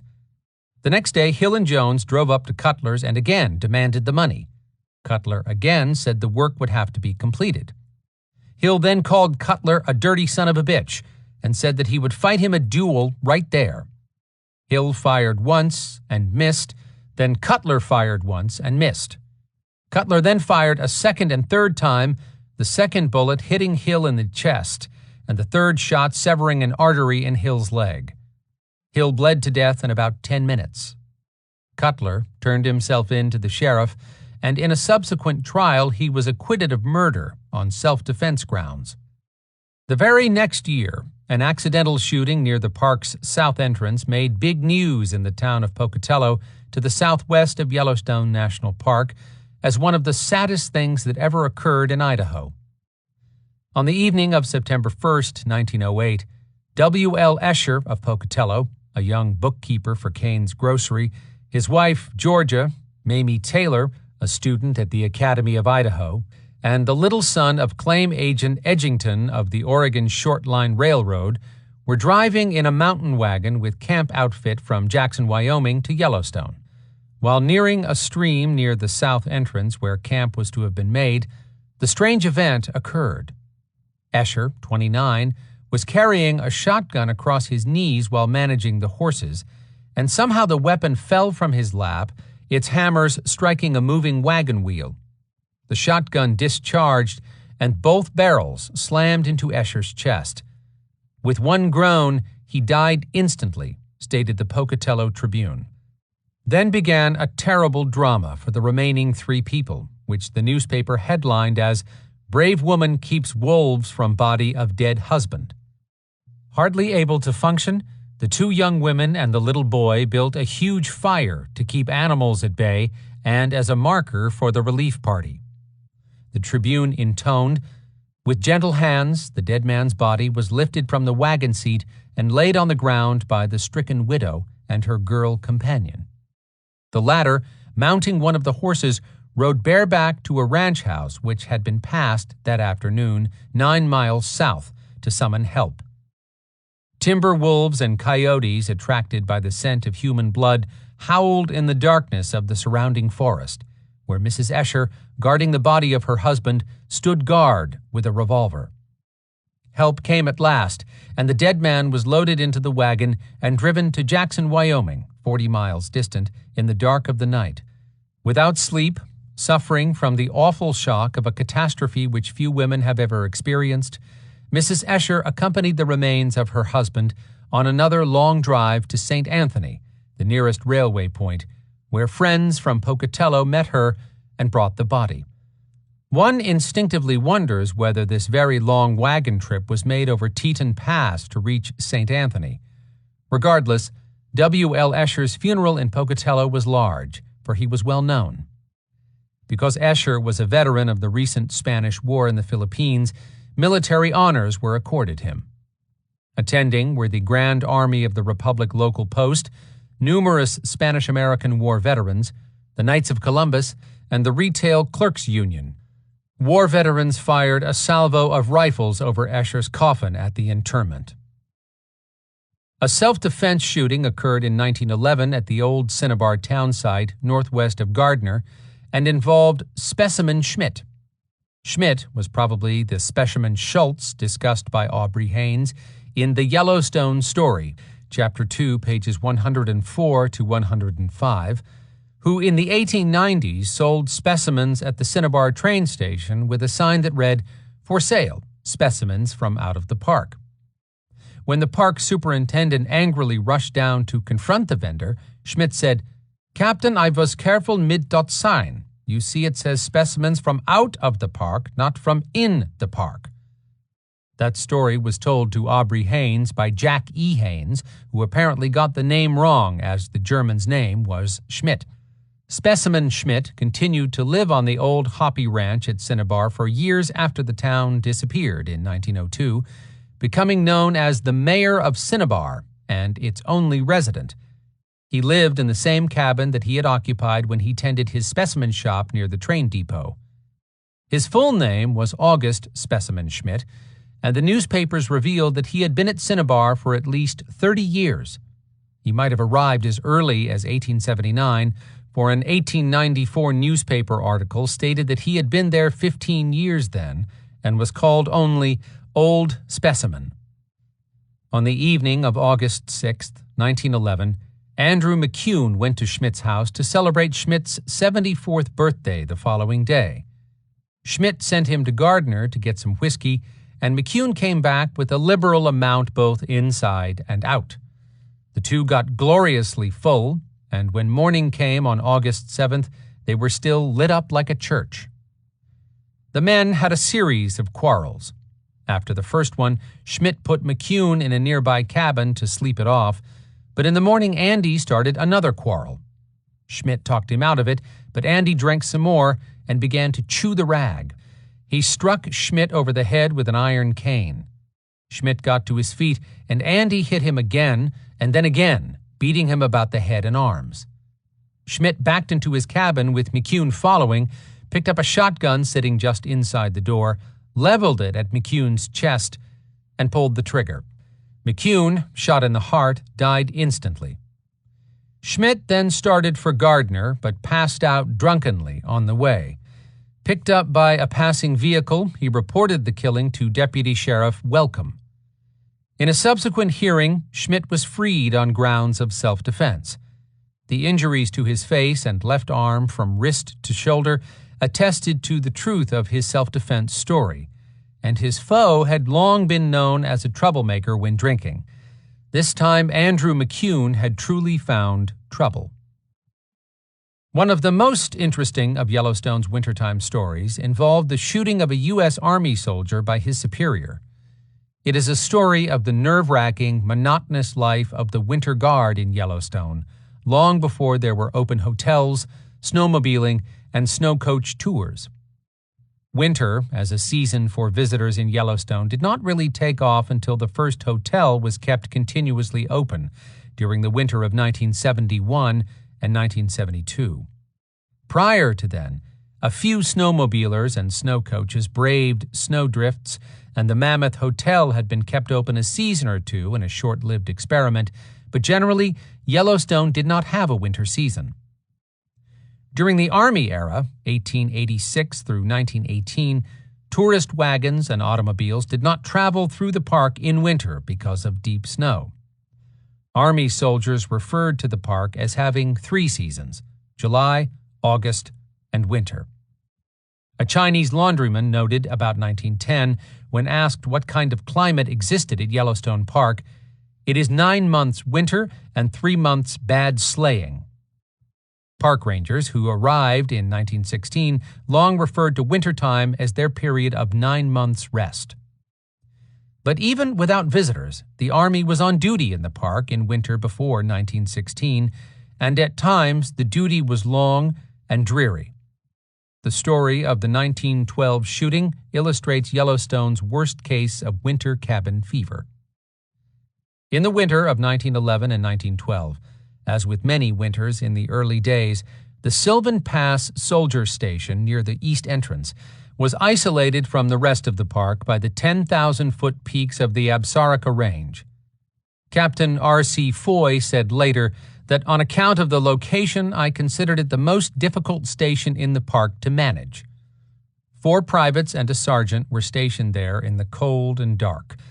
A venomous hatred developed between Sergeant Clarence A. Britton of 1st Cavalry, Troop E, and the 4 men he was in charge of, Privates Frank Cunningham, Frank L. Carroll, William H. Much, and a man known only as Private May. As the winter wore on, the 5 snarled and quarreled with each other until they refused to speak at all. The telephone to headquarters at Mammoth was in working order, but none of the men ever used it. As winter dragged on, the men grew more morose and angry.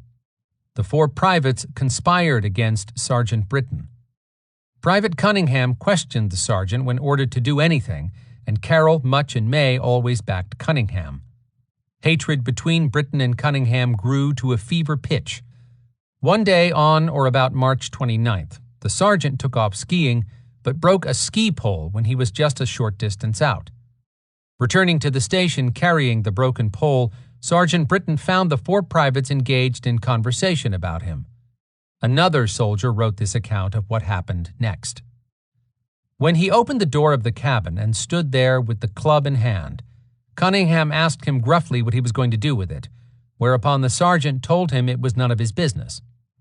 Cunningham then told him if he did not drop the club, he would drop him, at the same time advancing towards the sergeant. The latter immediately pulled out his pistol and fired, the bullet striking Cunningham between the eyes, killing him instantly. Another private named Carroll advanced behind Cunningham, and the sergeant fired at him, the bullet penetrating the left arm, nearly severing the large vein. As no other man advanced, the sergeant ordered one of the remaining privates, who had previously been in the hospital corps, to put a tourniquet on Carroll's arm, which no doubt saved his life. A look at the station log reveals the troublemaking nature of Private Cunningham, who was physically a very large man. In January, he had gone to Cody, Wyoming, gotten drunk, and shot up the Irma Hotel, for which he was fined $50 and costs. Cunningham could not raise the money, so he languished in jail at Cody for a month before returning to duty on February 3rd. Captain Foy reported that Cunningham also broke a lock on the Cody jail, snapped his empty gun on Private May, and kicked a small boy on the streets of Cody. Those incidents, plus his earlier finding of Private May when he was lost, probably had done much to antagonize Sergeant Britton and unite the four privates against Britton.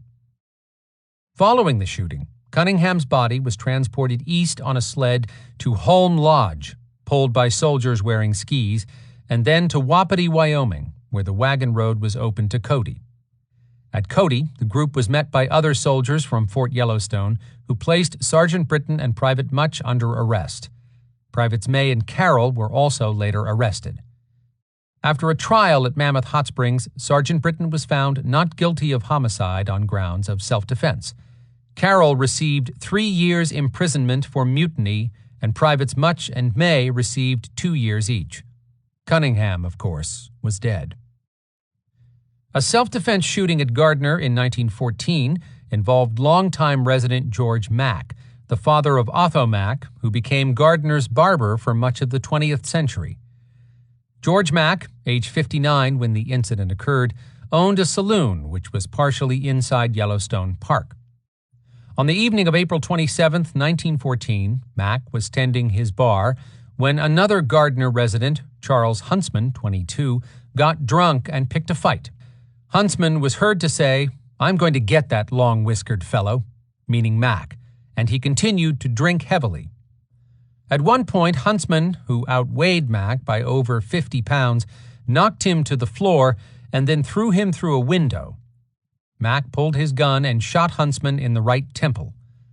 Gardner resident Gay Randall had just tied his horse at the hitching rack outside when Mack came crashing through the window to land on the board sidewalk only a few feet from him. Randall wrote, "I recognized him immediately as the town's local barber, George Mack, who was pinch-hitting for the regular bartender. Immediately after him came another stocky form who proceeded to kick and stomp poor old George in the belly and ribs. George groaned and turned on his side, his right hand flashed from under him, and he fired 3 of the fastest shots I have ever heard directly into the face and forehead of his tormentor. The shots were so fast that Charlie Huntsman, a young town boy that I knew well, took them all directly as aimed before he fell on top of George. I was so close that I could see each bullet tear the flesh and bone on his forehead, as Huntsman's facial muscles twitched on his surprised face. The trouble had started over George Mack refusing Huntsman credit for more drinks. In a subsequent trial, Mack was exonerated on self-defense grounds. There probably are other examples of self-defense and accidental shootings from Yellowstone's gateway towns that have been lost to history, but these are typical. Chapter 20. Malice in Wonderland. Yellowstone Murders. It's a hell of a thing, killing a man. You take away all he's got and all he's ever going to have. Clint Eastwood as William Money in Unforgiven, 1992.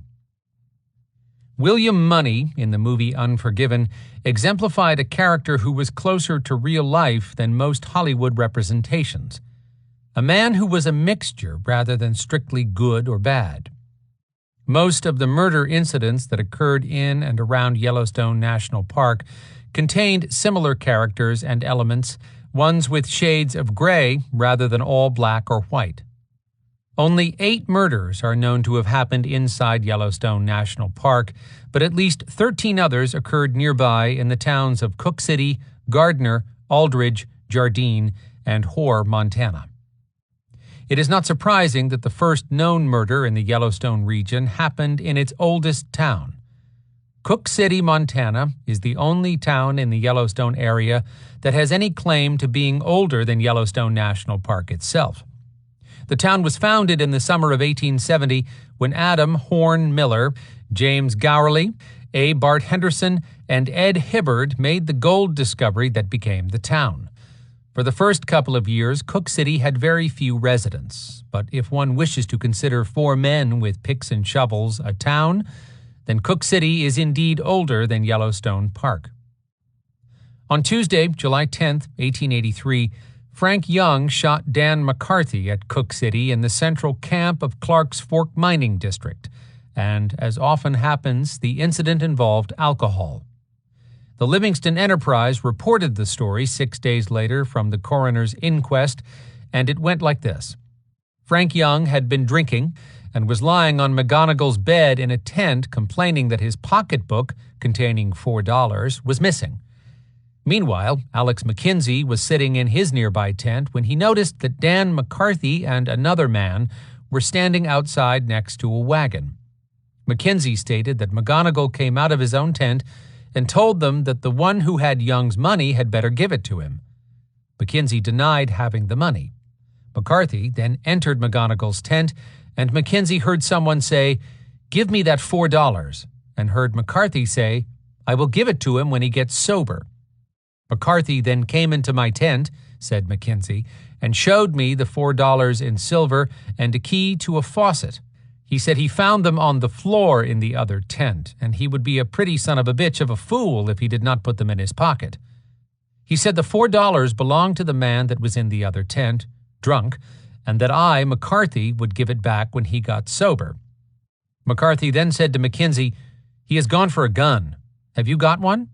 and left the tent.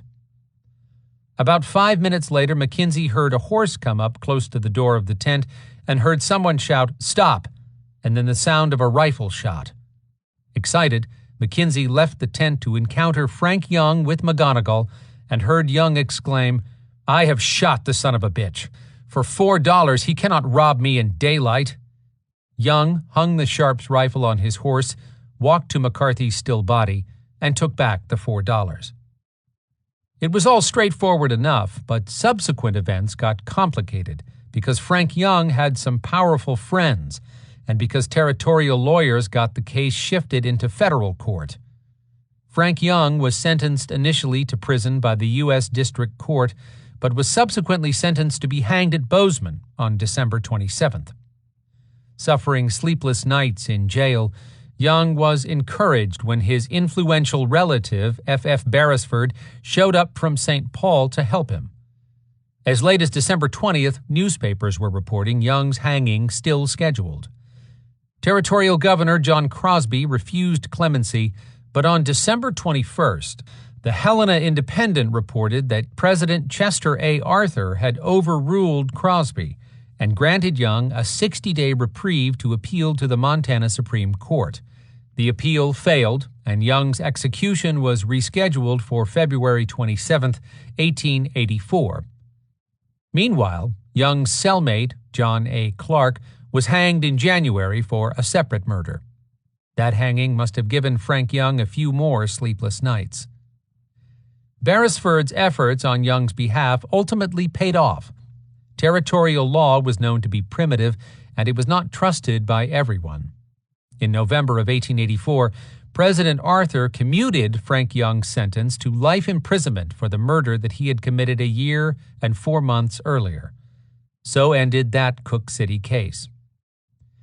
The second known murder in the Yellowstone region, like the first, attracted much attention, but this time it happened in the 3-year-old town of Gardner.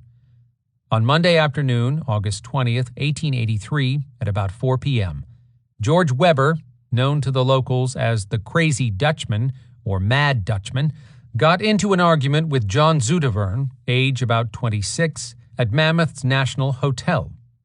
The two, both employees of the Yellowstone Park Improvement Company, fell out over a trade they had made of some blankets and a razor, in which there was a difference of about $4.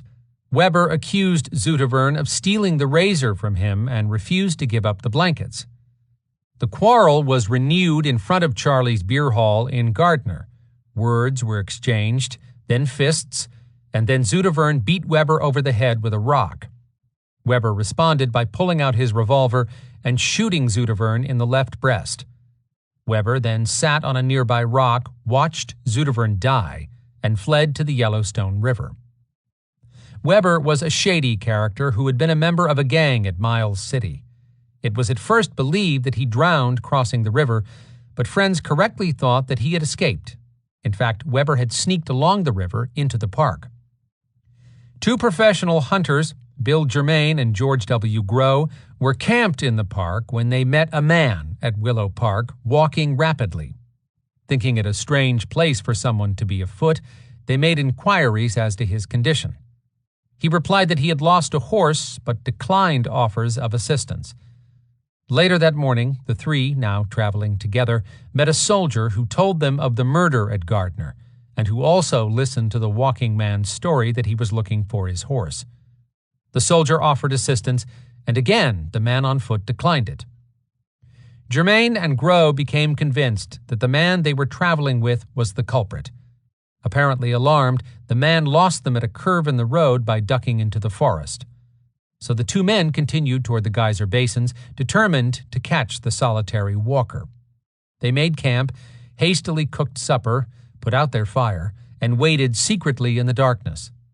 They took turns sleeping and watching, and about 12:30 a.m. both heard footsteps approaching. Guns drawn, Germain and Grow confronted the man and arrested and disarmed him. At first he denied everything, but eventually he confessed to the shooting, claiming self-defense. After spending the night, the two took Weber, their prisoner, back to Mammoth, and then started toward Livingston. Weber was greatly afraid of being lynched by angry Gardner townsfolk. At Mammoth, Park Superintendent Conger told Germain and Grow of Judge D.H. Budlong's presence at Gardner. The illustrious 1883 tourist party of park entrepreneur Rufus Hatch happened onto Messrs. Germain and Grow at Cinnabar, Montana, while they were holding Weber at gunpoint and waiting to take him to jail at Livingston. One of the English tourists in the party described Weber as docile as a lamb and the least formidable of the three. Meanwhile, citizens buried Zoeterwern in the Mammoth Civilian Cemetery, thus adding his grave to the 3 or 4 already there. Judge Budlong ordered Zoeterwern exhumed, to the consternation of local citizens who were his brothers in the Odd Fellows Order, and who had already divided up his estate. The judge also ordered all of Zoeterwern's property returned for distribution by law. After disputes over these things, the body was disinterred for the inquest and the property distributed legally. George L. Weber was tried at Bozeman, convicted of second-degree murder, and sentenced to 20 years at the Montana prison. After serving less than 5 years, Weber was pardoned by President Grover Cleveland, apparently because the German consul put in a good word for him. One of the most gruesome of all Yellowstone death incidents was a murder that occurred June 3, 1899, and it involved one of the park's most prominent families. On that day, Mrs. George Margaret Gleason Trishman slashed her youngest child's throat with a hunting knife. The story is little known, but can truly be called riveting. George Trishman was the wheelwright and post carpenter at Fort Yellowstone. At the time he took the job, his wife Margaret and 4 children were living at Billings, Montana. His children were Harry, Anna, Elizabeth, George T., and Joseph.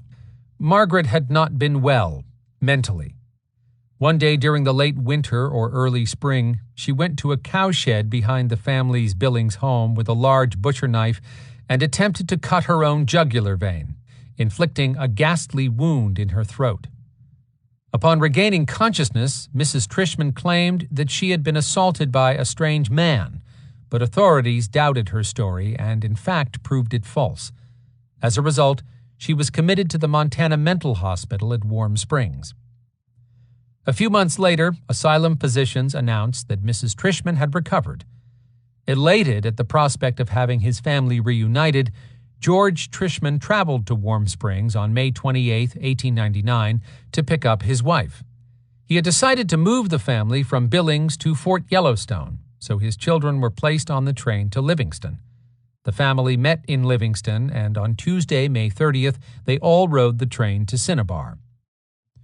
Mrs. Trishman's recovery was regrettably temporary. 4 days later, on Saturday evening, June 3rd, at about 5 p.m., Mrs. Trishman seized 5-year-old Joseph, the youngest of her children, and cut his throat with a large hunting knife. In the presence of his brother and sisters, his head was nearly severed from his body. Margaret G. Trishman then chased her other 3 children with the knife in an attempt to do the same to them. They ran in terror to the home of a neighbor, and the woman, giving up the chase, returned home. She was found a short time later, calm but insensible to her surroundings, and in a state of mind that prevented her from understanding the deed she had done. Heartbroken, George Trishman allowed her to be confined in the guardhouse at Fort Yellowstone. U.S. District Attorney T.F. Burke arrived from Cheyenne a few days later to conduct an investigation, and Mrs. Trishman was ultimately determined to be quite insane. Placed on the train bound for the government hospital at Washington, D.C., she jumped from it on July 8th between Point of Rocks and Daly's Ranch in Paradise Valley and landed in the Yellowstone River. Although the train stopped and backed up in order that Deputy James Morrison and Mr. Trishman could look for her, no trace of her was found, even though the search continued for many months. A year and a half later, George Trishman even traveled to Glendive, Montana, to examine a body that had been found in the river in hopes that it was that of his wife. It was not. The Trishman affair was desperately sad, but the surviving children remained in the park for many years. Had their mother succeeded in killing them, the history of Yellowstone would have been indelibly changed. Harry Trishman became one of the park's foremost civilian scouts and later rangers, and the man for whom Trishman Knob was ultimately named. Anna and Elizabeth Trishman ran a very important curio store and soda fountain in the park continually from the early part of the 20th century until 1953. Beginning in 1924, those 2 ladies ran the unique refreshment stand on the upper terraces known as the Devil's Kitchenette. Elizabeth never married. The 3 must have carried these haunting memories with them all of their lives. The Trishman story classically illustrates the historical reaction by some men and women to traveling and living in the hostile western wilderness. Men become savages and women go insane. Mrs. Trishman was a victim of that insanity, along with the most ultimate horror that could happen to a woman in the American West, violating her bond with her child by killing it. That larger story of the West was microcosmed in her affair at Yellowstone. This heart-wrenching tale was concluded, if only physically, with the burial of little Joe Trishman in the southwest corner of the Mammoth Army Cemetery. Even today, we can see in this sepulcher the enduring love George Trishman had for his young son Joseph. The grave, still surrounded by 19th-century iron poles and chains, bears a carved headstone with a child's sculptured marble shoes at its cap. The inscription reads, Joseph, son of Geo and Margie Trishman, born July 29, 1893, died June 3, 1899. The story of 17-year-old Henrietta Ross may be the park's spookiest and most bizarre all-time death of any kind.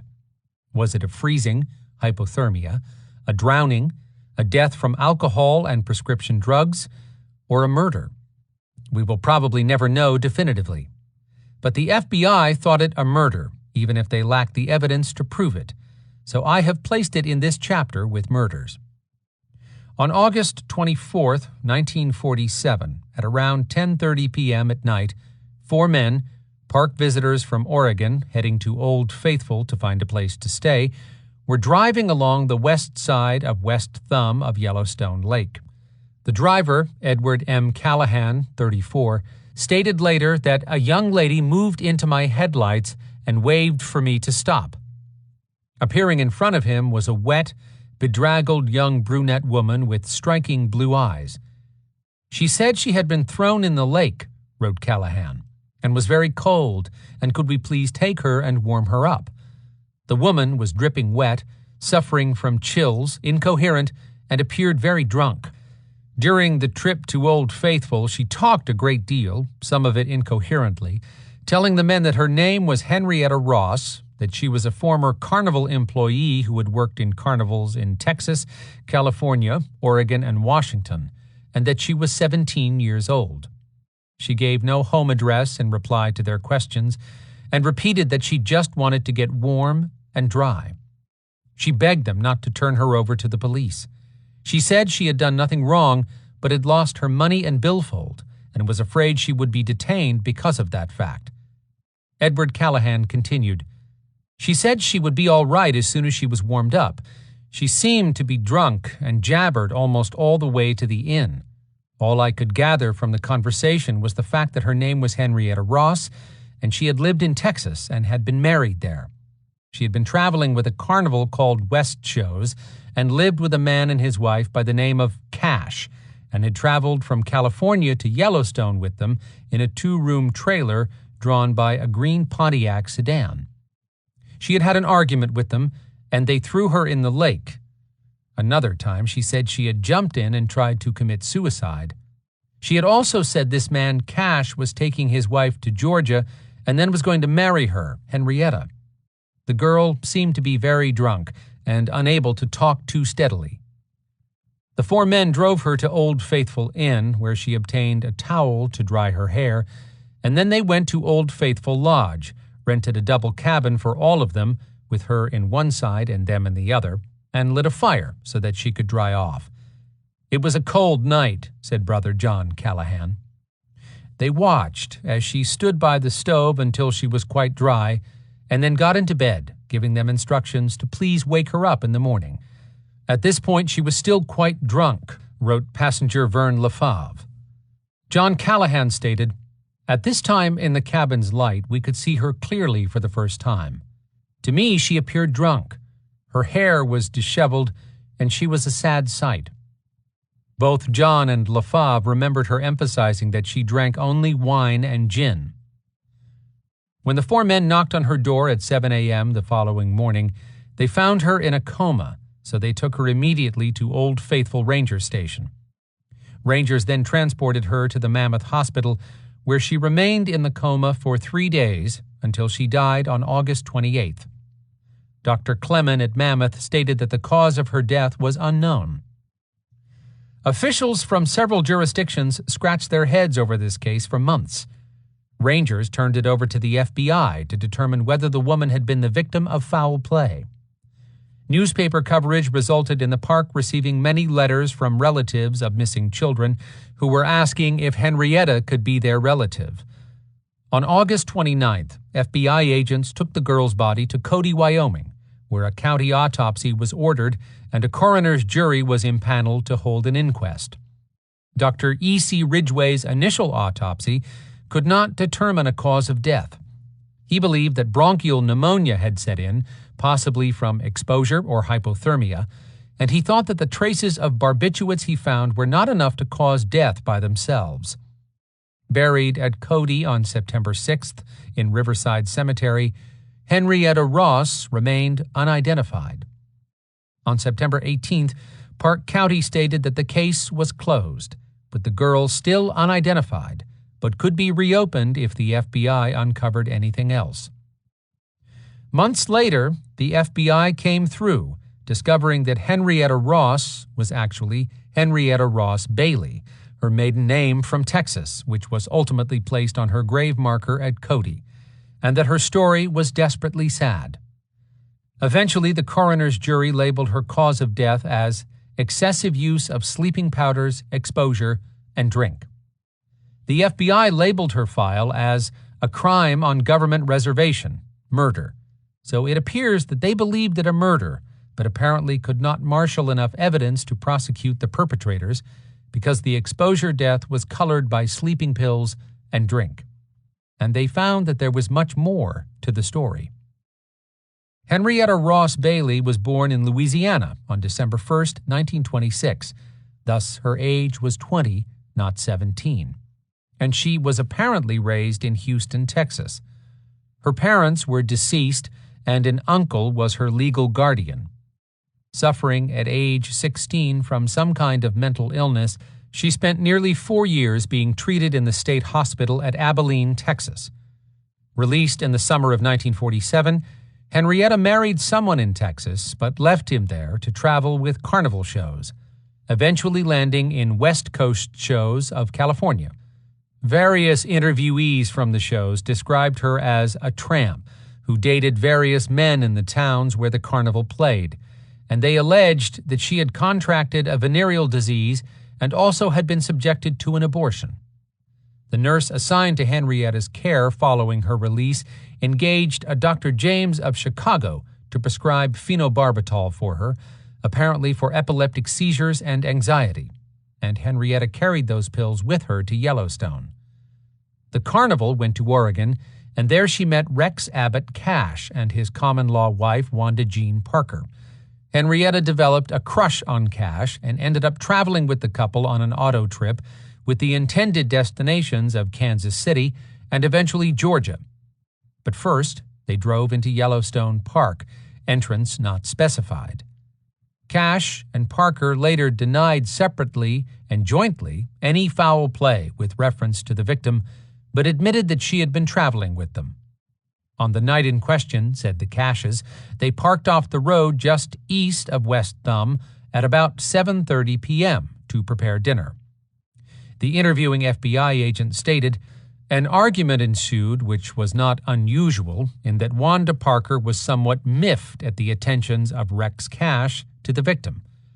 During this time, Henrietta Ross, as they know the victim, stated that she was going to leave and start hitchhiking. According to Cash and his wife, they attempted to persuade her otherwise. However, she left, taking with her only a small box of medicine. The victim left with the Cash family a suitcase containing her clothes and other personal articles. After dinner was finished, Cash and his wife advised that they proceeded on eastward through the park, thinking that they would drive in the night to avoid the heat of the day. With a short distance, they claimed to have passed the victim hitchhiking on the road eastward. They honked their horn, and Cash played his spotlight on her, but the victim paid no attention to them. Cash and his wife both denied that they stopped to talk with the victim at that time. The Cash's story does not hold water with me, and it apparently did not with the FBI either, for their report labeled the incident as a murder. The time frame does not work, for there were 3 hours unaccounted for between the couple's dinner and Henrietta's wet walk on the road. Secondly, it makes little sense that Henrietta would suddenly decide to start hitchhiking on a cold night in a wilderness area with which she was unfamiliar and where darkness was approaching, especially without her suitcase or at least a warm coat. On the other hand, she was a bit crazy. Thirdly, her crush on Rex Cash arguably makes it less likely that she would have suddenly left, even if an argument occurred with one or both of her companions. When picked up on the road by the Callahans, she must have been a bit fearful of traveling with 4 strange men at night, so it is possible that that was the reason she told them she was only 17 and continued using her eventually false name. Because of the autopsy results, death by excessive use of sleeping powders, exposure, and drink, the FBI could not make the murder charge stick against the Cashes for probably causing the exposure part by throwing Henrietta Ross Bailey into the lake, and who knows what else. The combination of phenobarbital and alcohol is well known to be a deadly mixture, so that clouded the cause of death. Notwithstanding the inconsistencies in the Cashes' stories and the word murder in the report's title, the FBI was therefore forced to state that there was no evidence that the Cashes were implicated in any foul play. Another bit of sadness occurred when Henrietta Bailey's guardian uncle was contacted in Texas but did not show up for the coroner's jury. The ultimate result was a heartbreaking ending to the overwhelmingly sad life of a girl who appears to have had no real chance from her earliest days. An unnamed infant girl became a murder victim in Yellowstone on September 13, 1952. On that day, Mary Jacqueline Larson, 18, a blonde, unwed mother from Hot Springs, South Dakota, strangled her newborn by tying a piece of bedsheet around her neck in the girl's dormitory at Fishing Bridge. Larson, a Yellowstone Park Company cabin maid whose parents were visiting her there, then stuffed the body under Fishing Bridge Cabin 5, where it was found later that day by housekeeper Verna Humeck. Arrested the same day, Larson at first denied that she had been pregnant or that she knew anything about the incident. She was arraigned in the Cheyenne, Wyoming Federal District Court on a charge of second-degree murder. Larson then admitted to the FBI that she strangled the newborn to keep her from crying, wrapped her in a newspaper, and stuffed her under a cabin behind the Fishing Bridge cafeteria. She pleaded guilty to second-degree murder and was sentenced to 5 years probation. The woman told the court that she became extremely panicky when the child cried out. Perhaps she was another woman gone crazy in the West. Her story, too, carried shades of gray. 17-year-old James Lee Hamar of Susanville, California, was traveling with a juvenile companion in 1978 in Yellowstone when he was murdered. The two youths were swimming or preparing to swim at the Boiling River north of Mammoth Hot Springs at 7 p.m. on June 10, 1978, when they got into an argument and his juvenile companion shot Hamar once in the back. Bleeding and stumbling from the Boiling River parking area to the main road, Hamar told a passing motorist that he had been shot. Rangers responded quickly, taking him to the Mammoth Clinic, where he died.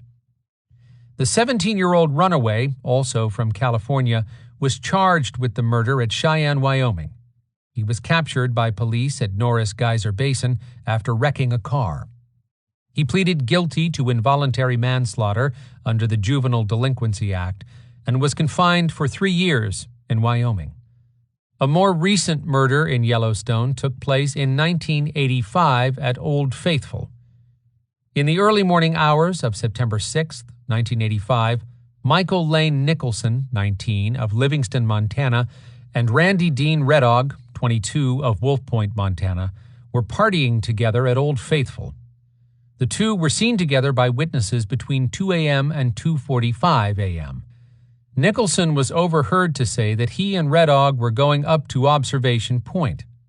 Both men were seasonal employees of TW Services, Nicholson being a kitchen worker at Four Seasons Snack Shop, and Reddog a kitchen helper at Snow Lodge.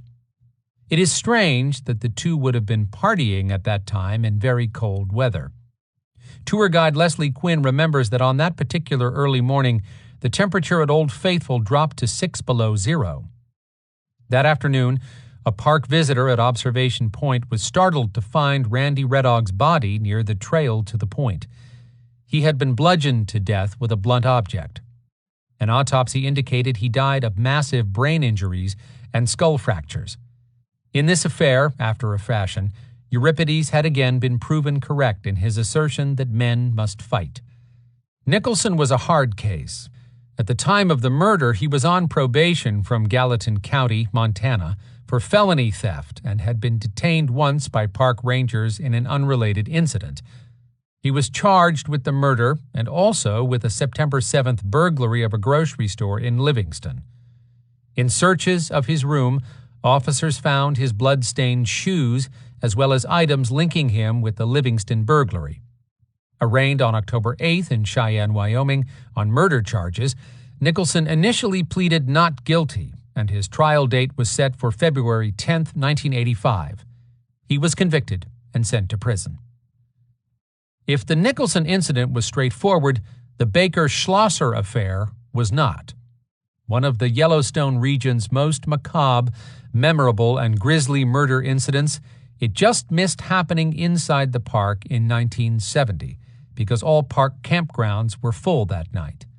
Instead, it occurred a few miles north of Gardner, Montana, on U.S. Highway 89 near the Devil's Slide.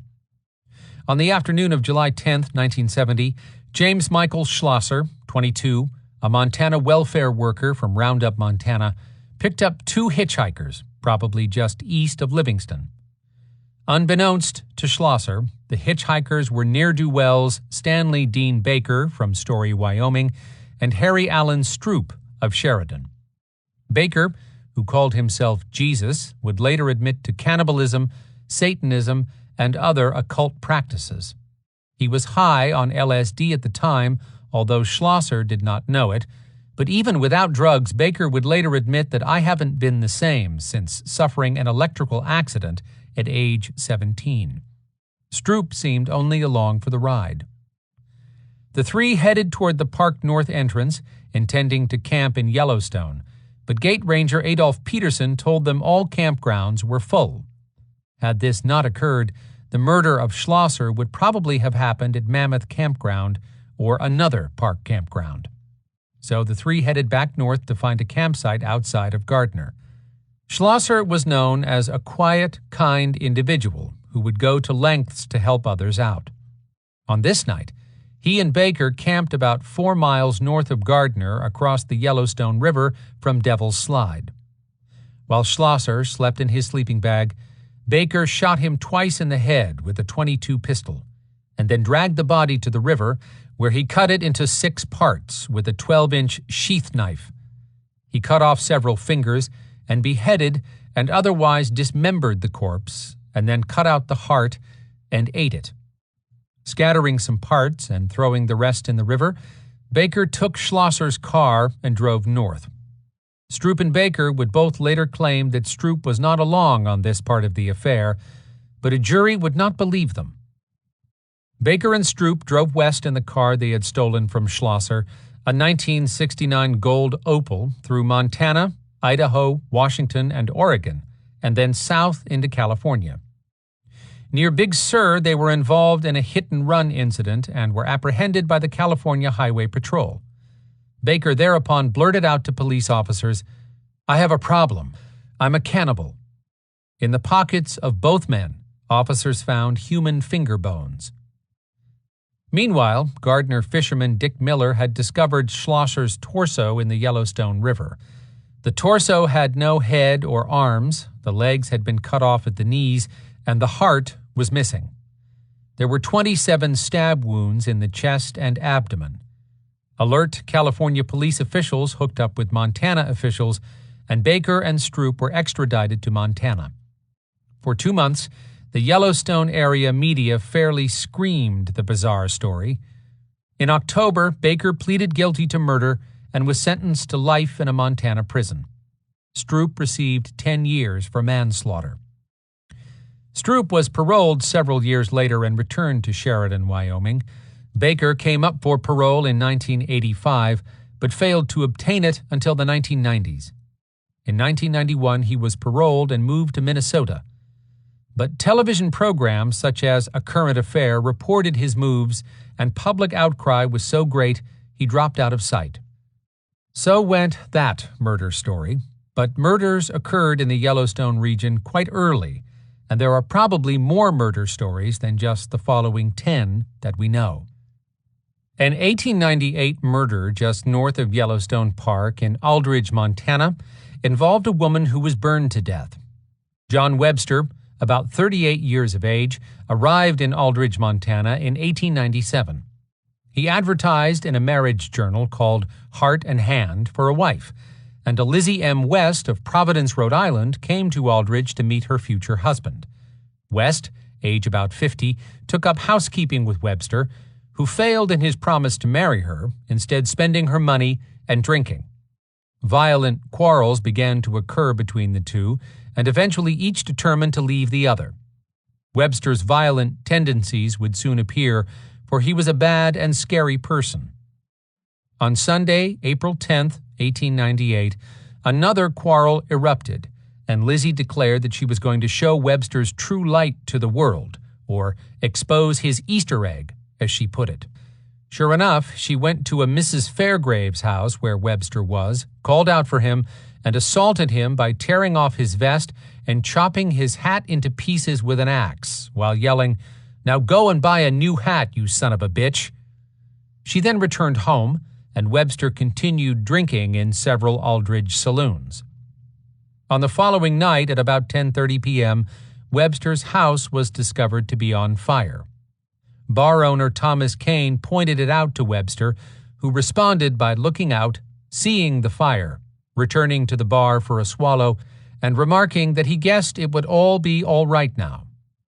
Earlier, Webster had told Kane that he was expecting some trouble with a woman and told bar manager Sam Pullman that the old woman had had him on his knees with a rifle aimed at him. Townsfolk who responded to the fire found Lizzie West dead inside, her face and neck badly burned and her tongue protruding. Webster, of course, was arrested and professed his innocence loudly and continually. At Webster's trial, several people testified to the many quarrels between the two and to the fire situation at their house.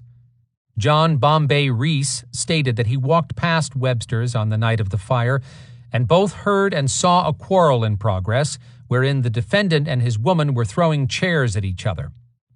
Tom Williams said he had heard Webster threaten to kill the woman that morning. William North, one of the first at the fire, stated he found a trail of oil and grease extending from the inside of the house over the doorstep and out onto the ground. The jury convicted John Webster of murder in the second degree. Claiming innocence to the end, he was sentenced to life in a Montana prison.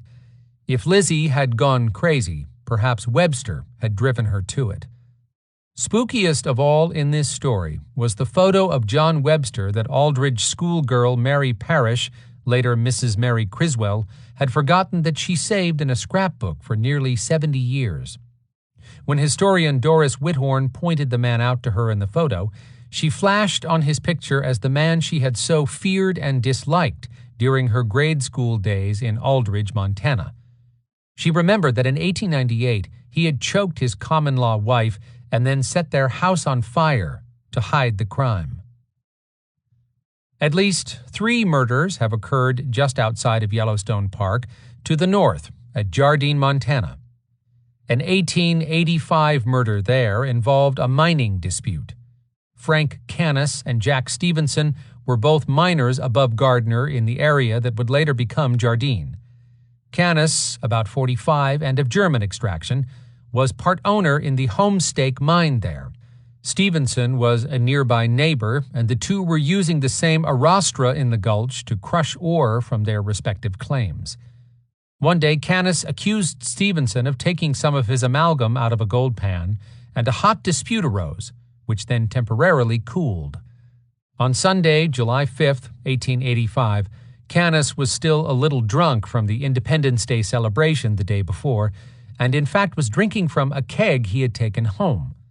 Stevenson went to Canis's house in Gardner with a third party, a German, and the argument was revived. Stevenson said they would settle the matter, so he went to his own cabin a short distance away and got his rifle.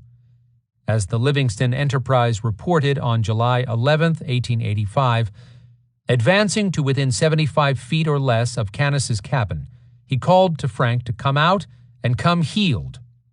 The German tried to dissuade both men from violent action, but without effect.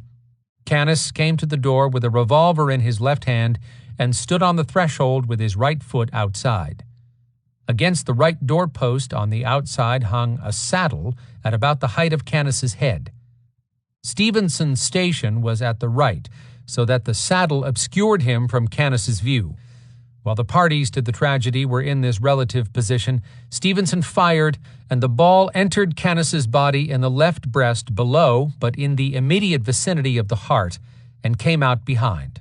Canis fell backward.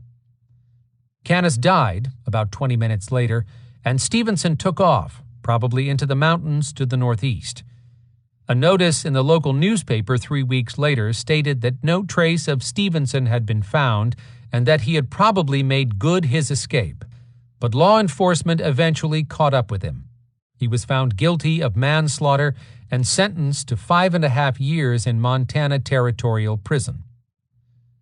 Independence Day festivities and mining disagreements seemed to bring out the worst in miners at Jardine, as well as at Aldridge, Montana.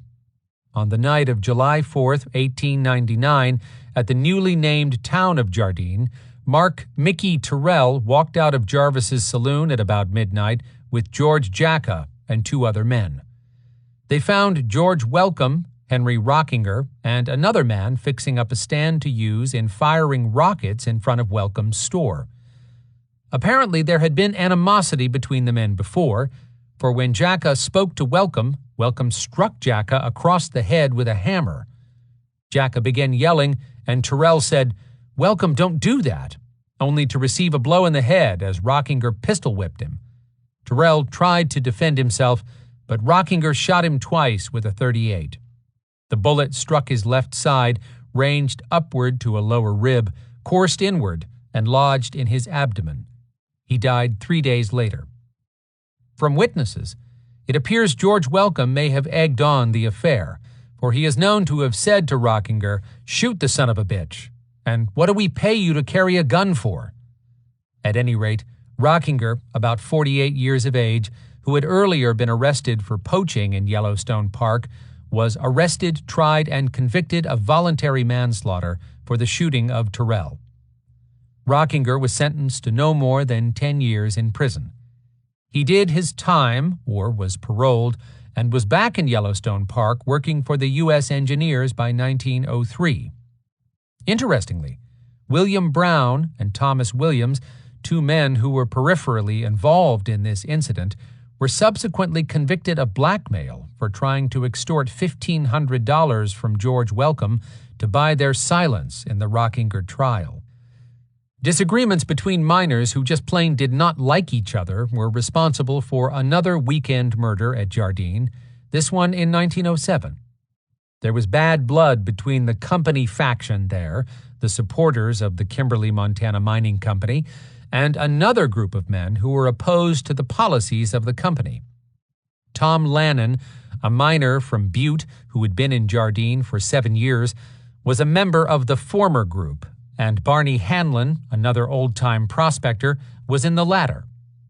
Hanlon had been appointed to guard a ditch that belonged to Mrs. George Welcome, a prominent resident of Jardine, and the company men did not like him or the ditch.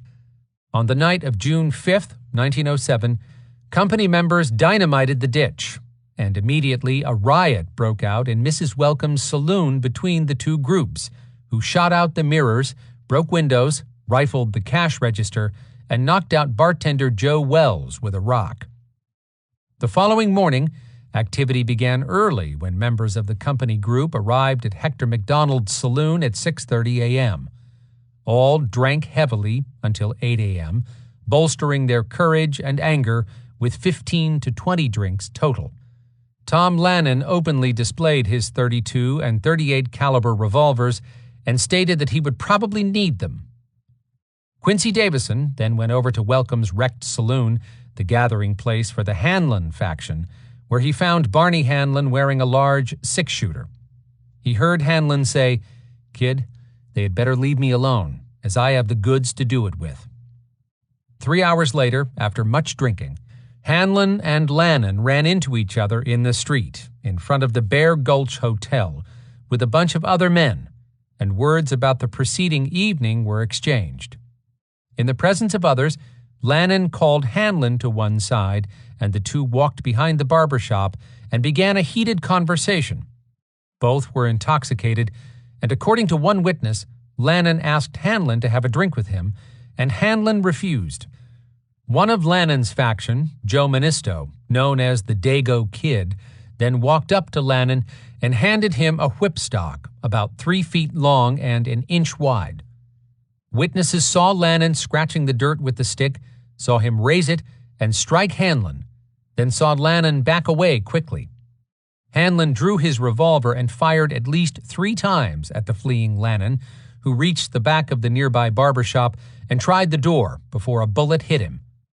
The bullet entered his chest 5 inches above his left nipple, coursing backward and severing his aorta.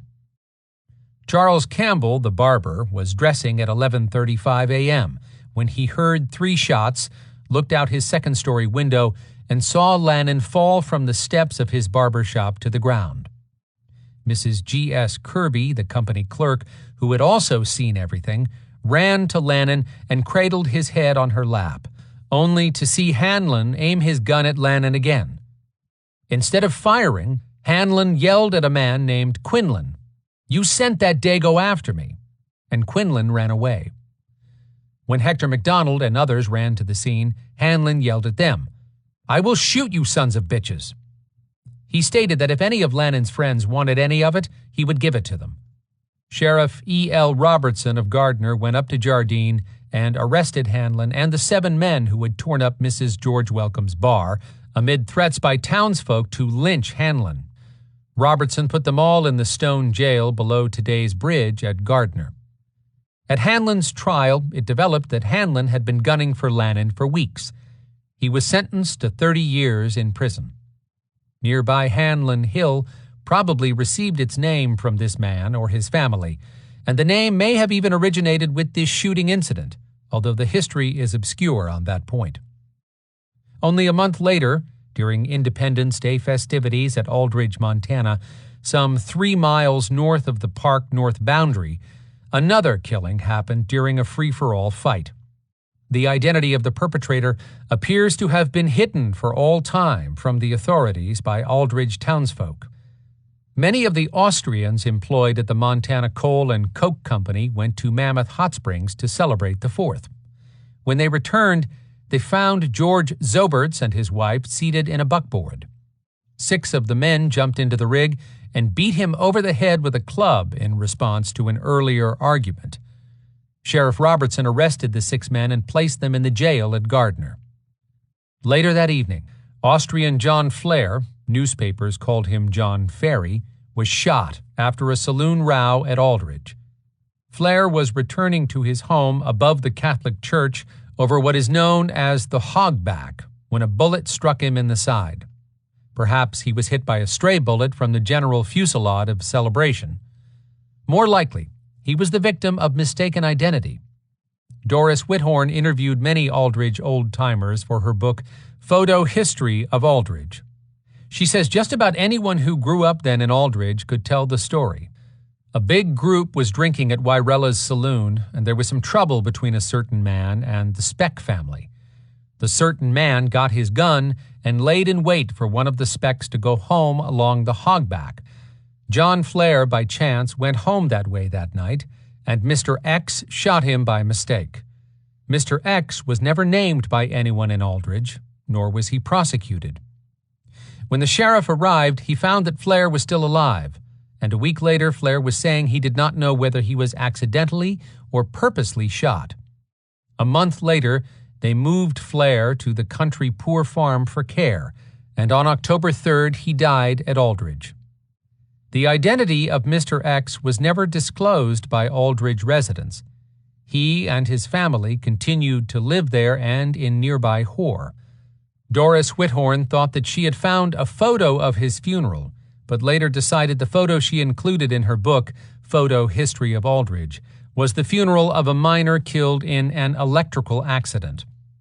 The Flair murder, plus the known tendency of Aldridge residents to poach animals in Yellowstone, caused the park superintendent to disparage the town by remarking a few days later that Aldridge residents were rather disregardless of human and animal life. Speaking of Hoare, at least 3 murders by shooting occurred in that town, later called Electric, in Montana, in the years 1892, 1895, and 1898. Hoare was located less than a mile north of the park's boundary at Reese Creek. Was the Northrop-Durgan shooting of September 10, 1892, murder or self-defense? Charles Northrop, a foreman of the Park Coal and Coke Company's timber camp, fired employee Daniel Durgan in early September, and Durgan went to nearby Hoare and got liquored up. While he was drunk, Durgan threatened to whip Northrop, who heard of the threat and armed himself. When the two men met at the upper works of the company's operation, Durgan stated that he was there for the purpose of doing up Northrop and started for him. Northrop ordered him to come no closer, drew a revolver, and began firing. The first shot passed over Durgan's head, and the second one entered near his navel. Durgan turned to retreat, and the third shot struck him in the back, shattering his spinal column. He was thus paralyzed and could only move his arm and head. He lingered until Wednesday morning, September 14th, saying several times, "I am a gone gosling. He has fixed me." Durgan's grave today is one of the unmarked ones at Hoare. Charles Northrop stood trial 3 times for this homicide, the first trial being deadlocked. In the second trial, he was found guilty of second-degree murder, a verdict that was overturned on appeal. At the third trial in January 1894, Defendant Northrop twisted his mustache rather nervously, chewed tobacco vigorously, and expectorated freely. The jury brought back a not guilty verdict on the self-defense fact that Durgan was out to get him, a decision greeted with hisses. This one was a close case, as it could be argued that Northrop went beyond self-defense. Many observers considered the verdict a travesty. Northrop proceeded to leave town quickly on the train to East Helena, the newspaper stating on February 1st, "It is perhaps just as well that he didn't delay his departure, for there was strong talk of holding an indignation meeting and giving him a taste of the old-time vigilante medicine." Some went so far as to suggest the organization of a necktie party.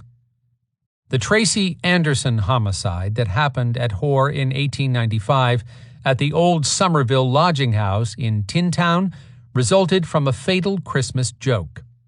Jack Tracy, 46, shot Chris Anderson on December 26th. Anderson, 35, had formerly managed saloons at Forsyth and Red Lodge, Montana. Tracy had a reputation for drinking and fighting with his women. The Livingston Enterprise reported the affair as follows. The fatal quarrel arose over a turkey purchased by Anderson for his Christmas dinner. Anderson and his wife occupied one side of a cabin, and in the other, Jack Tracy and Mrs. Ray were living together.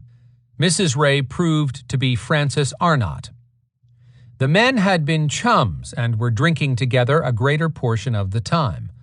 Anderson purchased a turkey and ordered it delivered to his shack.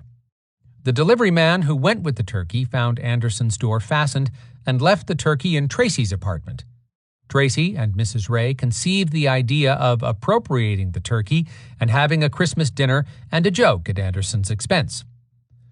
The following morning, Anderson discovered that his turkey had not arrived and went to the market to make complaint. He was told that the turkey had been hung up in Tracy's room because his door had been found locked. He immediately returned to the shack and, entering the room occupied by Tracy and Mrs. Ray, demanded to know what had become of his turkey. Mrs. Ray made some reply which incensed Anderson, and the three were soon involved in a quarrel which resulted in blows.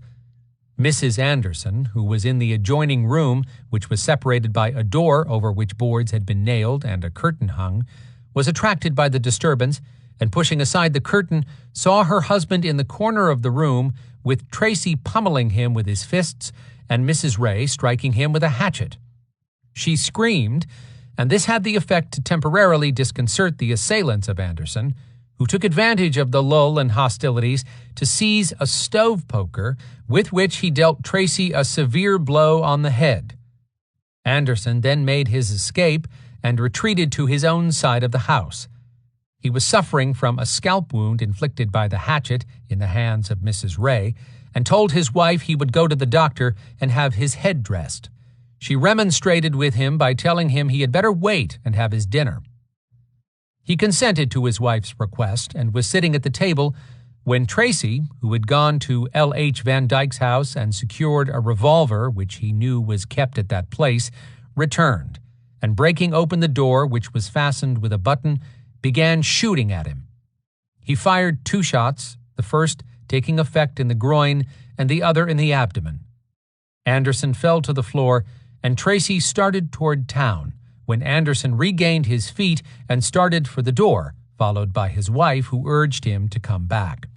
At this juncture, Mrs. Ray appeared upon the scene, and fearing Anderson might still be able to avenge himself, she called to Tracy to return and shoot the blank again. Tracy, however, had proceeded some distance from the house by this time, where he met Dr. W. H. Allen, to whom he stated he had got him. When interrogated as to his meaning, he replied that he had shot Chris Anderson. Dr. Allen disarmed Tracy and took him to George Welcome's, where he was locked up to await the arrival of Deputy Sheriff Beller from Gardner. That was the account of an attorney who investigated the incident, and the subsequent trial testimony was about the same. But Mrs. Ray, who was called a repulsive old hag by one of the newspapers, gave testimony that made Anderson look like the villain. She recounted that on the morning of December 26th, Chris Anderson was beating his wife, so she knocked on the partition and told him to stop it. Tracy was asleep at the time, but their voices woke him up, and he told her to stay out of it, that Anderson could do what he wanted to in his own home. She kept yelling, however, and Anderson finally yelled back, "I will come in and give you some of the same kind if you don't shut up." Anderson then pried the boards off the partition and entered Tracy's room. He was ready to hit Mrs. Ray when Tracy countered with, "No, Chris, you don't strike her." Anderson had a hatchet in his hand. "Tracy stepped in between us," continued the witness, "and I had a dishpan in my hand. I reached over Tracy's shoulder and struck Anderson on the head. He then said he would go home and behave himself, but instead of doing that, he picked up a poker that we used to fasten the door with and struck Tracy over the head. As soon as Tracy was hit, he fell to the floor and remained stunned for about 5 minutes. I then helped him on with his clothes, and he started for the doctor's to have his head dressed. I didn't see the shots fired." Tracy certainly needed his head dressed, for Anderson's blow laid bare the skull from the top of the head to the forehead, producing a scalp wound which took 5 stitches to close. Bleeding, he made the mistake of telling a couple of people on his way to Van Dyke's meat market, where he worked as a butcher, that he was going after a gun to kill Anderson. He then came back, kicked the door in, took aim at Anderson, and yelled, "You damned son of a bitch, I've got you now."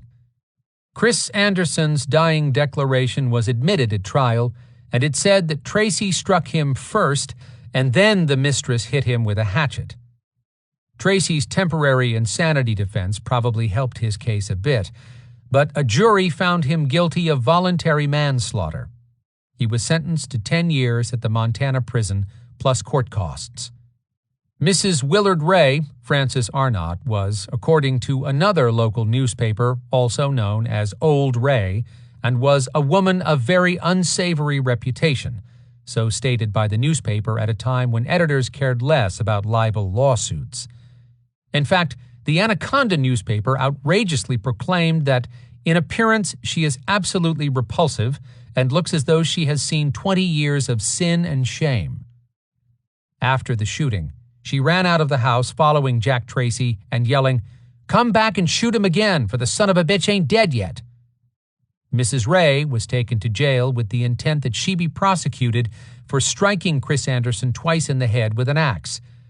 After she spent more than a month in jail, charges against her were dismissed. Thus ended a tale involving some less than reputable citizens. Another whore murder, the Rolla Cortese case, involved several Italians and some disparaging racist remarks. On March 27, 1898, Mike Rolla, 45, a small Italian man of 5 feet 4 inches and 135 pounds, had an argument with 3 other workers at the whore coke ovens. Later that evening, Peter Cortese, Servius Cortese, and Frank Vitro came to Rolla's cabin and made threats. To Vitro, Rolla said, "Where are you leading them Spanish dogs?" apparently referring to the 2 men.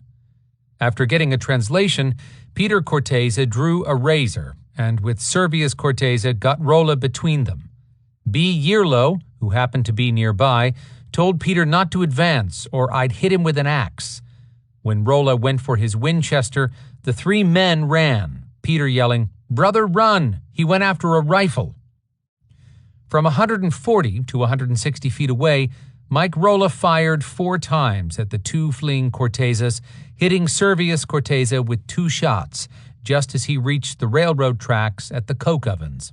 One shot entered just below the right shoulder blade, and the other 6 inches above the right buttock.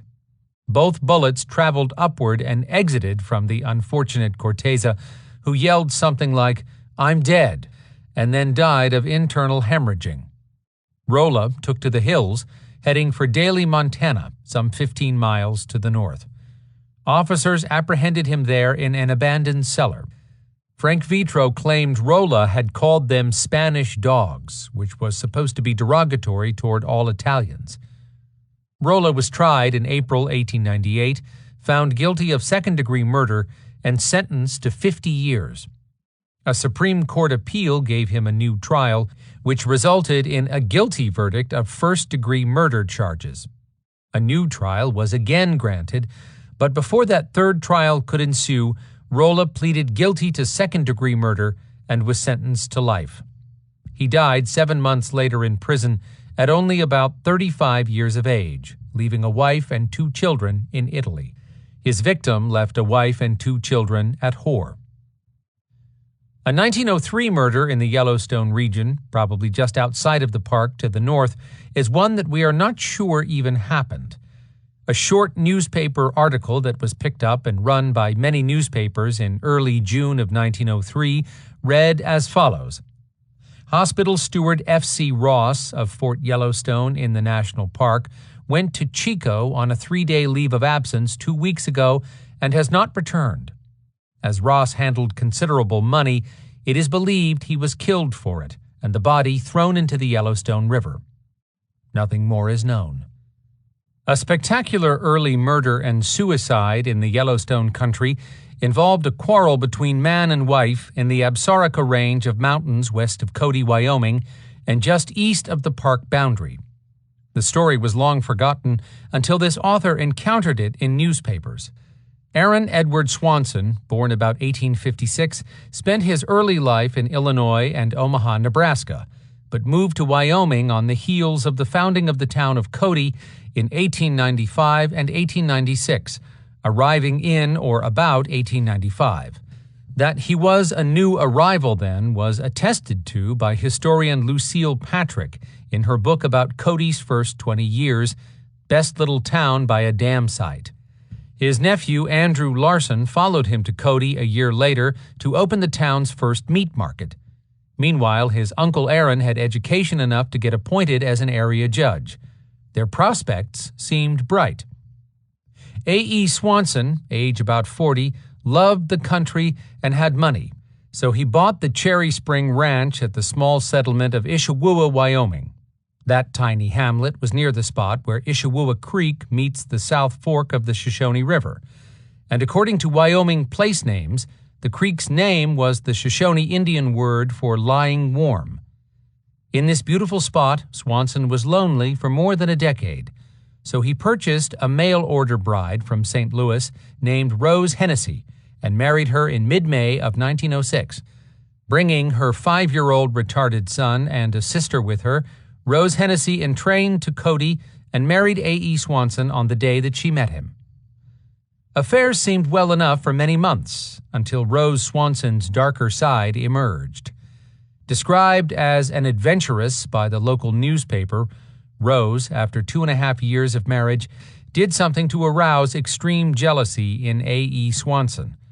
Perhaps her exploits, whatever they were, plus the financial and social strains of the extra family members, made him crazy, for on Sunday morning, August 2nd, 1908, Aaron Swanson walked into the room of their ranch house where Rose was sleeping, shot her to death, and then blew out his own brains. Rose's imbecile son, Gus Holtz, and her sister were at the ranch when the event took place, but we do not know whether they were inside or outside of the house. One newspaper stated that the crime was planned minutely. Another editor wondered whether Swanson was temporarily insane from family trouble and worry, but nothing else was stated about the reasons behind the murder-suicide of the mail-order lovers. That the affair was desperately sad to the Cody community was attested to by the stock grower, which stated that every one of Swanson's neighbors has a good word for him. The editor closed with this comment: "A good many things might be said about this sad affair, but the stock grower believes that it is best to allow death to draw the mantle of charity over the frailties of human nature." Perhaps this statement helped to shroud the event in quiet, for it has been little known in area history. A murder on September 9, 1913, at West Yellowstone, Montana, technically occurred inside the park and involved the Oneida Yellowstone Stagecoach Company. At that time, the town was simply known as Yellowstone. Dan Coffey was a barber in the town and was also a gambler. He moseyed into the park one evening to participate in a poker game at Riverside, where Frank Haynes's stage company kept its large barns, offices, coaches, and horses.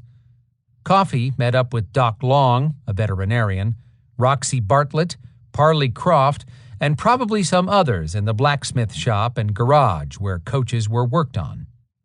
Various personal assets passed back and forth, stated Sam Eagle much later, and at one point the stakes in the game became a bear hide, won by Doc Long. After some teasing and delay, the bear hide was produced, then spirited away several times and returned, only to disappear again. Doc Long had had enough, so he pulled his pistol and shot Dan Coffey dead. The closest police were 90 miles to the north at Bozeman, Montana, so Doc Long had a head start on running. County Sheriff W.S. Evans telegraphed Sam P. Eagle, saying he would be there soon, and to wire me at once description of Dr. Long and the direction he went, if possible. Evans caught the doctor about a week later. At St. Anthony, Idaho, newspaper picked up the details from the Pocatello Tribune. Details of a killing that occurred at Yellowstone on the 9th have just reached Pocatello when a Montana sheriff came down from Bozeman and took Dr. Long, a veterinary for the MY Transportation Company, into custody. It appears that a row took place over the raffle of a bearskin, in which several parties had engaged in jobbing one of the party. Following the circumstances, a quarrel arose between Dan R. Coffey and Dr. Long, both employees of the transportation company, and Coffey, who is a large man, gave the veterinarian 2 or 3 beatings. A scrap had just occurred between the two men, and at its finish, Dr. Long, who was not the physical equal of Coffey, drew a gun and fired 4 bullets into his opponent, and it is said that a hand would cover the 4 holes where the bullets entered Coffey's stomach. They were later taken from his back. Coffey died several hours after he was shot, and the shooting occurred in the blacksmith shop and garage. Coffey was buried at West Yellowstone. In a subsequent trial, the prosecution had trouble finding people to testify against Doc Long because Dan Coffey did not seem to be popular. One of the more interesting park area murders involved an Army private from Fort Yellowstone, the Gardner resident that he stabbed in 1914, and a saloon that was on the boundary of Yellowstone National Park, if not partially inside it. On the night of March 5, 1914, Private Ola A. Haverson of Troop G, 1st Cavalry, from nearby Fort Yellowstone, entered Melkert's saloon with George A. Hosley, a Private Fritz, and probably one other man. The men had been drinking in several other saloons, and here they ordered drinks and something to eat. Bartender Walter A. Semple, age about 30, told them that the cook was gone. He brought them some sardines and crackers and then pointed to a sign that read, "Sardines, 25 cents per can." Bystander George Mason later testified that the men caused trouble, and newspaper accounts stated that these soldiers from Company F had caused trouble before in Gardner bars. They refused to pay, and Hosley called Semple all kinds of names. Semple told Hosley to get out, and Hosley replied by inviting him to step outside. Haverson commented on what they would do to Semple outside. Semple grabbed a billy club, and all went to the sidewalk in front of the bar. There, the argument, now technically inside the park, continued. Witnesses differed on exactly what happened then, but agreed that Semple struck Hosley with the club, and Haverson pulled his knife and began stabbing Semple. After the incident, said witness Mason, Haverson was heard to say, "I'm a good cutting blank." Semple sustained severe knife wounds in the face and chest. One wound ran from his temple to the point of his jawbone, a second ran horizontally along his neck, a third traveled from the left of his nose onto his cheek, and a fourth ripped open the right side of his chest, penetrating his lung. Semple died from his wounds. Deputy Sheriff George Welcome chased the men 2 miles into the park, caught them, and was taking them back to Gardner when about 100 angry citizens met the party and demanded the men for a lynching. Welcome calmed the citizens down by coolly stating, "If you had caught them before I did, I would have nothing to say. I arrested them, and they are mine."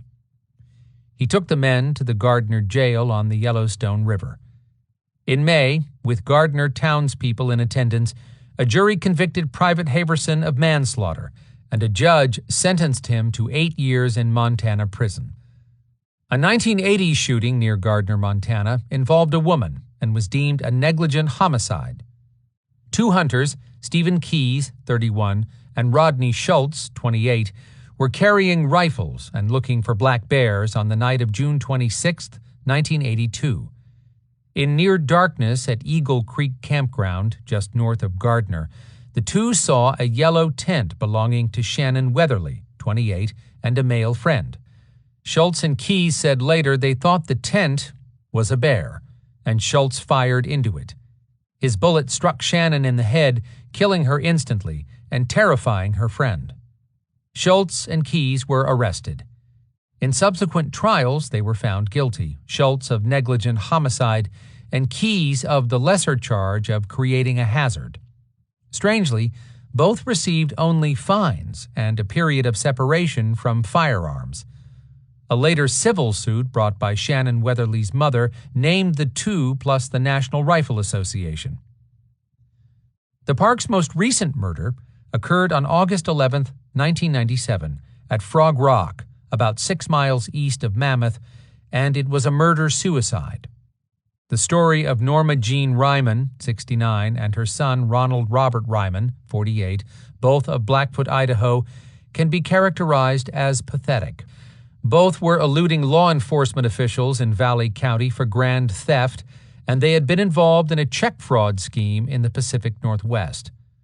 Suffering from extensive credit problems, the two had become bored with life, and to make matters worse, Ronald had suffered a stroke. On Sunday morning, August 10th, park rangers found their pickup truck with camper shell parked at Frog Rock parking area and checked the vehicle, but could not see inside due to tinted windows. They thought nothing seemed amiss. On Sunday night, rangers again checked the vehicle and again could find nothing unusual but did not open it. Sometime earlier, perhaps on August 10th, Ronald Ryman took a .357 Magnum, shot his mother Norma twice in the head, killed the family's pet cat, and then shot himself once in the head, while all occupied the back of the pickup. On Monday morning, when rangers again attempted to contact the owners of the vehicle, they detected the smell of decay, so opened the truck and discovered the bodies. Each of these stories offers insights into human behavior, some of them gray, but there is a larger lesson here about Yellowstone itself. People live their lives here like everywhere else. In addition to being a wilderness, Yellowstone is a human place too, with all the deep history of anywhere else. Chapter 21. Powerless in Eden. Deaths from Suicide. Those who commit suicide are powerless souls. Spinoza, 1632 to 1677. With those words, a Spanish philosopher characterized suiciders. Remarkably, at least 23 such powerless persons have suffered from the dark machinations that preceded their suicides in Yellowstone, plus numerous others just outside the park. Most have been park employees. Perhaps they chose Yellowstone in which to suicide because it was an idyllic or famous place to die. or perhaps for some reason they wanted their deaths inextricably linked to nature. Regardless, any suicide is doubly tragic when it occurs in a place as beautiful as Yellowstone. The torment that ultimately plunges a suicider into death is uniquely personal, with tentacles that then touch the rest of us. William Styron, in his prize-winning book entitled Darkness Visible, 1990, calls the suicider's world an interior pain that is almost indescribable. Afterward, the toll falls upon the remaining family and friends, leaving a smear of negativity. The suicider's private act of nullity somehow invades our own grasping and often tenuous sense of meaning in existence. It is a kind of abandonment which makes those of us left behind feel a vague sense of being somehow less protected against the surreal void of nothingness. As long ago as the 1830s, famous novelist Edgar Allan Poe dealt with unwanted impulses such as suicide in an essay called The Imp of the Perverse. Poe noted that the impulse could increase to a wish, then to a desire, then to an uncontrollable longing. There is no passion in nature so demonically impatient, he wrote, as that of him who, shuddering upon the edge of a precipice, thus meditates a plunge. The suicide does not play the game, does not observe the rules, wrote novelist Joyce Carol Oates. He leaves the party too soon and leaves the other guests painfully uncomfortable. The first known suicide in Yellowstone was Emily Moore, age 27, who killed herself January 27, 1884, at Mammoth Hot Springs with a morphine overdose. The woman lived at Mammoth with her husband and son in one of the old McCartney Hotel buildings and appears to have been prosperous. She was suffering from painful neuralgia, so she sent her son to Gardner to R.A. Bell's store to procure morphine. Apparently on purpose, she took too much of it. Assistant Superintendent D.E. Sawyer wrote, Mrs. Moore, that lived in the Gulch cabin and moved to Gardner, committed suicide last Saturday night. She was buried Monday on the hill north of the hotel in the Mammoth Civilian Cemetery. At that time, morphine was sold without restrictions, so fatalities from its use were not uncommon. Philip Bassett, whose family left their name on a creek north of the park, followed Emily Moore to the Mammoth Civilian Cemetery on May 1, 1884. He killed himself at Cinnabar, Montana, inside the present park, using an unspecified poison. We know nothing else. The story of the noted Army Scout Ed M. Wilson, 1851 to 1891, is an important and very sad one. It is not known exactly when Wilson arrived in the park, but it was probably in 1885 when he was hired by Superintendent David Ware as a mountaineer assistant. That year, in August and November, Wilson made the first arrests in park history for poaching, taking George Reeder and John Ferguson into custody at Lower Falls, and 5 other men into custody in the northwest corner of the park. In January of 1887, Wilson accompanied F.J. Haynes and Lieutenant Frederick Schwatka on what has been called the first winter trip through Yellowstone, and as such he appeared in several of Haynes's photographs from that trip. That summer, Wilson was employed as a regular scout in the park upon the resignation of Scout Jack Barronett. In February of 1888, he made the first winter patrol for protective purposes, thus establishing that winter travel was feasible in Yellowstone's backcountry. Wilson was quite active in protecting the park from poaching and much ballyhooed for his park expertise. Superintendent George S. Anderson was particularly high on him. On Superintendent Boutell's departure, there was only one man left here familiar with the park and its needs, and that was Ed Wilson, the scout. He had been a trapper himself and was thoroughly familiar with every species of game and its haunts and habits.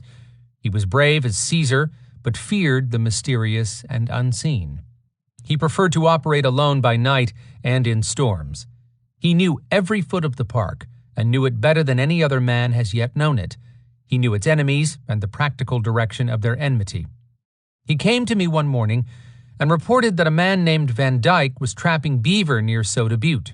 that he spent his days on the highest points in the neighborhood and with a glass scanned every approach, and that the only way to get him was to go alone, by night, and approach the position from the rear over Specimen Mountain. To this I readily assented, and at 9 that night, in as bad a storm as I ever saw, Wilson started out for the 40-mile trip. He reached a high point near the one occupied by Van Dyke, saw him visit his traps in the twilight, and returned to his camp, where at daybreak the next morning Wilson came upon him while sleeping, photographed him with his own Kodak, and then awakened him and brought him to the post. Wilson seems also to have made a practice of carefully watching the Fort Yellowstone Army soldiers, who themselves occasionally engaged in poaching in the park.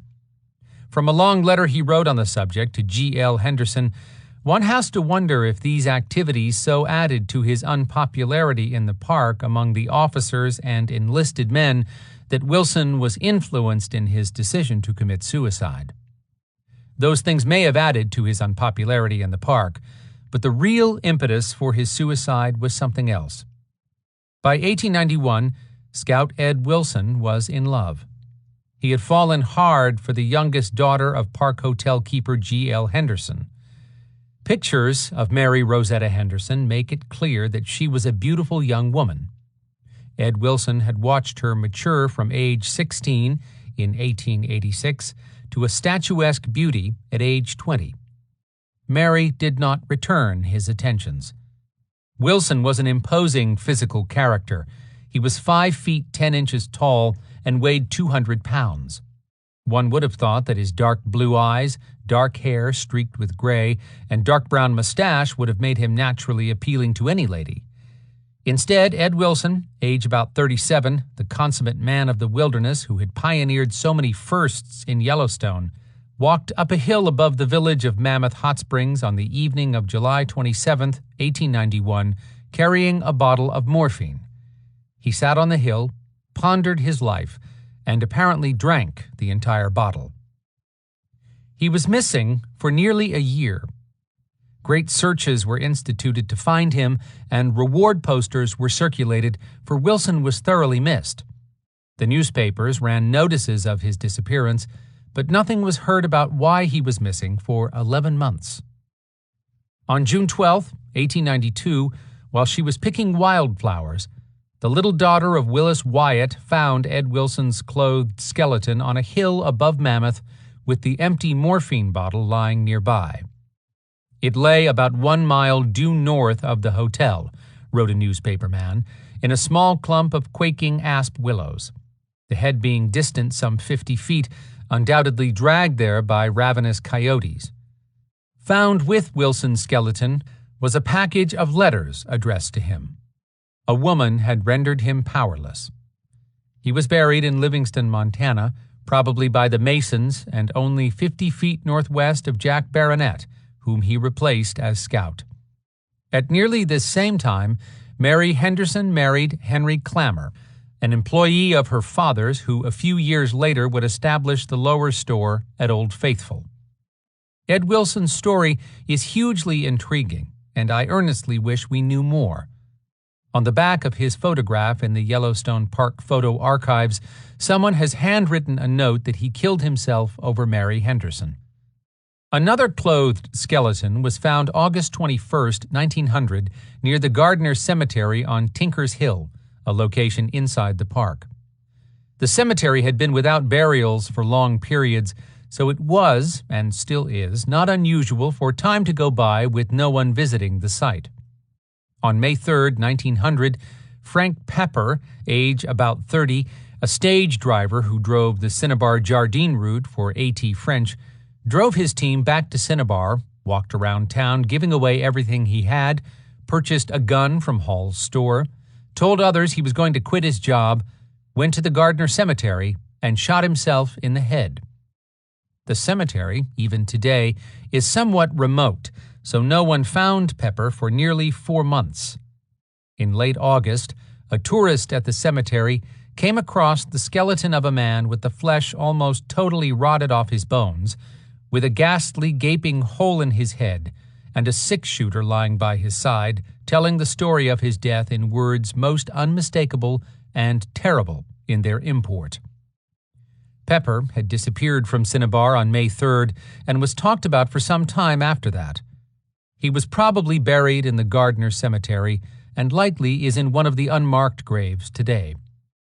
The reasons for his suicide remain unknown, but he too had grown powerless. Another Gardnerite killed himself close to the park, if not in it. Dan Bowman, about 45, was a teamster employed by businessman Larry Link. He was described as one of the best-known residents of Gardner. At 5 p.m. on July 13, 1905, Bowman, who had been drinking heavily of late, drove his team to the barn, fed and watered them, took a packet of letters to Mrs. Job nearby, went back to the barn, lay down on a cot, and shot himself in the head with a .38 Colt revolver. The reasons for his suicide remain unknown. Otto Wiggins' story is strange in that he was on his way to Yellowstone by train. At Saratoga, Wyoming, on May 18, 1906, while eating breakfast in a tent, Wiggins drew a pistol from his companion's pocket and, saying only the word goodbye to his 12-year-old son, shot himself through the head. Wiggins, a barber from Pearl, Colorado, had just started a vacation trip and was traveling with his son and a companion. Eugene Clark's story is sad, but also very romantic. We have few facts on his death at Mammoth Hot Springs because it did not make the local newspaper, but we know that he died of carbolic acid poisoning. Carbolic acid was commonly used in his day as a means to commit suicide. It could be easily purchased at any drugstore for 15 cents an ounce, and 1 ounce was all that was needed to do the job.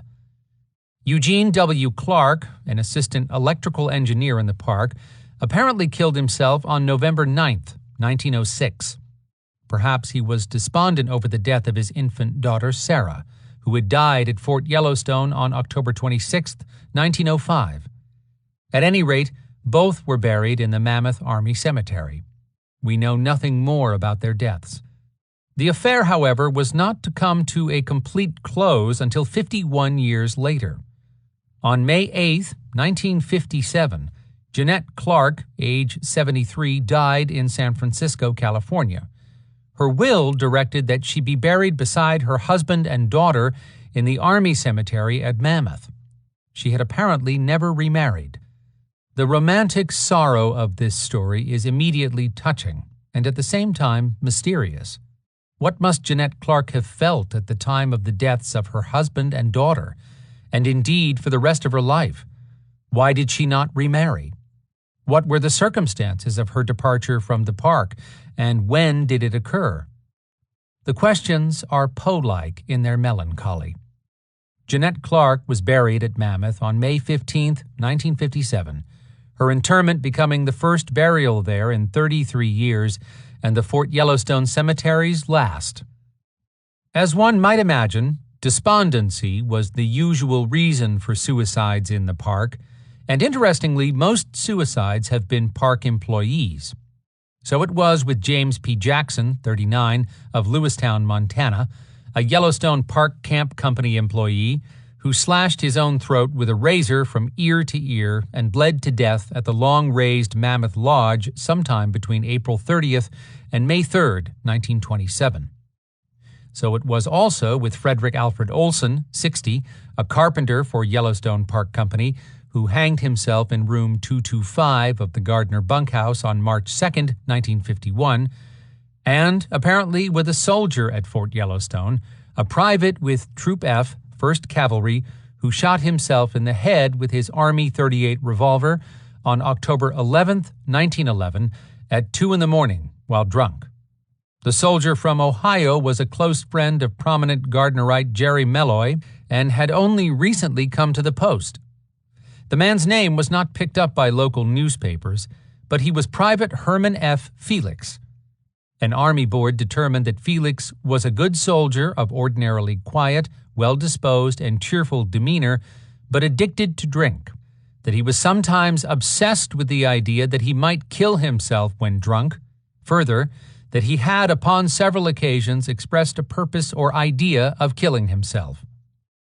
He was the second soldier to kill himself at Fort Yellowstone that year, for Thomas King, aged 22 and trumpeter in Troop F, had shot himself twice in the abdomen on the afternoon of June 27, 1911. King left 2 notes, one to his mother and the other unaddressed and pinned to his shirt. The first said only, "I am through. Goodbye," while the second was a request to be buried in civilian clothes. Apparently, life in the Army had not treated him well, even though he had been enlisted for less than a year. King's body was shipped to his relatives in Dryden, Utah. Another despondent park area employee was Charles W. Anderson. His body was found in an old prospector's tunnel just outside the park on September 30th, 1906. Anderson, 59, of Gardner and Cook City, had placed a sawed-off Winchester to his right ear and fired. Nothing else is known. With Park Ranger Judson M. Rhodes of Covelo, California, the despondency was due to debts. A graduate of the University of California in forestry, Rhodes, 31, had been a Yellowstone Ranger for 4 years when he shot himself at the west entrance on January 9, 1938. His wife heard the gunshot that ended his life. A ranger who knew Rhodes recalled later that he had gotten himself into serious debt and had been depressed since a trip to California wherein he'd lost a $380 car in a mudslide. His grandson, who shares his name, believes that he was also depressed because he was underemployed, and certainly that happened to many people during the Great Depression. Judson Rhodes's tombstone in Covelo says, "Presented by the National Park Service, Yellowstone, NP." Fear of his father's looming punishment may have been the reason for 13-year-old Pud Robinson's suicide on November 15, 1938, but we do not know that for certain, and his shooting could have been accidental. For that reason, I have chosen to place the story in the Deaths from Accidental and Self-Defense Shootings chapter, refer to Chapter 19. At this writing, we do not know the reasons why Gar Nelson of Ogden, Utah, hanged himself in his Yellowstone Park Company quarters at Old Faithful Lodge on August 30th, 1959, nor why Shirley Pitkin Clark, 36, another park employee, killed herself by drinking lye on November 19, 1962, at the Mammoth Trailer Village. Clark died 2 days later at Livingston Hospital. Nor do we know for sure why Frank M. Deckard, 56, killed himself in his cabin on Deckard Flats, near Jardine, Montana, on October 19, 1930, but folks who knew him said it was because he was depressed over the government's eminent domain taking of his land there. His family left their name on the flat just north of the park boundary. This was the same Frank Deckard that 25 years earlier had been so badly kicked by a horse at Cinnabar that the newspaper reported it. It also reported that his father, Alexander Deckard, had been killed in a wagon accident the preceding autumn. Refer to Chapter 18. Yellowstone tourists have only rarely done themselves in. Robert Eichen Jr. was a park visitor from Buena Park, California, whose suicide at age 43 was a mystery. He was found in his car on the Mammoth Gardner Road on August 14, 1960, with a gunshot wound to the chest. Glenn C. Reeser must have left a big impression on a park visitor at Fishing Bridge Campground. Reeser, 59, a National Park Service maintenance employee from Southwick, South Dakota, chose that campground's Comfort Station utility room to hang himself in on July 17, 1964. His body was found by a very startled camper. Another NPS maintenance employee shot himself in the head on June 8, 1967. "Bernie's committed suicide," said laborer George Clark to Ranger George Mernon when Mernon arrived the following day. Bernard Walter Bain, 23, was found with a bullet hole in his right temple on June 9th in the government bunkhouse at Canyon Village. On the table against the north wall was a pint bottle of whiskey, empty except for a half-inch remaining. Although Bain had mentioned suicide, his fellow employees had not known him to be depressed. Getting fired was probably the trigger for April W. Cruz's suicide on June 3, 1978. Cruz, 32, had been working at the Mammoth Reservations office and then at Lake Hotel as a housekeeper. She was fired on June 2nd by the Yellowstone Park Company from the latter position, and the following day she was found in front of the Cliff Houses near the old Mammoth Lodge site with a self-inflicted gunshot wound to the head. The man whose house she died in front of was probably the man she blamed for her firing. One of the more interesting suicides in the park was one that never happened. Workmen employed on the roads on Sepulchre Mountain, probably the old Mammoth Gardner Road, in August of 1901 found a note which pointed to the possible suicide of employee B.F. Weaver. It read, "The writer, B.F. Weaver, came here to die. Someone please drop a line to my mother, Susan E. Weaver, Buffalo, Kansas. The finder of this note will do me a favor if he will write. My name is B.F. Weaver. Left home, 1892. Weaver had been employed in the park for several days the preceding spring, but disappeared and had not been heard from since, so his death was supposed. However, Weaver soon showed up at the Mammoth Post Office to pick up his mail. He was very much alive. Speaking of the Mammoth Post Office, one of its postmasters and an employee killed themselves, probably in late 1939. The details of these two deaths are obscure, but Claude W. Anthony, who took over as postmaster on January 20th, 1936, killed himself as a result of the malfeasance of a minor employee and while under a suspension. Another career employee of that post office, name unknown, took his own life at nearly the same time in connection with the same event. Details are not currently known about either of these suicides, but historian Aubrey Haynes, who lived in the park at that time, stated of the two men that neither was culpable, yet both felt responsible for whatever the event was. A search of newspapers has failed so far to turn up the circumstances of this bizarre event. Of course, a number of probably many suicides occurred just outside the park, including that of Henry Galat, who killed himself at Jardine, Montana in April of 1905. Another, also at Jardine, was Frank Sellon, a teamster aged 28, who shot himself in the forehead on Saturday, November 23, 1940. Yet another was Joseph R. Sherrill, who was found hanging from a tree in Cook City in early July of 1940. Cook City, like Jardine, can be a cold and probably more importantly dark place in the winter because the sun does not peek into it until later most mornings, so one instinctively wonders whether that darkness has been a factor in suicides. Two more are known at Jardine, although details are sketchy. Earl Johnson of Roundup, Montana, says that Deadeye Dick Myers killed himself at Jardine, and so did Joe Tribble, both in similar fashions, and both men were miners. Myers lived on a small homestead bordering Bear Creek. He always told me and other people, said Johnson, that when the time came he would save the country the trouble of a burial, filled his cabin with wood, soaked it with kerosene, set it on fire, then shot himself. Did a very good job as the bones were hard to find. That incident, which killed 80-year-old prospector Myers, occurred on July 15, 1949.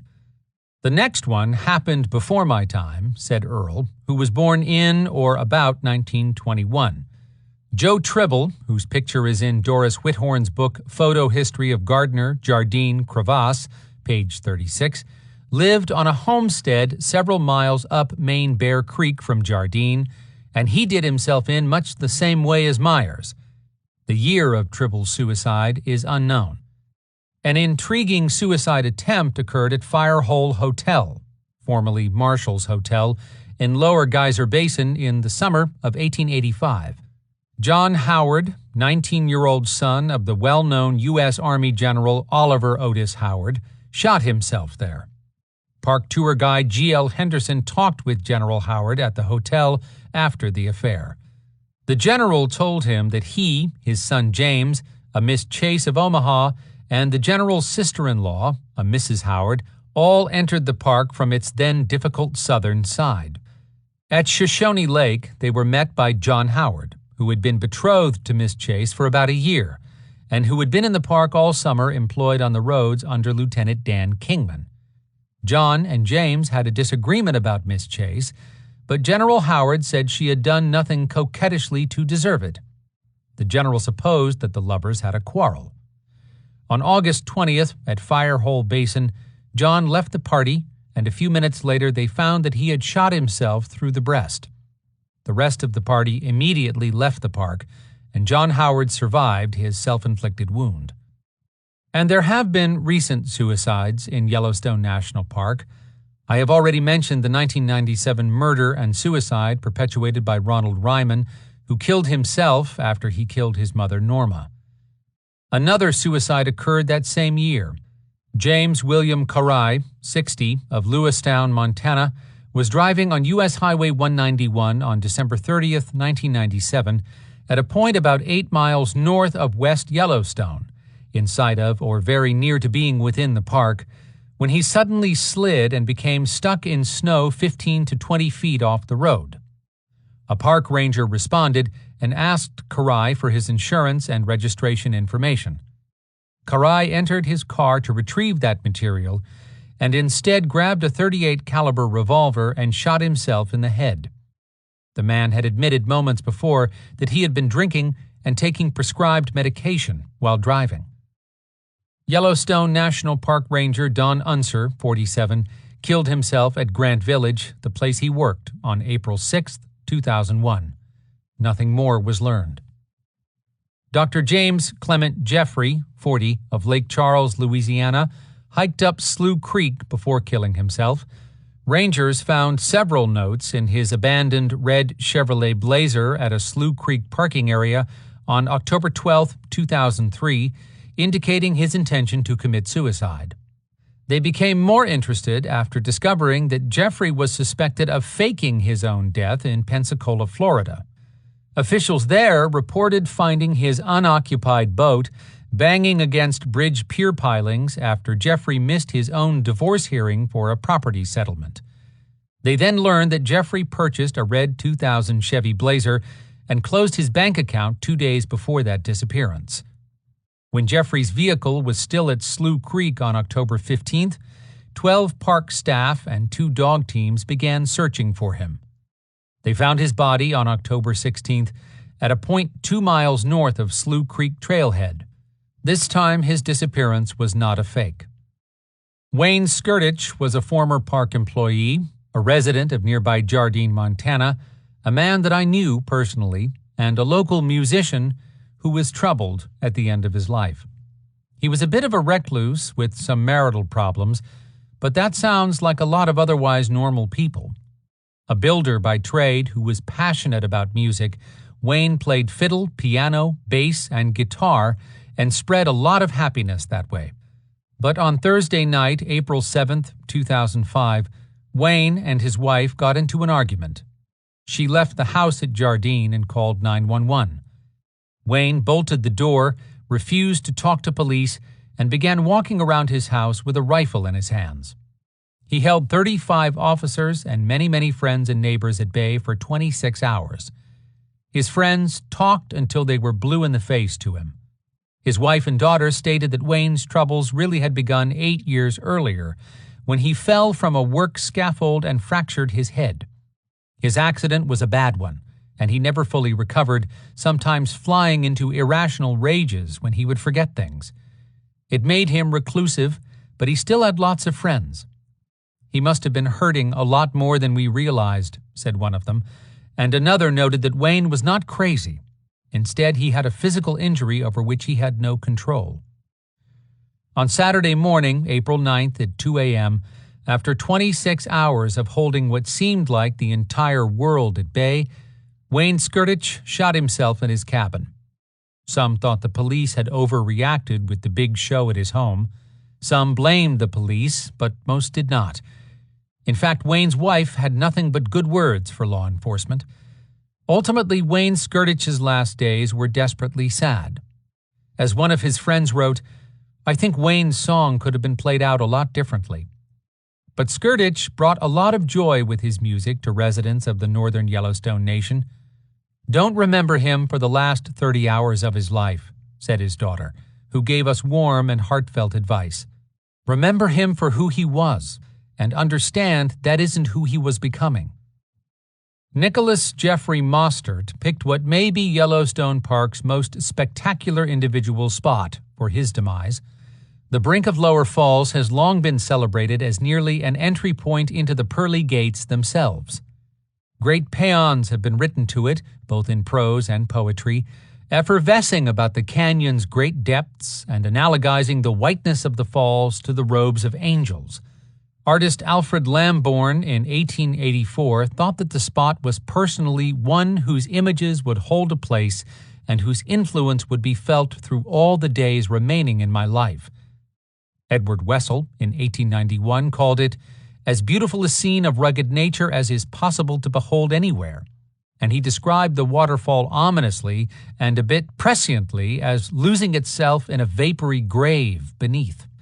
Traveler Henry Estabrook that same year tried vainly to describe what he saw and felt from there as he looked over the precipice. He knew that he was terrified.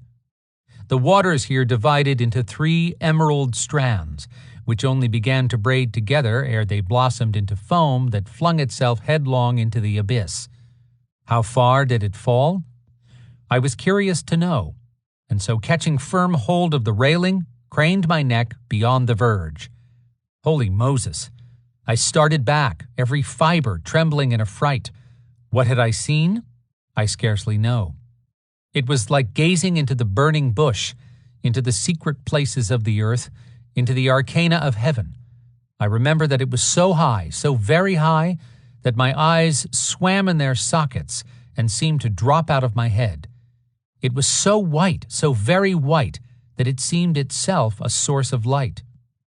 Nicholas Jeffrey Mostert's death at this place was desperately sad. He was 20 years old, from Salt Lake City, Utah, and was a gifted musician, lyricist, and composer. He was passionate about hiking, snowboarding, and the environment, and family members say that he felt most at home in nature. On June 16, 2009, Nicholas descended the trail to the brink of Lower Falls near Canyon Village to see the monster waterfall at its top. The waterfall was carrying more than 44,000 gallons of water per second as it fell 308 feet into the Grand Canyon of the Yellowstone.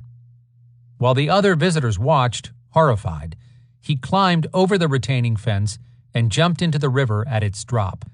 He was immediately swept over the brink, falling more than 300 feet in the water of Lower Falls to the rocks and river below. His body was not immediately recovered. Park spokesman Al Nash attempted conciliatorily to explain the suicide. "Parks hold a special place in people's hearts," he said. "There are some individuals who feel it's important to have that kind of connection in those final moments." Another commentator was out of line, in my opinion, claiming that it was Yellowstone's 6th suicide since 1997. A politically conservative writer only 13 days later denounced liberals and green-oriented folks like Mostert for killing themselves in such a wasteful and selfish manner, because taxpayers have to pick up the tab for recovery, and because in a twisted way it's the ultimate statement in support of the environment. This seems to me like an unreasonable political swipe at liberals, because conservatives kill themselves too, and they too can be environmentalists. Another recent suicide was Peter Lewis Kastner, a self-imposed and horribly sad death caused by post-traumatic stress disorder. Kastner was 25 years old and a decorated U.S. Marine. Raised in Minnesota, he enlisted in the military right out of high school. He scored a perfect 300 on the Marines' rigorous physical test during basic training and then deployed to Iraq. Injured in at least 2 roadside bomb attacks, he was promoted to sergeant and earned the Combat Action Ribbon and the Purple Heart for head injuries, once having to pick up the exploded remains of a fellow soldier. Discharged in 2007, he returned to Minnesota, where he and his wife suffered a car wreck that left him with a concussion. That exacerbated his post-war stress. He couldn't focus, couldn't concentrate, and couldn't remember things, said his mother Sarah, while his father, Larry Kastner, observed that he became more difficult to connect with and more difficult to have a logical conversation with. Following a divorce, Peter moved to Oklahoma City to pursue a college degree in accounting at the University of Oklahoma, my own alma mater, so that is one more item about this particular incident that rips at me.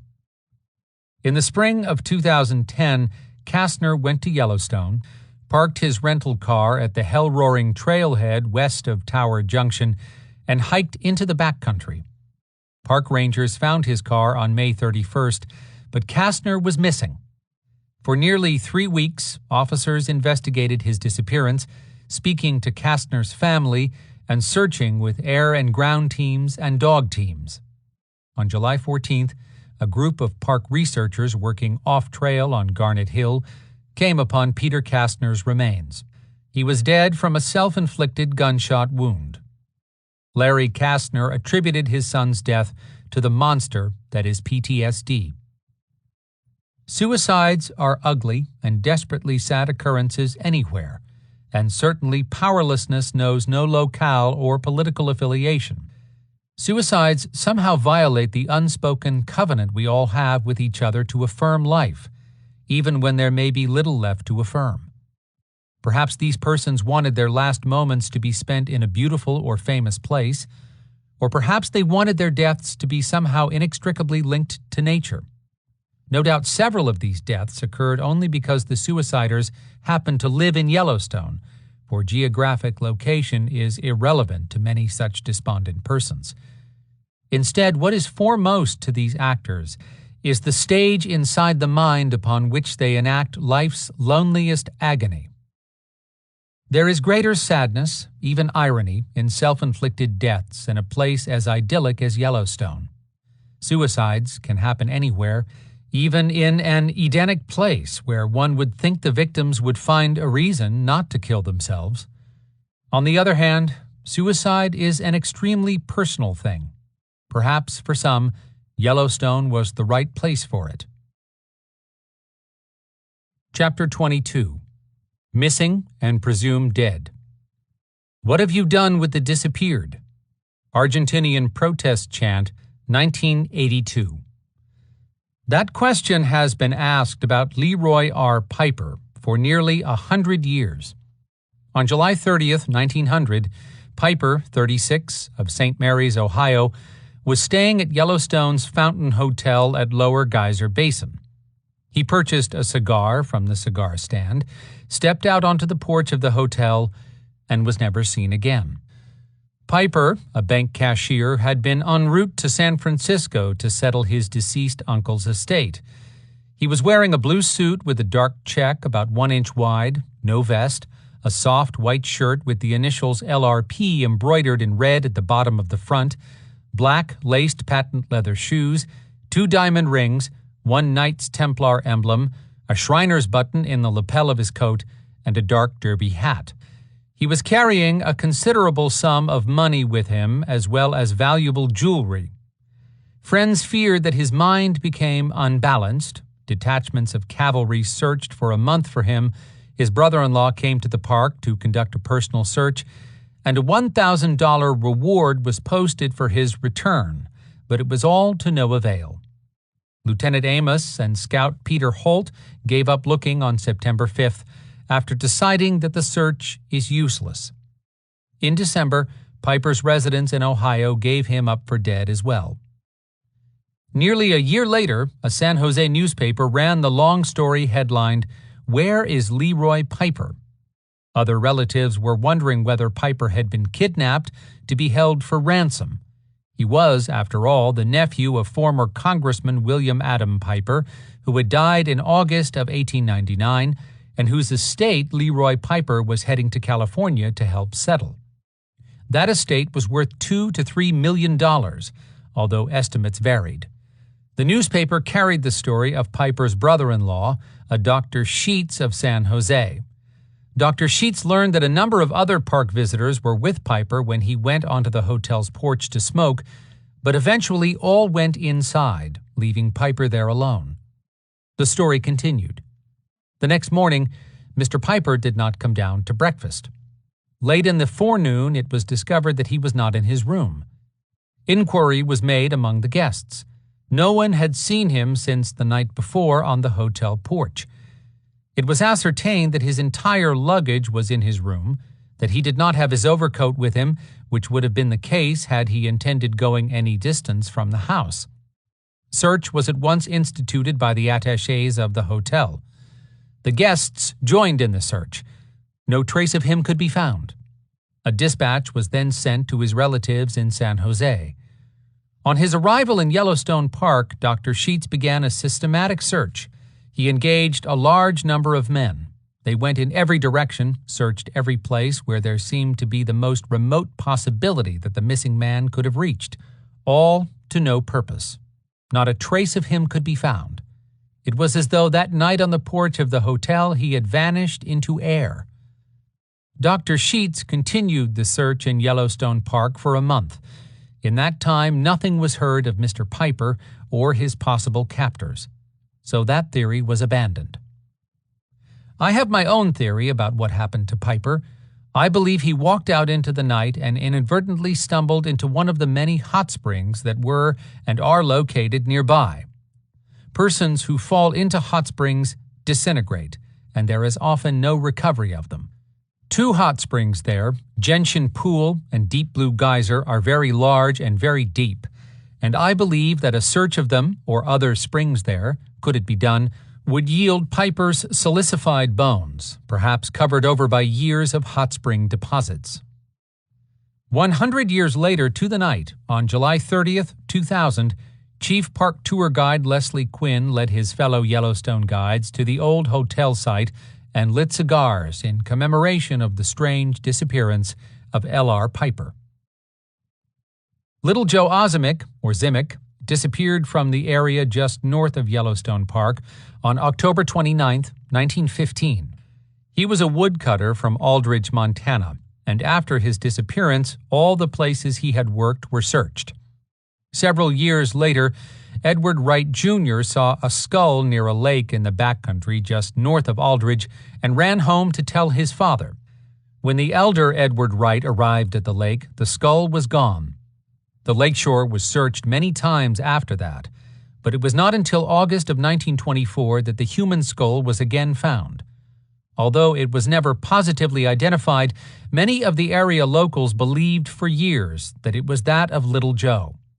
Today, that lake just north of Yellowstone National Park is known as Little Joe Lake. A young boy who disappeared in Yellowstone Park in 1966 has never been found, despite one of the most intense National Park Service searches in Yellowstone history.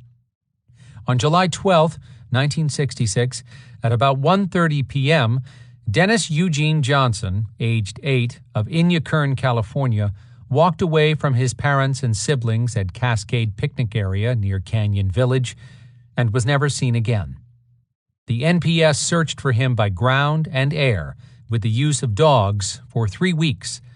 The search consumed thousands of man-hours, but Dennis Johnson was truly gone. His brother stated just before the search was called off that he thought the NPS had done everything possible.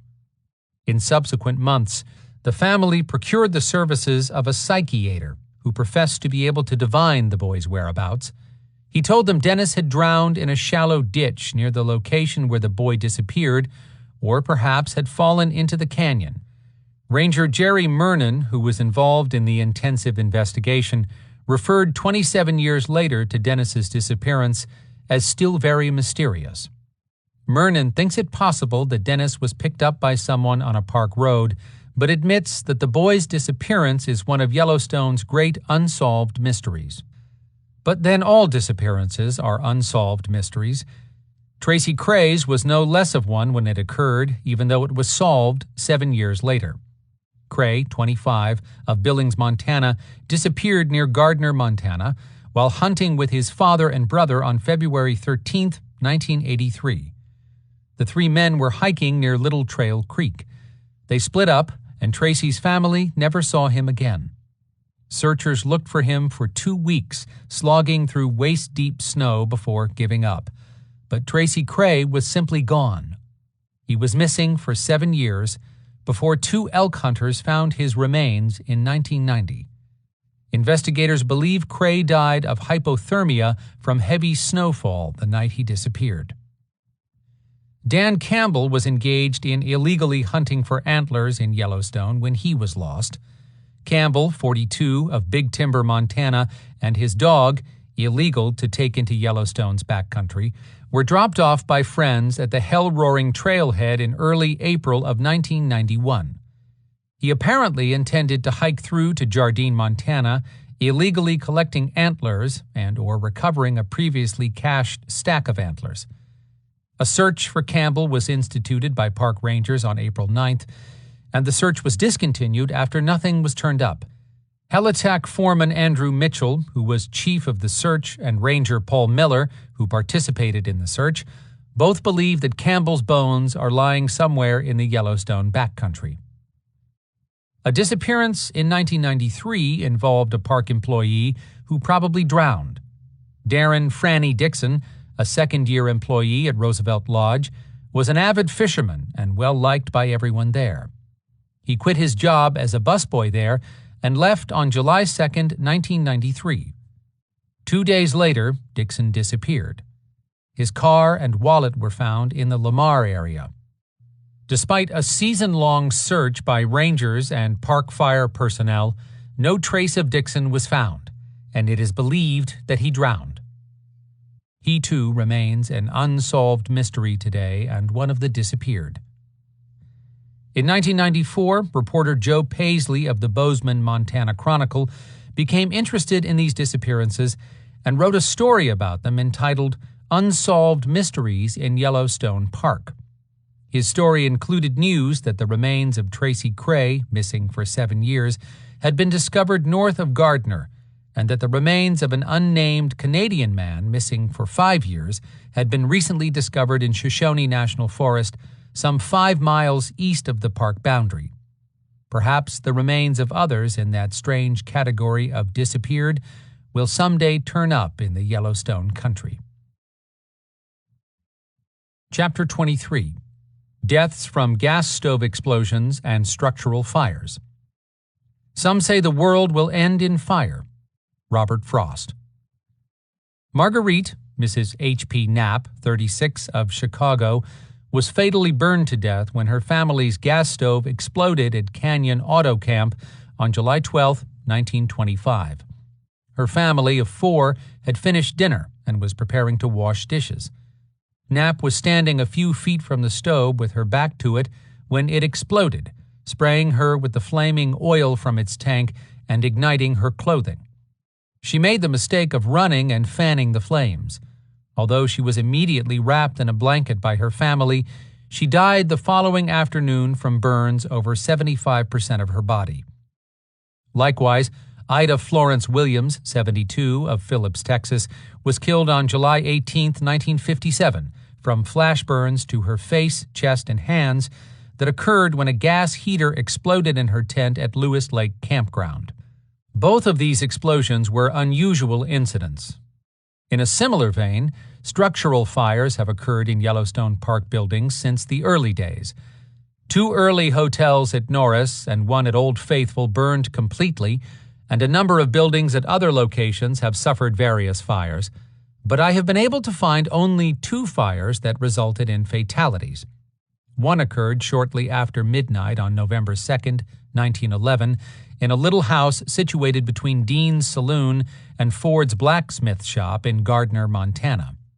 The place burned fiercely, but the volunteer fire department controlled the blaze, only to find the charred remains of an unknown man, burned to a crisp and utterly unrecognizable. In time, the man was identified as John C. Kelly, a 42-year-old laborer who had been jailed in Livingston several times for drunkenness. A second fire occurred right on the park boundary at Gardner, Montana, during the early morning hours of August 9, 1950. The fire totally destroyed the Park Hotel, formerly the Shaw and Powell Hotel, on Park Street, then located on the site of the present town cafe. At 3:15 a.m., a neighbor of the hotel across the alley to the north saw flames and smoke and reported the fire. Hans Fixdahl, 60, the hotel night clerk, ran up and down the halls yelling, "Fire! Fire! Get out!" 16-year-old Donnaline O'Neill's Aunt Agnes and Uncle Roy Wilson owned the nearby Wilson Motel, and their dog Redcoat woke up Donnaline by barking. She remembers that she looked out just in time to see the flames at the back of the hotel and watched as the fire flashed in seconds to engulf the whole building. A number of people jumped from upper windows, and others saved themselves by running into the night wearing little or nothing. But Mrs. Charles Hay of Troy, New York, and Al DeRoshi of Casper, Wyoming, were both killed in the fire. According to Otho Mack, chief of the Gardner Fire Department, Mrs. Hay died when she rushed hysterically back into the flames to get her purse. Finally, one incident involving exploding gas in the coal mine at Hoare is known from 1895. Cornelius Con Lowney, described as one of the pioneers of Cook City and a Grand Army veteran, was killed in the Montana Coal and Coke Company's coal mine at Hoare from an explosion of gas. On January 25, 1895, Lowney, about 58, was in the mine at 8 a.m. with his partner Eugene Underwood. As the two walked into their workroom about 400 feet from the mouth of the tunnel, they smelled gas and began fanning it with their coats. Just then, their supervisor walked up to them with another man.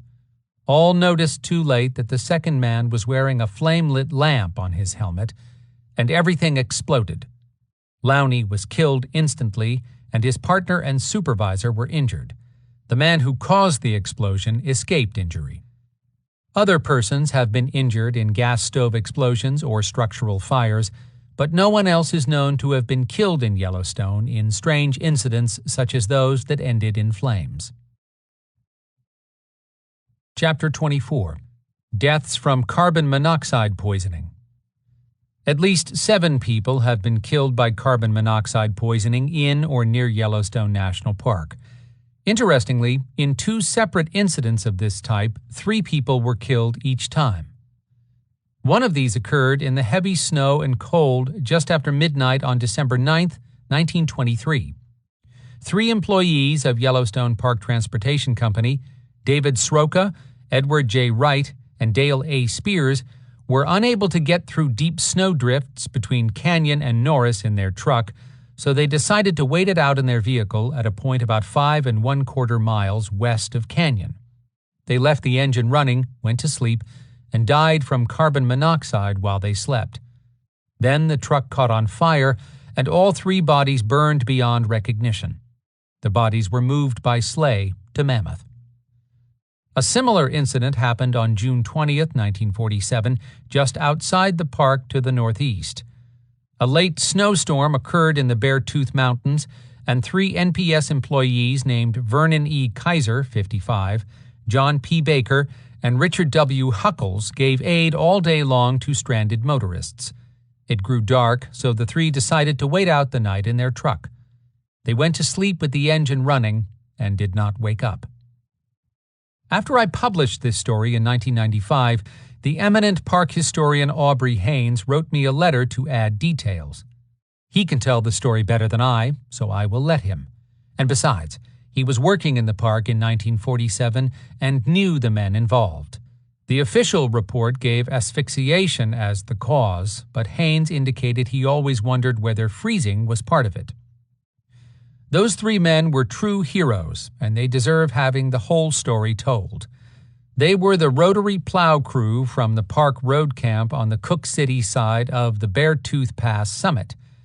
There was one of those early summer snowstorms, lots of snow, and the east side camp near Red Lodge didn't get the gate shut soon enough. About 20 cars and a park coal truck got past and into the storm.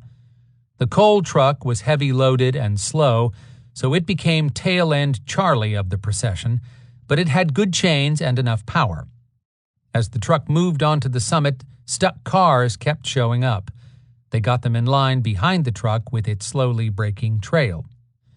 This caravan of vehicles got over the top and was on the downgrade toward Cook when they came to a through cut, the one with the 180-degree curve below it, and there was a car and its trailer house stuck solid in the cut. That stopped the procession. Before noon, the park rotary plow from the camp where the road starts up from Clark's Fork, that was Kaiser's outfit, reached the blockage.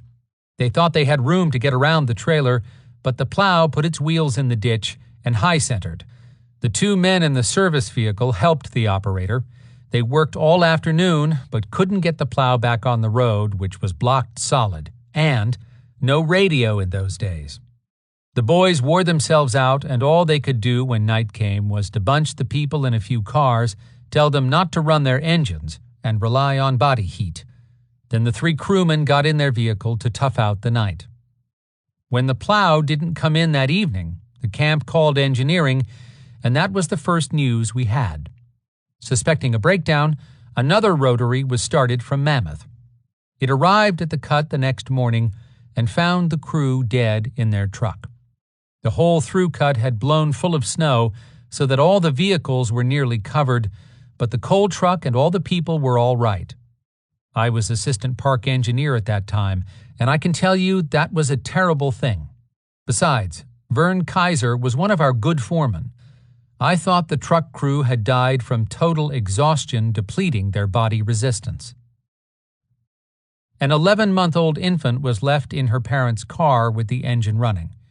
Lois Christine Fenner of Firth, Idaho, died at Madison Campground on September 8, 1946. In former years, internal combustion engines were notorious for leaking carbon monoxide into passenger compartments. They are safer today, but the best advice remains not to fall asleep inside a running vehicle. Chapter 25. Travel in Wonderland. Death on the road and in the air, carriages without horses shall go, and accidents fill the world with woe. Mother Shipton, 1500s. As on the ground, so also in the air, planes collide with disquieting consequences. John Kenneth Galbraith. The automobile was officially admitted into Yellowstone National Park in August of 1915, and the park has been completely motorized since the summer of 1917, when 111 passenger and 17 7-passenger buses replaced all horses and stagecoaches. At one point, a few years later, the Yellowstone Park Transportation, YPT Company, boasted that it had 365 buses, one for each day of the year. The Yellowstone transportation system had begun in 1880 with the first commercial stagecoach tour through the park, and it lasted in large form through 1990, when TW services began to scale the buses back dramatically. Of course, travel deaths include those caused by automobiles and airplanes. Automobile deaths, as mentioned earlier, are legion and considered ordinary, so I have elected to omit them. Suffice it to say that Yellowstone National Park today sees about 0 to 5 auto fatalities per year. Airplane travel to Yellowstone began in 1935, when an airport was established at West Yellowstone, Montana. From the beginning of bus tours in 1917, park buses, like private autos, were occasionally involved in wrecks. However, unlike automobiles, buses were not often involved in fatal accidents. The few we know of tend to stand out. Only 4 years after motorization, a park bus wreck killed a woman. At 5:30 p.m. on July 15, 1921, YPT driver Harry Dooley was driving 10-passenger bus number 157, 11 miles east of Fishing Bridge Junction, then called Lake Junction, and traveling a little fast, but not 20 miles an hour. For some inexplicable reason, perhaps a mechanical failure, the bus left the road and went over an embankment. 10 persons suffered minor injuries, but Emma B. Childers, 38, of Wichita Falls, Texas, was killed instantly when her neck was broken. All of the passengers were united in stating that the driver had been very cautious and was not to blame. A park bus driver was killed on August 25, 1931. At 6:45 p.m., bus driver Delbert McConaughey, 24, of Butte, Montana, driving YPT Company bus number 205, was deadheading, driving without passengers, from Tower to Mammoth. At a sharp right turn between the 5 and 6 mile posts out of Tower, the bus left the road about halfway into the turn, skidded sideways about 20 feet, jumped 16 feet, rolled once, and landed on its top or side. McConaughey was thrown 20 feet down the slope below the bus.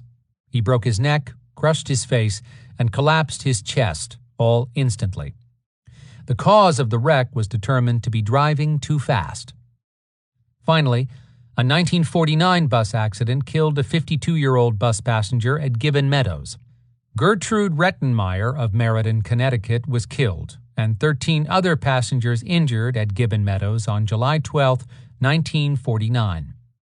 This was the first serious wreck in many years that involved a YPT Company bus, here a 706 model. The wreck also involved a Peter Kiewit and Sons tractor-trailer rig and a third car. Mrs. Rettenmeyer was killed when she was caught under the overturned YPT bus and suffered a skull fracture.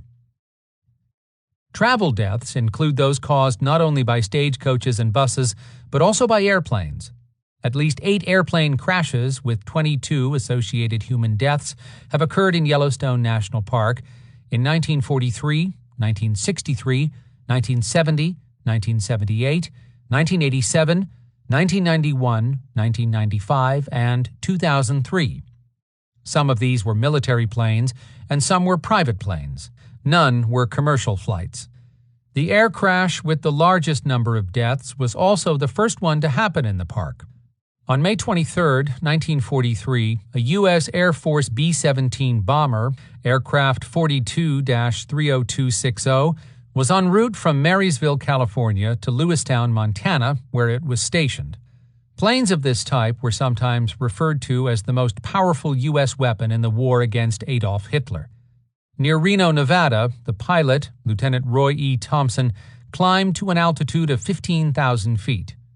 Near West Yellowstone, Montana, he ordered the crew to bail out. His order was interrupted by co-pilot James Hiley's simultaneous order over the headphones, "Get out now! Get out now!" But most of the crew was sleeping, lulled by the 4 1,000-horsepower Cyclone engines. On the ground, Park Ranger Tom Ela heard the trouble. My wife Betty and I'd been to a birthday party and had just gotten home when we heard the plane go over. I went to the window because I knew it wasn't sounding right. We could hear it go into a scream as it went down. Ela rushed to a nearby observation spot and saw the sky light up with flame. The plane was seen by at least 2 ground witnesses who claimed it was on fire while in the air. The plane's bombardier, Lieutenant William McDonald, 24, was sleeping right by the hatch with his parachute on. When he heard the frantic orders in his headphone, he sleepily rolled out the hatch and pulled the ripcord. "The next thing I remember," said McDonald later, "was I was way up in the air, coming down in my parachute. I could see 2 big flames below where the plane crashed. Only seconds elapsed between the time McDonald jumped and the crash. Almost immediately, McDonald's chute snagged in a clump of trees, and he hit the ground hard in a snowbank. I had no idea where I was. It was pitch black in the woods, so I curled up on the ground and waited until daylight before moving." For the next 2 days, Bill McDonald ate snow to keep from dehydrating and tried to keep walking to stay warm. He wondered if the sounds in his headset had only been a nightmare and he had bailed out by mistake. When he saw a search plane on the second day, he managed to attract its attention by waving his shirt on a stick. The plane dropped him some canned food, but McDonald did not have a can opener. He got colder and colder. Meanwhile, Ranger Ela went with searchers looking for survivors of the crash. On the 3rd day, Ela climbed a tree and yelled, "Halloo!" for what seemed like the 1,000th time. But this time an answer came back. He said his name was McDonald, remembers Ela. He was very, very cold, and he asked, "Where am I?" because he had no idea. He told me he'd been sleeping right by the hatch with his parachute on. Ela and others were able to find the crash site with a compass reading. There wasn't much left except a smoking hole and pieces of bodies lying around, says Ela. He found an airman's foot still strapped in its boot. A short distance away was a body with its parachute still on. Ranger Bob Murphy saw another body nearby, also still trapped in its parachute. At least one other airman had been wearing his chute, but had been unable to eject due to the suddenness of the crash.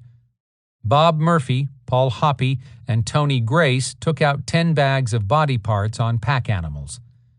In the following days, the local newspapers did not publish information about the incident, apparently because it was wartime. The Air Force was very quiet about the crash. The B-17 had crashed into the rugged park country just northeast of Jack Straw Basin, some 3 miles southeast of West Yellowstone. 10 crew members were killed instantly.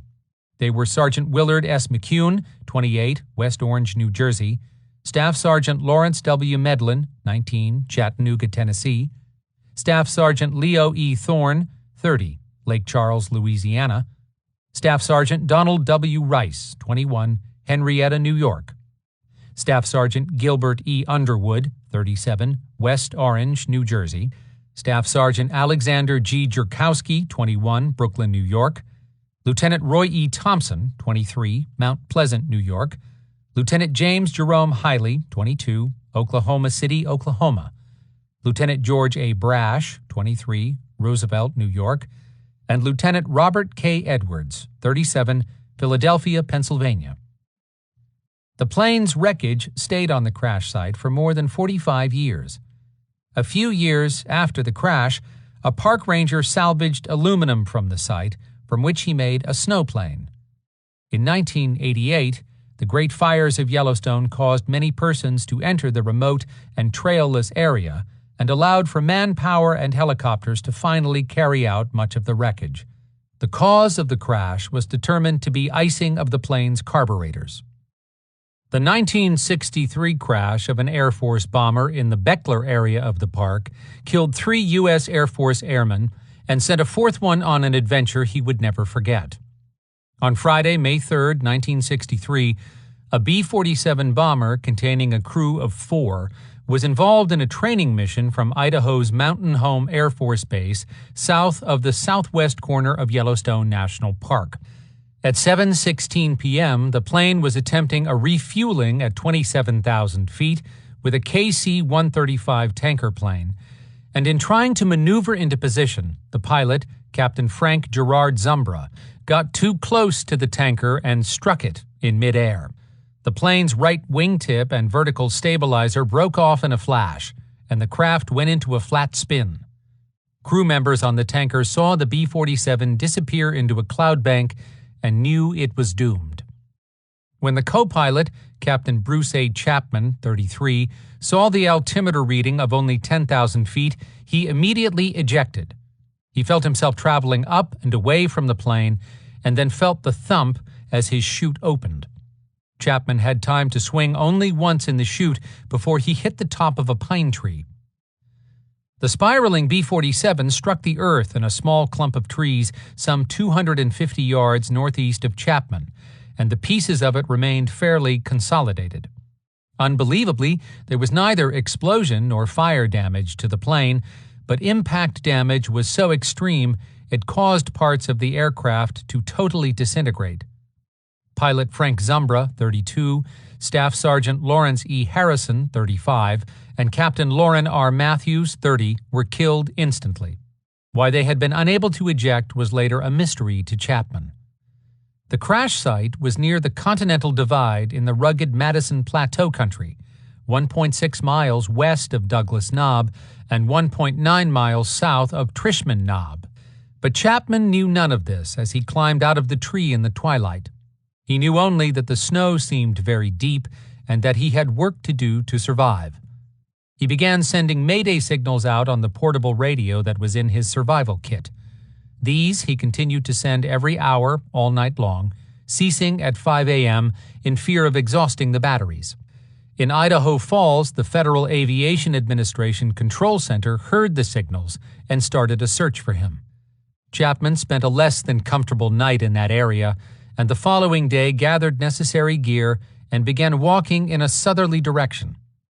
Walking through deep snow was extremely difficult. After he fell through the snow crust all the way to the ground, he fashioned himself a pair of snowshoes from tree branches. Later, when it rained, he built a shelter from his parachute and portable life preserver. With these and a fire, he protected himself all the rest of the day and through the night. Early on Sunday morning, Chapman spotted one of the military search aircraft and was able to call them on his radio. He was instructed by them to lay out his orange and white canopy and was finally seen from the air. Plucked from his makeshift camp safe and sound, Chapman stated later that he had gotten so hungry that he was watching some squirrels pretty closely. Military searchers found the bodies of Zumbra and Harrison in the plane's wreckage on Saturday, but due to the tangled mass of the debris, the body of the navigator, Captain Lauren Matthews, was not found until late on Sunday. The plane's wreckage remained on the site for more than 30 years. In September of 1993, amid much press coverage, members of the U.S. Army and the National Park Service removed the wreckage from its remote site south of Trishman Knob.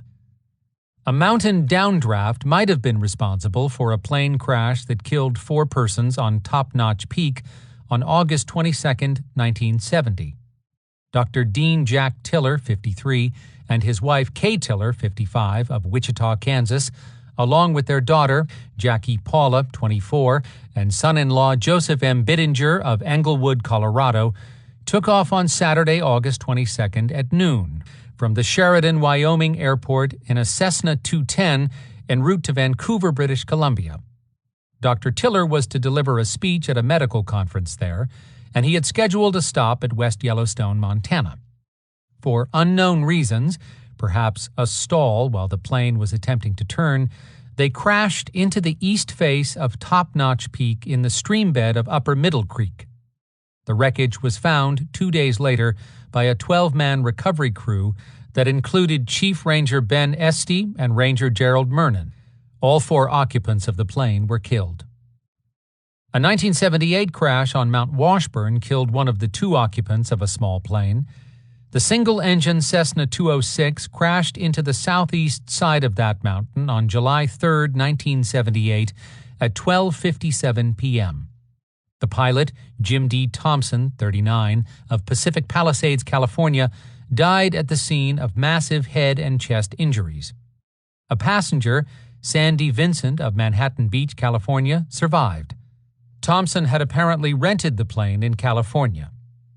A 1987 air crash occurred in the south part of the park near Mount Hancock.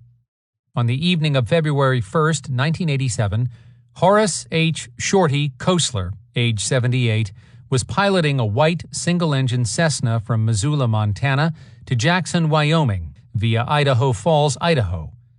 Radio contact with Koestler was lost by Jackson authorities when he was some miles northeast of Jackson. For unknown reasons, he crashed into the mountainous countryside 2.5 miles southeast of Mount Hancock at an elevation of 9,000 feet. 5 airplanes, 3 helicopters, and several skiers all searched 4 days for Koestler's plane. High avalanche danger, bad weather, and a snowpack of 7 feet all hampered searchers. Koestler's body was found in the wreckage on February 5th. He had apparently died on impact. A 1991 plane crash in Yellowstone led to a death caused by drowning. On July 4th of that year, Donald Jarrell, 43, and his son Keith took off in their homemade aircraft from West Yellowstone, Montana, at around 8:45 a.m. The aircraft was designed so that the pilot sat in front of the passenger. Jarrell issued a mayday call 15 minutes later.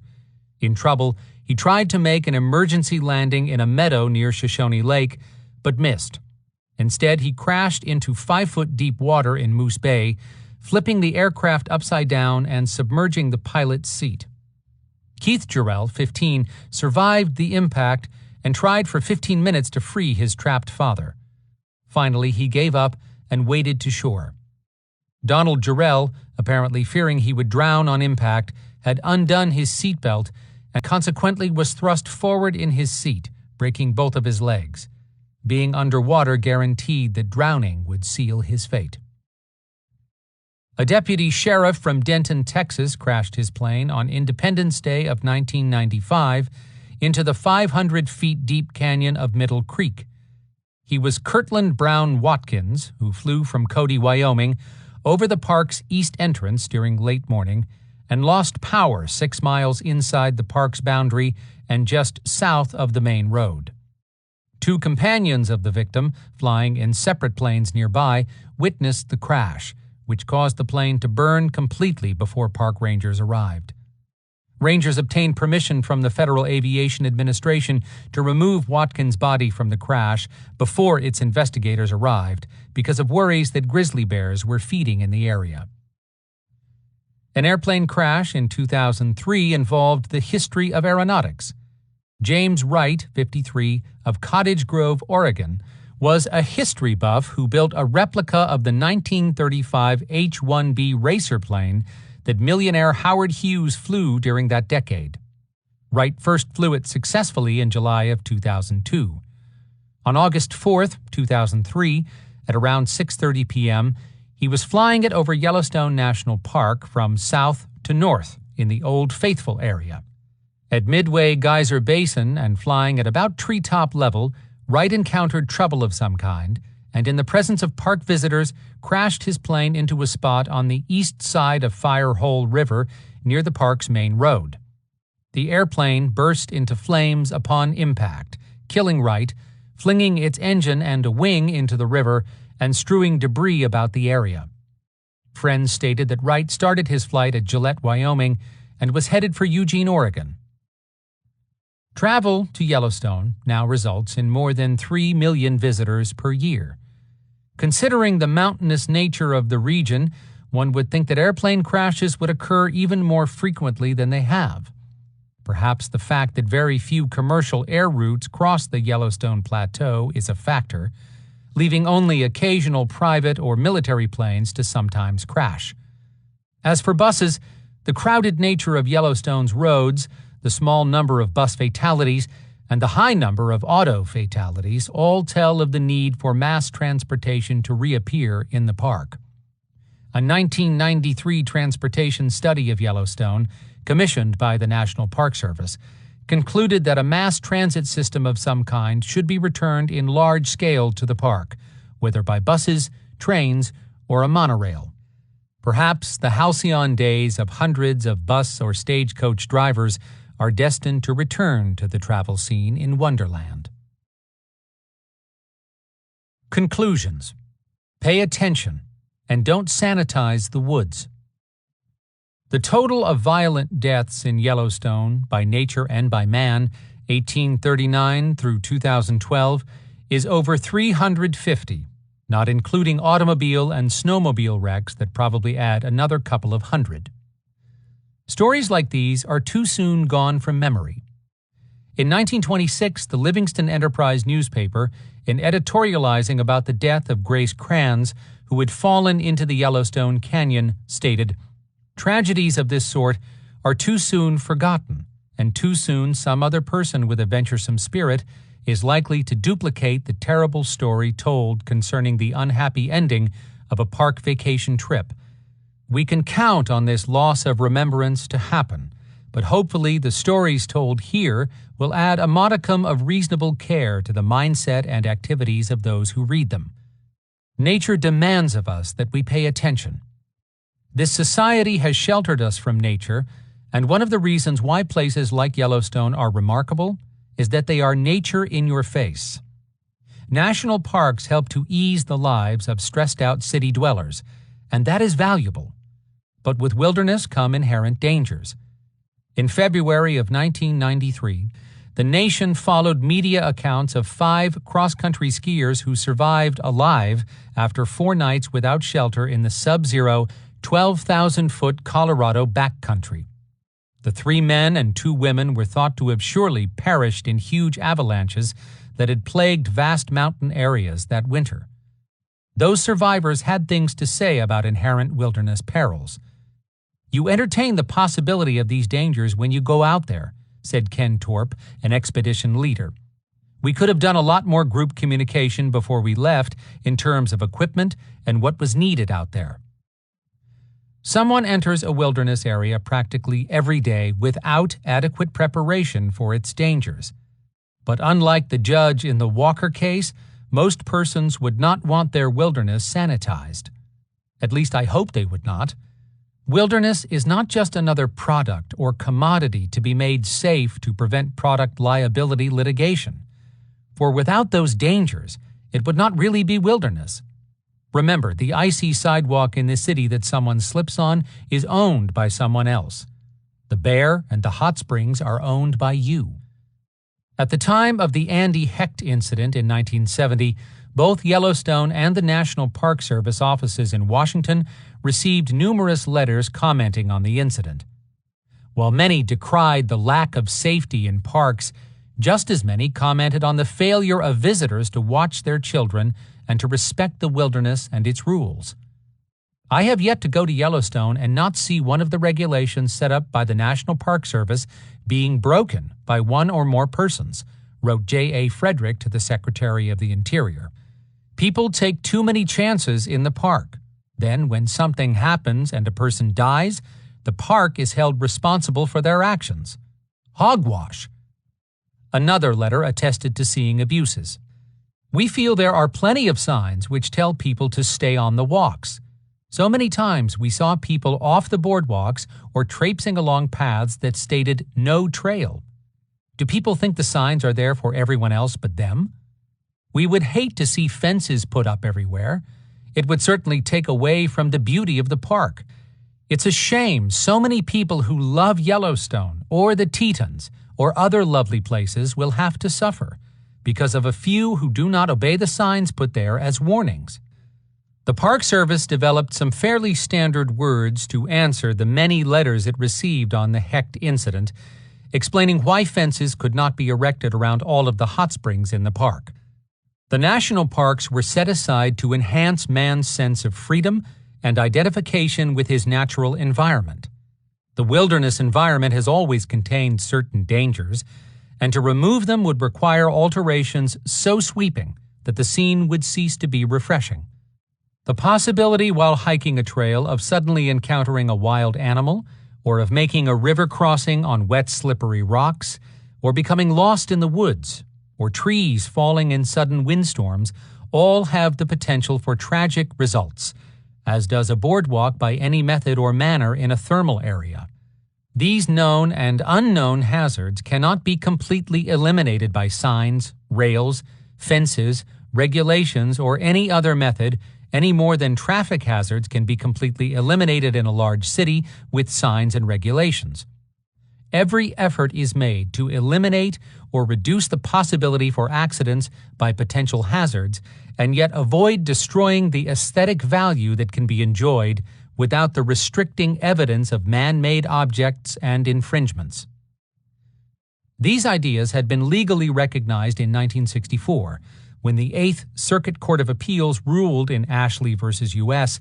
that the federal government is not an insurer of the safety of visitors to its parks. A park may be held accountable only if it is negligent. Another letter, this one from a thermal spring expert, acknowledged some of the relevant considerations of the Park Service in not erecting extra fences or signs. It is understandable that the Park Service does not wish to unduly restrict the activities of visitors, to intrude on the beauty of the environment with excessive signs, fencing, and guardrails, to display frightening messages at each public area, or to distribute gory depictions of burns and agonizing deaths. That letter recognized the problem of balance between adequate warnings and personal responsibility, between safety and letting a wilderness area remain wilderness, between reducing the possibility for accidents and yet preventing inordinate city-style clutter in the woods. But most importantly, the Tenth Circuit Court of Appeals' recent Elder case, as discussed in Chapter 1, now backs up this proposition with applicable case law. And the older U.S. Ninth Circuit Court of Appeals Walker case has left us some citable common law on these matters. Both of these cases present material that is quite usable in future cases. The significance for the national parks of having these words written in black and white in appellate court decisions cannot be overstated. The Walker Court noted, to require the Park Service to post signs and warnings on every boardwalk, path, or trail every few hundred feet throughout a park as extensive as Yellowstone would not only be prohibitive in cost, but would destroy the park's beauty as well. To require the Park Service to search out from among the 25,000 daily visitors on the days Walker and Bradbury were in the park, those two and any others who had entered the park without paying and without receiving the warning bulletins, and to hold that failure to warn such individuals as actionable negligence, is for the Congress and not for the courts. Congress has not intended such broad coverage. Dangers are simply a part of wilderness, and when one enters wilderness, one must take it on its own terms. As Dr. Don Despain said long ago, the resource at Yellowstone is not 40,000 elk or 4,000 bison or 10,000 hot springs or 200 lakes. The resource is wildness. And unlike a zoo or a museum or an amusement park, the worth of that wildness depends almost totally on its wholeness. Dangers are a part of that wholeness. While appreciating its wholeness, we must never abandon a healthy respect for wilderness. Wilderness is impersonal. It does not care whether you live or die. It does not care how much you love it. So while we are loving the Yellowstone wilderness, while we play in it, indeed revel in it, taking it on its own terms and helping to protect it, we foolish mortals must always remember to respect it. For not only can it bite us, but, indeed, it can devour us. This concludes Death in Yellowstone by Lee H. Whittlesey, narrated by Stephen R. Thorne. Copyright 2014 by Roberts Reinhardt Publishers. This unabridged audiobook is published by arrangement with Globe Pequot Press, a subsidiary of the Rowman and Littlefield Publishing Group, Incorporated, and was produced in the year 2016 by Tantor Media, Incorporated, a division of Recorded Books, which holds the copyright thereto. Please visit Tantor.com for more information on our growing library of unabridged audiobooks and to take advantage of special offers. Audible hopes you have enjoyed this program.